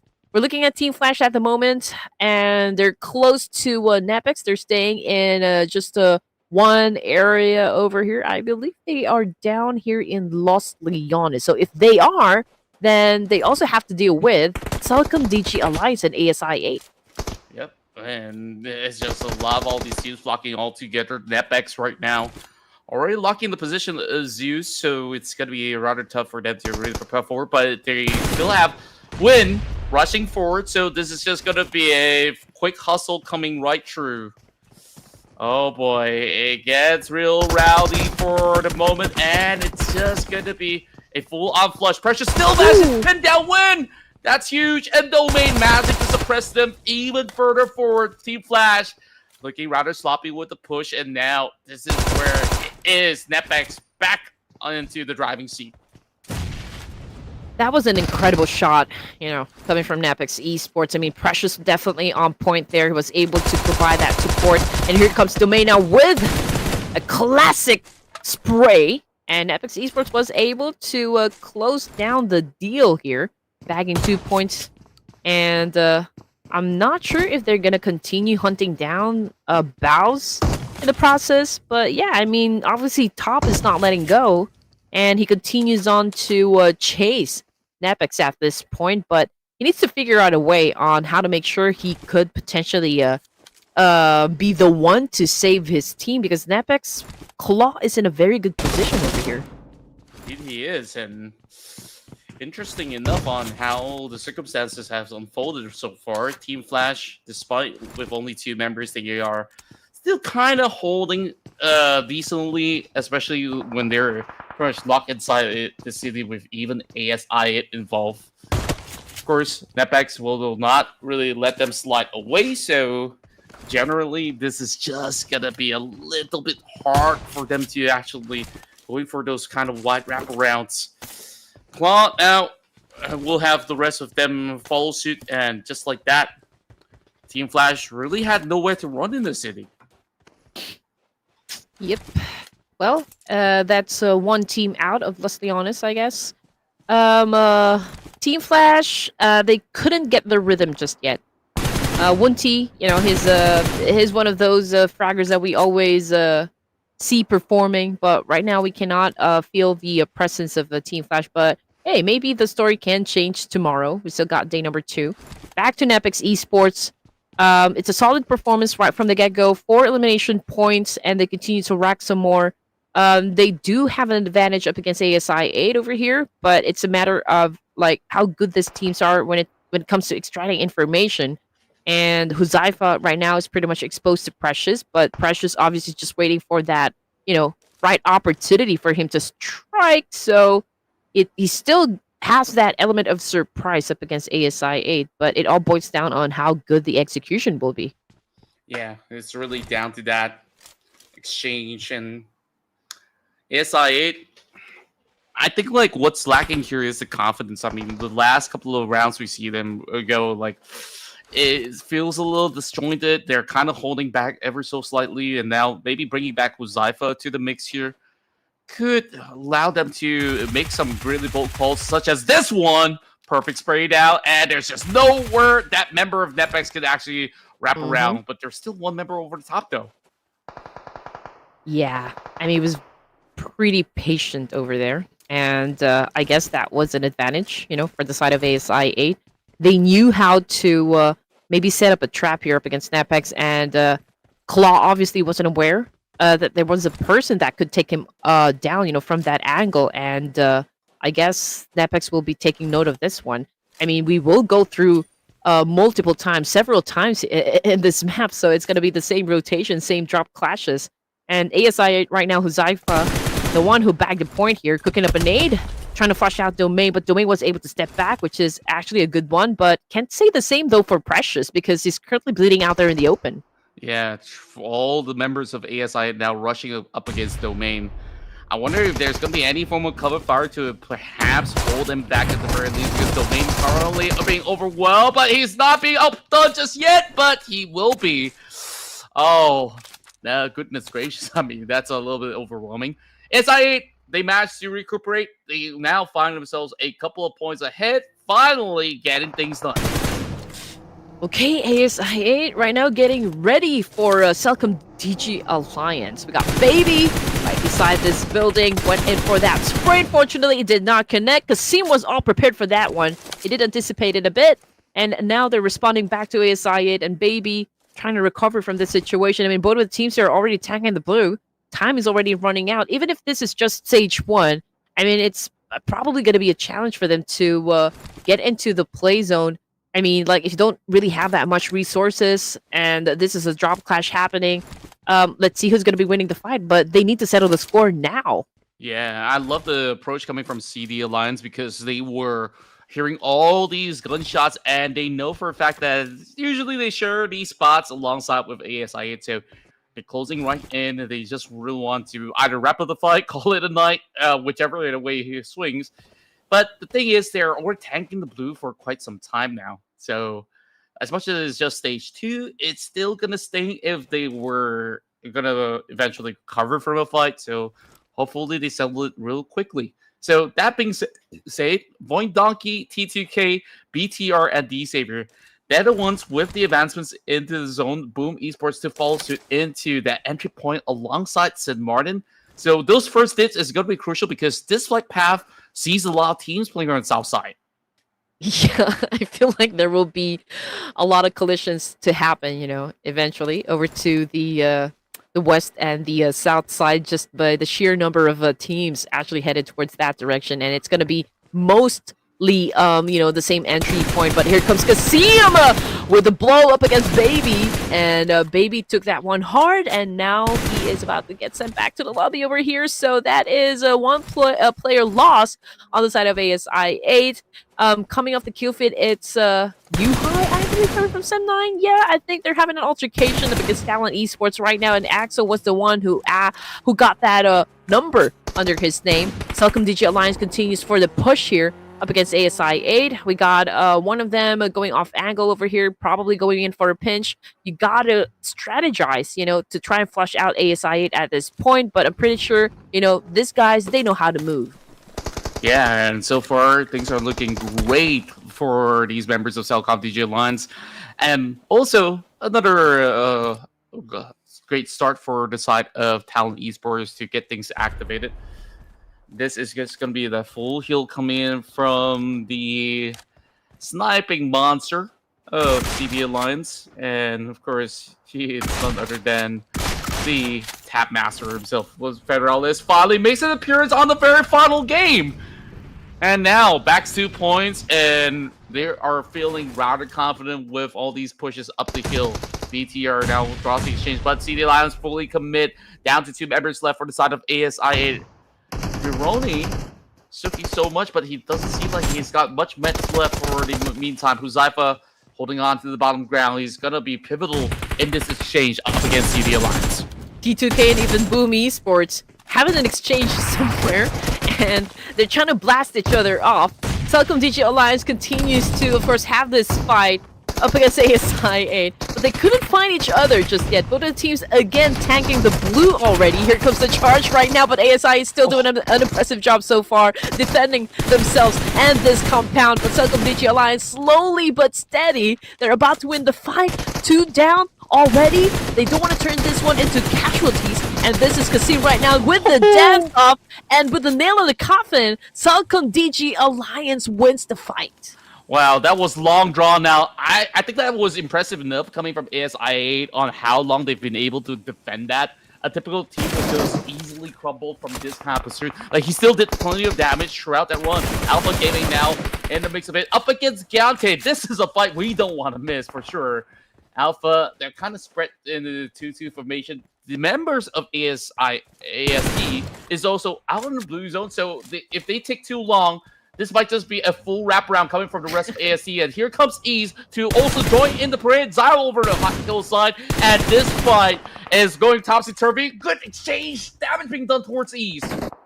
Everyone seems to be in a trigger-happy mood. Trap Arrow Macy, Rig, unfortunately, is facing the floor at the moment. Giante taking hits as well, coming from East. Jean making a move up against Trix, and Tribe Arrow Macy getting picked off 1 by 1. That's 2 points in the bag now for Alpha Gaming and Giante. Oh man, okay. East just made sure that he won't be coming back from that one. He got buried 6 feet under.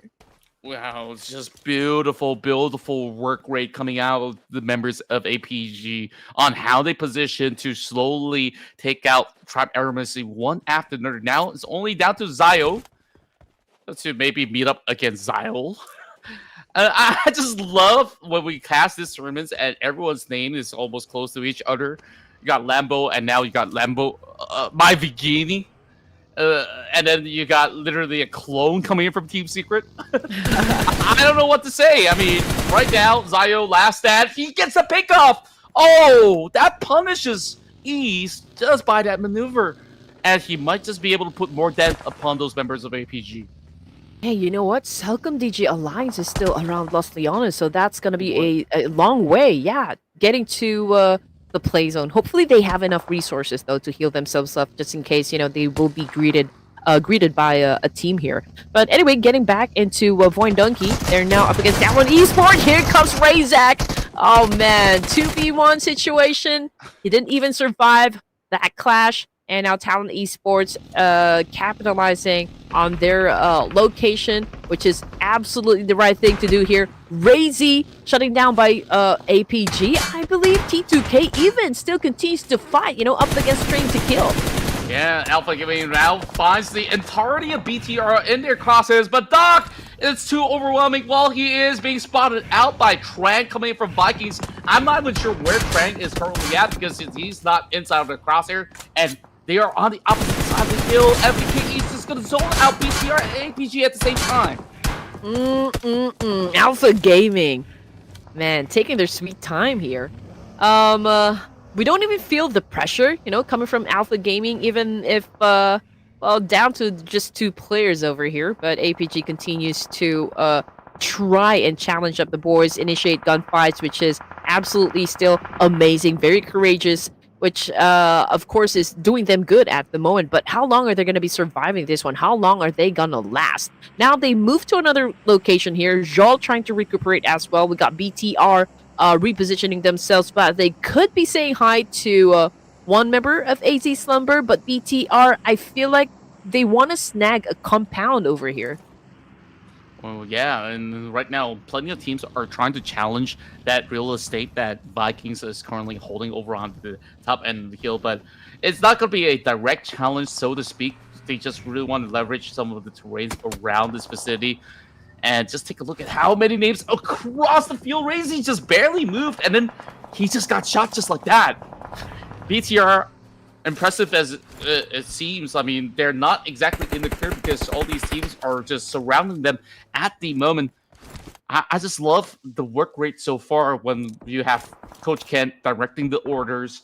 And so far, it's been clean plays after clean plays. Because I thought at a certain point when they were outside of Blue Zone, they could just easily vanish if the Vikings just put enough pressure. But thankfully, that didn't happen.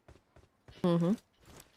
And, for the side of Alpha Gaming, I just know that they wanted, they want a part of that compound, from Vikings, but I don't think they're going to be able to pull off a ridiculous gameplay over here to try and snatch that compound. I mean, it's going to be a 4v2 situation, so it might be difficult, but not at all impossible. But we all know APG is a kind of a stacked team, so perhaps they could probably flip the script, up against Vikings. But enough of the talking, because we are about to see some action happen between Alpha Gaming and Vikings. And again, Doc East already out of the game here, but Zhal is not even afraid to initiate a fight. Man, he has to. I mean, he's fighting for all that space, and MVK is not going to give them what they need. So that's where it becomes this awkward situation where they're sitting around those hillside, and it is definitely a little bit tough for them to really find cover for some time.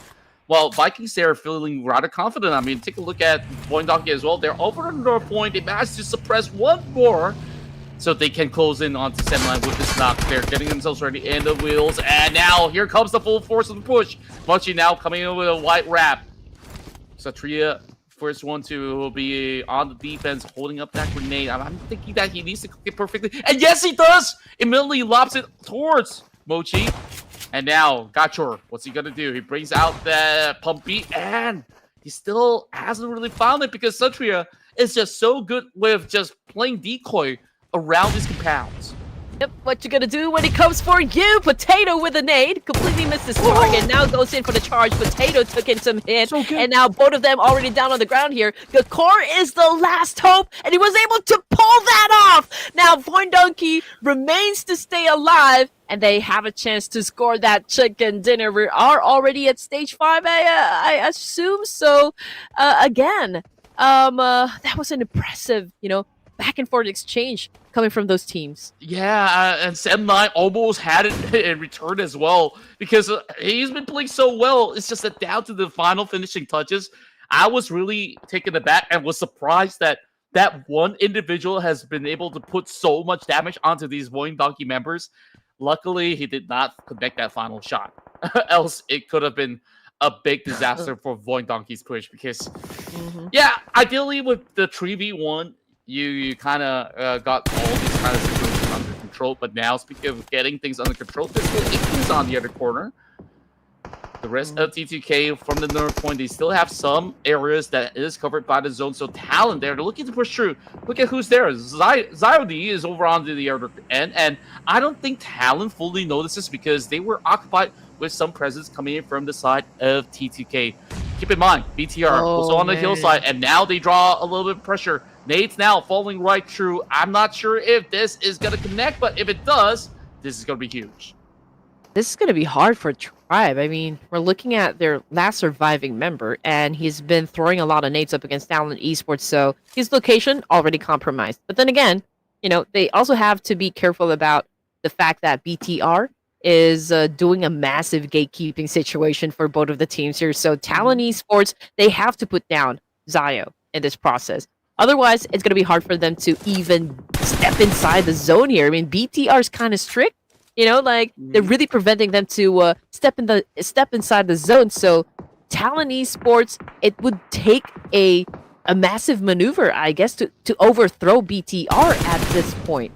Yeah, it's rather interesting, you know. Like, also, I want to touch a little bit on both Talon as well as BTR. Both coaches are playing. LaFlame, aka LaFire, is also in the mix as well. And so far, with his presence in this match, everything's looking very clean. But Ken got to best him out of that skirmish. So 1 more point added to the tally for BTR. That makes it 5. Boom Esports now over on the lookout. Trying to challenge TTK on the top.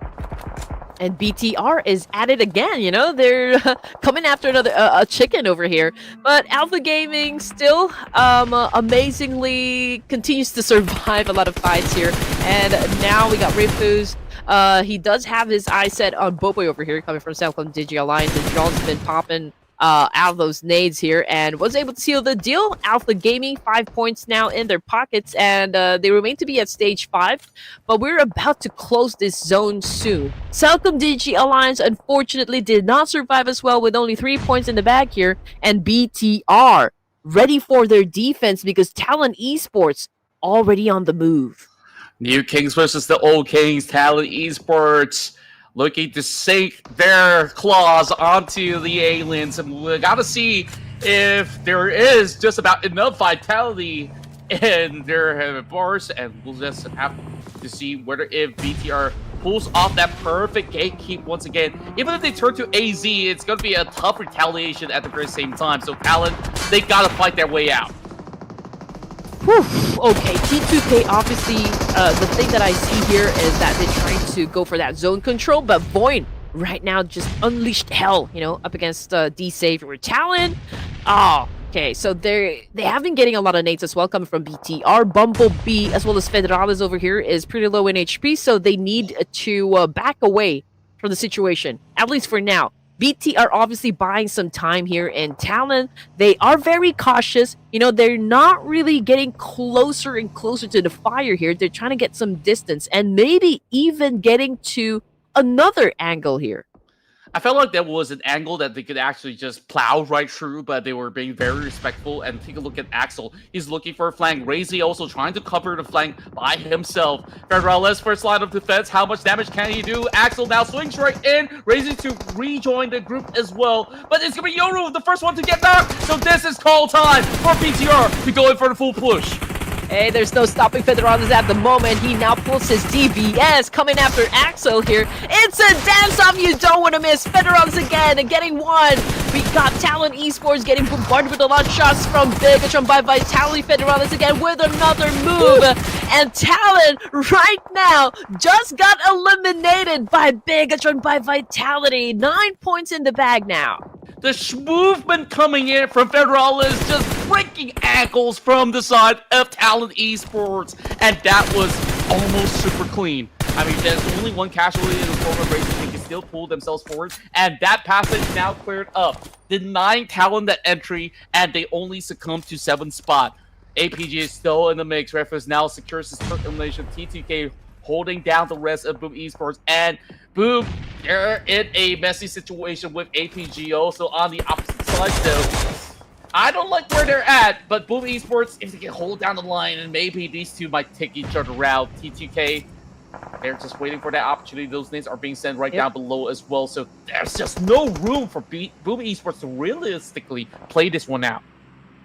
AZ Slumber is probably thinking the same thing. You know, they're not getting into any engagements. They're just holding on to a spot there right at the edge of the circle. And T2K might be picking up, you know, this information. And Ajay as well as Mimi is trying to get close to where AZ Slumber at the moment. But Boom Esports right now is doing their best, you know, giving everything they got to survive here. But well, I mean, he's getting tagged at the moment by another team, which is this is a wide shot now. I think that's coming from T2K. Yeah, and T2K so far has been holding those angles perfectly fine. They still have a lot of all these zones that they could play because they are close to the center at the moment. And take a look at the other angle. AZ, they've been holding firm for the longest time, and there might just be a full-on collapse between them as well as T2K. That's something that is refreshing to see. Man. I want to see what the firepower is like for AZ, because right now, it's only these two teams that we mentioned that gains that control the zone. Yep, high performing, for the side of AZ. And again, they're about to step into perhaps, the final 5 teams once again. And they're closer to T2K. Both of the teams here not leaving the northern side. Ajaya, however, took a massive shot coming from AZ. And this could be, the cue for AZ to start a fight up against Train to Kill. Yeah, T2K now in the pinch. They were actually looking to aggress up against the rest of these members of APG, and just because of that shot that connected. Now it is rather tough to even go in for the save because they're kind of isolated from one another, despite having that dip for them to really hold the defensive position. Oh, man. And there you go, another one coming in from Zontal. Oh, that was huge. And now we might even see the deletion of T2K. Oh, this might be super tricky, super risky onto the side of AZ Slumbers. I mean, obviously they're managing 2 teams here. And 2 giants, mind you. I mean, T2K and even BTR. But Bumblebee, I don't think there's still time, for BTR to pick up their teammates. So that's really gotta hurt. Vikings, however, oh man, they're already making a move here, getting close to BTR. I guess this is already the right timing for them to retaliate up against BTR. We got T2K Esports making it rain hell, up against Alpha Gaming. Vikings just crash onto BTR. And they still manage to hold the way down there. 10 is just popping up. 10 elimination points just before they bow out. So top 5 finish, respectable one for the side of BTR. The fight continues on. Now, Vikings is there to challenge AZ. So T2K can now focus on APG. Oh man. T2K now dictating the pace. Again, AZ suffering a little bit of damage there, but Vikings not being too aggressive just yet. They're not pushing forward. T2K, however, it's a different story. Ajaya right now pulls out his DPS and took down Jaw. Oh, that was a close call right there. And now 8 points in for APG as they've settled scores on 4th position.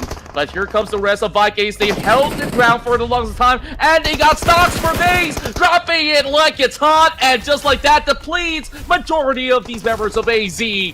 Only 1 active member, and it's all down to Gachikuta. Hiding his out of smoke, and he quickly gets spotted out. Right down below is that final member being depleted by T2K. Now it's between T2K as well as Vikings. T2K barely licking in wounds, and that turnover didn't exactly have all too much of an impact.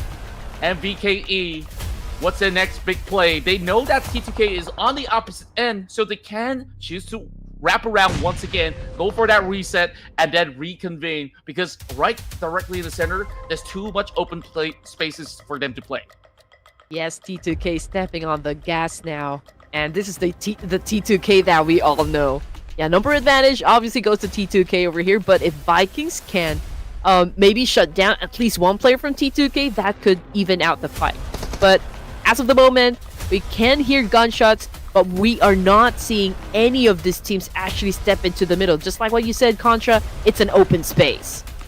This will get a little bit more awkward when it comes down to the circle shrinking into the direct center, because right now T2K is having pretty much a firm control of the north and a little bit more on the center as well. I'm thinking that MVKE, they gave too much room for them to play around with, and perhaps they're just waiting for T2K to overstep, which is why they're just hiding themselves at the moment. There's still a couple of stocks of smokes left for the side of MVKE. I gotta check for the rest of for T2K, because look at smokes, they actually have maybe 1 surplus, so I guess it's down to smoking out the middle and just let it play out on a full-on warfare between the two. Well, we are at stage 9. Eventually, the whole thing is going to close up. Vikings right now, 1 team getting shut down. Oh no, this is not looking too good for the side of Vikings over here. Duo, Tins, Superman. We don't exactly know what they're going to do in the moment. I mean, everyone is totally just gunning down on their enemies, but Vikings not looking so good. Ajaya cooking up a nade here. Superman has nowhere else to go. Yeah, it's just a big play that needs to be achieved by the members of MVKE. Superman, he's just using this truck for cover right now, but he's being spot on by the flame. Ajaya once again popping off. And just like that, T2K finally secures themselves the chicken dinner to end the night in a hot streak. Someone chose T2K, right? Was it production again? Oh my gosh! All right, something is definitely happening here. Conspiracy theories. No, just kidding. But yeah, T2K, a much deserving win over here, and we did talk about them just a while ago before we began the matches. And T2K, I still say that it's a hot and cold situation, for a train to kill, but we're looking for consistency, and this might be, the start of something aggressive, for the side of T2K. Ajaya bagging in 4, Ignis with 1, Mimi with 1, Master Zerdy over here. Everyone did their job, everyone's pulling their own weight, which is absolutely great when it comes to Battle Royale. And T2K, man, they scored the final chicken over here. Yeah, and it was so tough for them to even play around that space up north. You saw there was that pressure coming from AZ, there was APG hot on their tails, and they did not succumb to that pressure, which was rather impressive. When we take a look at the rest of the field, I mean, they just knew very well which target to isolate first and foremost, and that really pays off dividendly because they didn't really have to care too much about AZ. They just have to give them some warning shots, and the rest of the field, you saw MVKE crash upon BTR. BTR was actually giving a little bit more of that pressure to AZ at the same time, and it played out perfectly to what they planned out. T2K, they just had so much a great understanding of how to really take control of this Miramar round.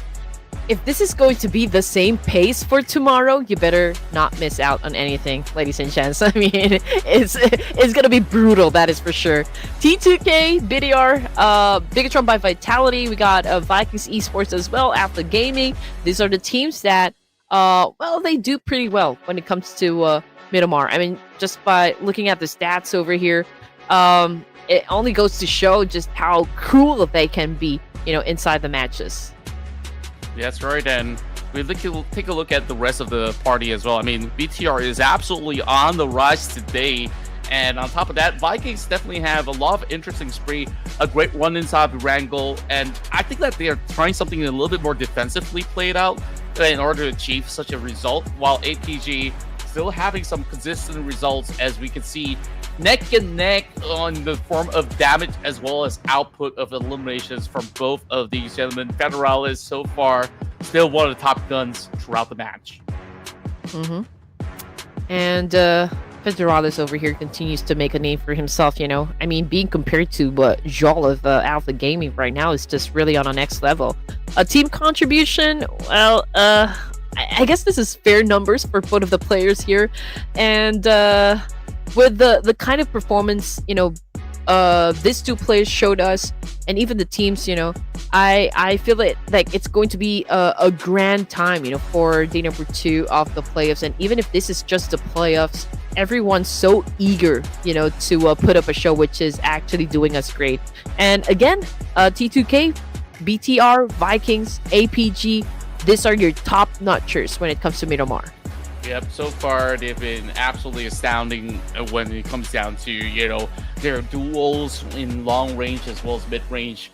And overall, I mean, they just knew exactly the game plan. BTR played a lot of gatekeeping role for this evening, pulling inside of Miramar, and that worked out perfectly. But the overall MVP for that match alone was definitely Ajaya, where he's been able to really plant himself on that flank angle to further capitalize on knocking down Wunti and then just stole the show from there on outward. So impressive stuff. We want to see more of this for tomorrow coming in from Ajaya. Yep, he's definitely repping up T2K. So I guess everyone's still high on that PMNC. And I did say this, I was looking for the prowess of T2K, and this is such a privilege to witness that T2K somehow showed us a little bit of a teaser when it comes to their aggression in the battlefield. As for the top performers, we got Federalis here being at the top spot, followed by Ajaya. We got Joel coming from APG and Rifus as well. So I guess these are the usual suspects you see when it comes to the top performers. I would pretty much say the same myself as well. So I believe in Miramar matches, they will stick to pretty much the same modus operandi while we take a close look into all the results coming in from that past round. TDK undeniably the best team overall to that course. He backs himself that chicken dinner alongside with 8 elimination points. Despite BTR having more eliminations, they are actually trolling very closely behind with those 13 total points being scored.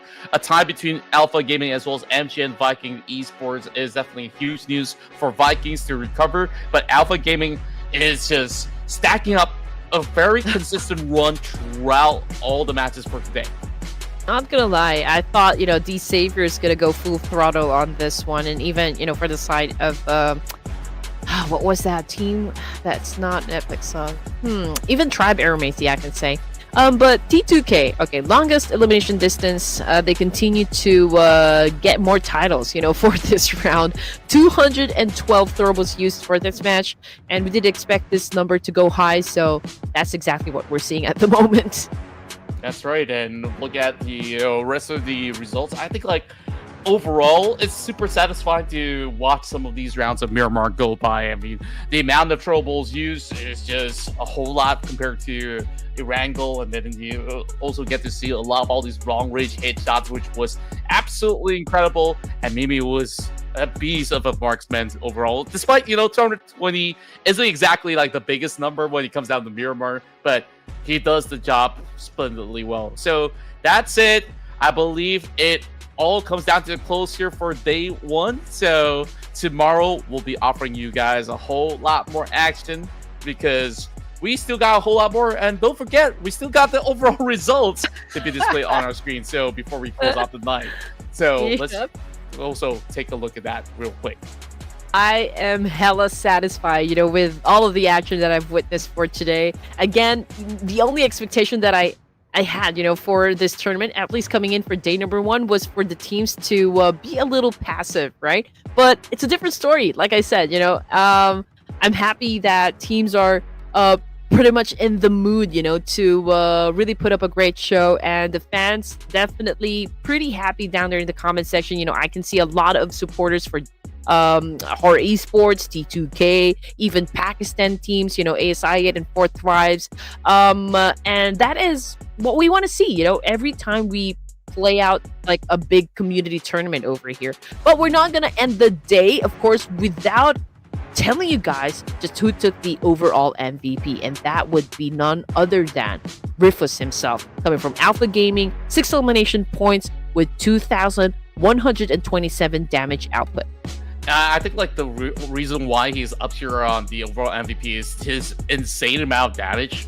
But unluckily enough, he only secured 6 elimination points throughout the entire run. So we hope to actually see him actually converting some of these numbers, because APG so far, they are working at a very incredible rate altogether as a team, and that's what we do expect coming in from some of the finalists in the world. So we'll keep our eyes out for APG for tomorrow to see if Rifus can continue on for this spring. Absolutely right. But these are the guys now holding the spot to the road to MVP. Rifus, Jaw, we got Doc, 3 players for Alpha Gaming. We got Doc as well, representing Team Secret, which is an absolute doppelganger of Doc's APG. Vampire Esports, Red Bull still made it to the cut here with 1.5 average eliminations and 433 average damage output. Yep, it was just super impressive coming from majority of these players. APG, surely they were unlucky with certain scenarios of securing chicken dinners, but hey, consistency is the key so far, and they have been the most consistent on their output overall. So this is just a great sign to kick things off here in day 1. So we'll keep our eyes out on the rest of the field. I mean, we've seen impressive stuff coming from Giante as well. Haidami has been the one that has gotten the most elimination for today, converting a total of 10 eliminations. Following very closely is Optimus with 9 points, 8 for all 3 of these members, Zyle, Doc, as well as Team Secret Doc L. I mean, this is probably the first time that I've seen, Hyde Dami really have an explosive gameplay over here. 10 points in the bag and being the top one when it comes to the overall fraggers. I would love to see more of this version of Hyde Dami. Optimus from BTR, Jol, Doc. I mean, again, these are the usual suspects, and I do wonder if they're gonna continue delivering, this kind of energy back into the field tomorrow. Just like what I said yesterday, every time I see someone like a top performer, a top eliminator, I think, I'm surrounded by a lot of Kai juice, inside the inside PUBG. Kaiser number 10, 11, I don't know what the number is, but these guys are performing out of this world, especially BTR today. It has been exceptional on a lot of all these top 2 finishes and plenty of frags to also back along the way. So they are currently sitting at the top with 48 points. Following closely is APG on 2nd place. HORAA Esports gets pushed down ever so slightly. That's because Team Secret has been able to secure that 36 points. Now, look at the rest of the field as well. AZ, their debut performance and achieving top 9 is something super respectable as they hail from the qualifiers of Malaysia. And, well, probably this is a little bit unexpected, for the side of AZ Slumber, since just like what you mentioned, it's a debut, and everyone is probably surprised at just like how aggressive AZ can be, for day number 1. So it's going to be interesting if other teams will step on the gas as well. But yeah, I mean, we just have to give recognition to this kind of performance coming from Malaysia's AZ Slumber. And for the teams that are like being pushed further down the rank, again, it's not how you started, it's how you end it. Perhaps it's too early for those teams to make an extraordinary gameplay to catapult themselves at the top of the ranks here. After all, it's top 16 that will proceed to the grand finals. That's right. I believe there's still plenty of chances for these teams to really rack up majority of the points, because we're looking at top 18, right? And currently the trash pool is being held by the Savior. It only takes maybe 1 good game for anybody to really beat that number realistically. So it is still undefined just yet. So tomorrow is where the story will continue on. So I believe with so many games to play out, it just could be anyone there to make it to the grand finals. And I do wonder if something's going to change, for the side of ASI 8. I mean, only 7 points, so they're clearly at the bottom at the moment, Even Alter Ego Eras and even Sem9, 3 teams still with a single-digit number in the overall rankings. But again, this is just day 1. And if teams like this are really stepping up for this day, that's going to be a fiery playoffs that we're going to have, for the Ruthless Invitational Showdown Season 12. That's what we want to see overall. So make sure you guys hit that sub button right now, and we'll be back here same time, same place for even more epic PUBG Mobile action here in the Ruthless Invitational Showdown. Thank you so much for joining us for tonight. And of course, thank you, Red Queen. It's always a pleasure to cast with you. Then make sure you follow us, of course, on our social media platform. For now, of course, have a good rest, and we'll see you soon.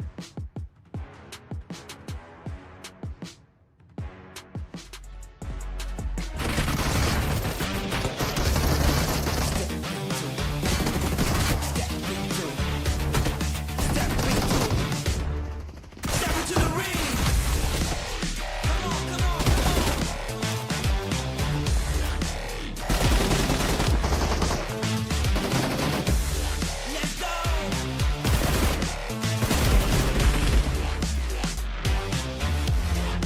Step into the ring.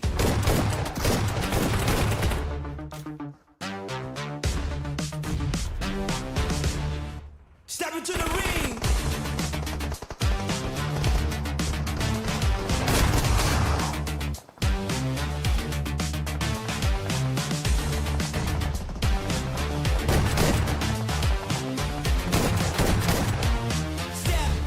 Step into the ring.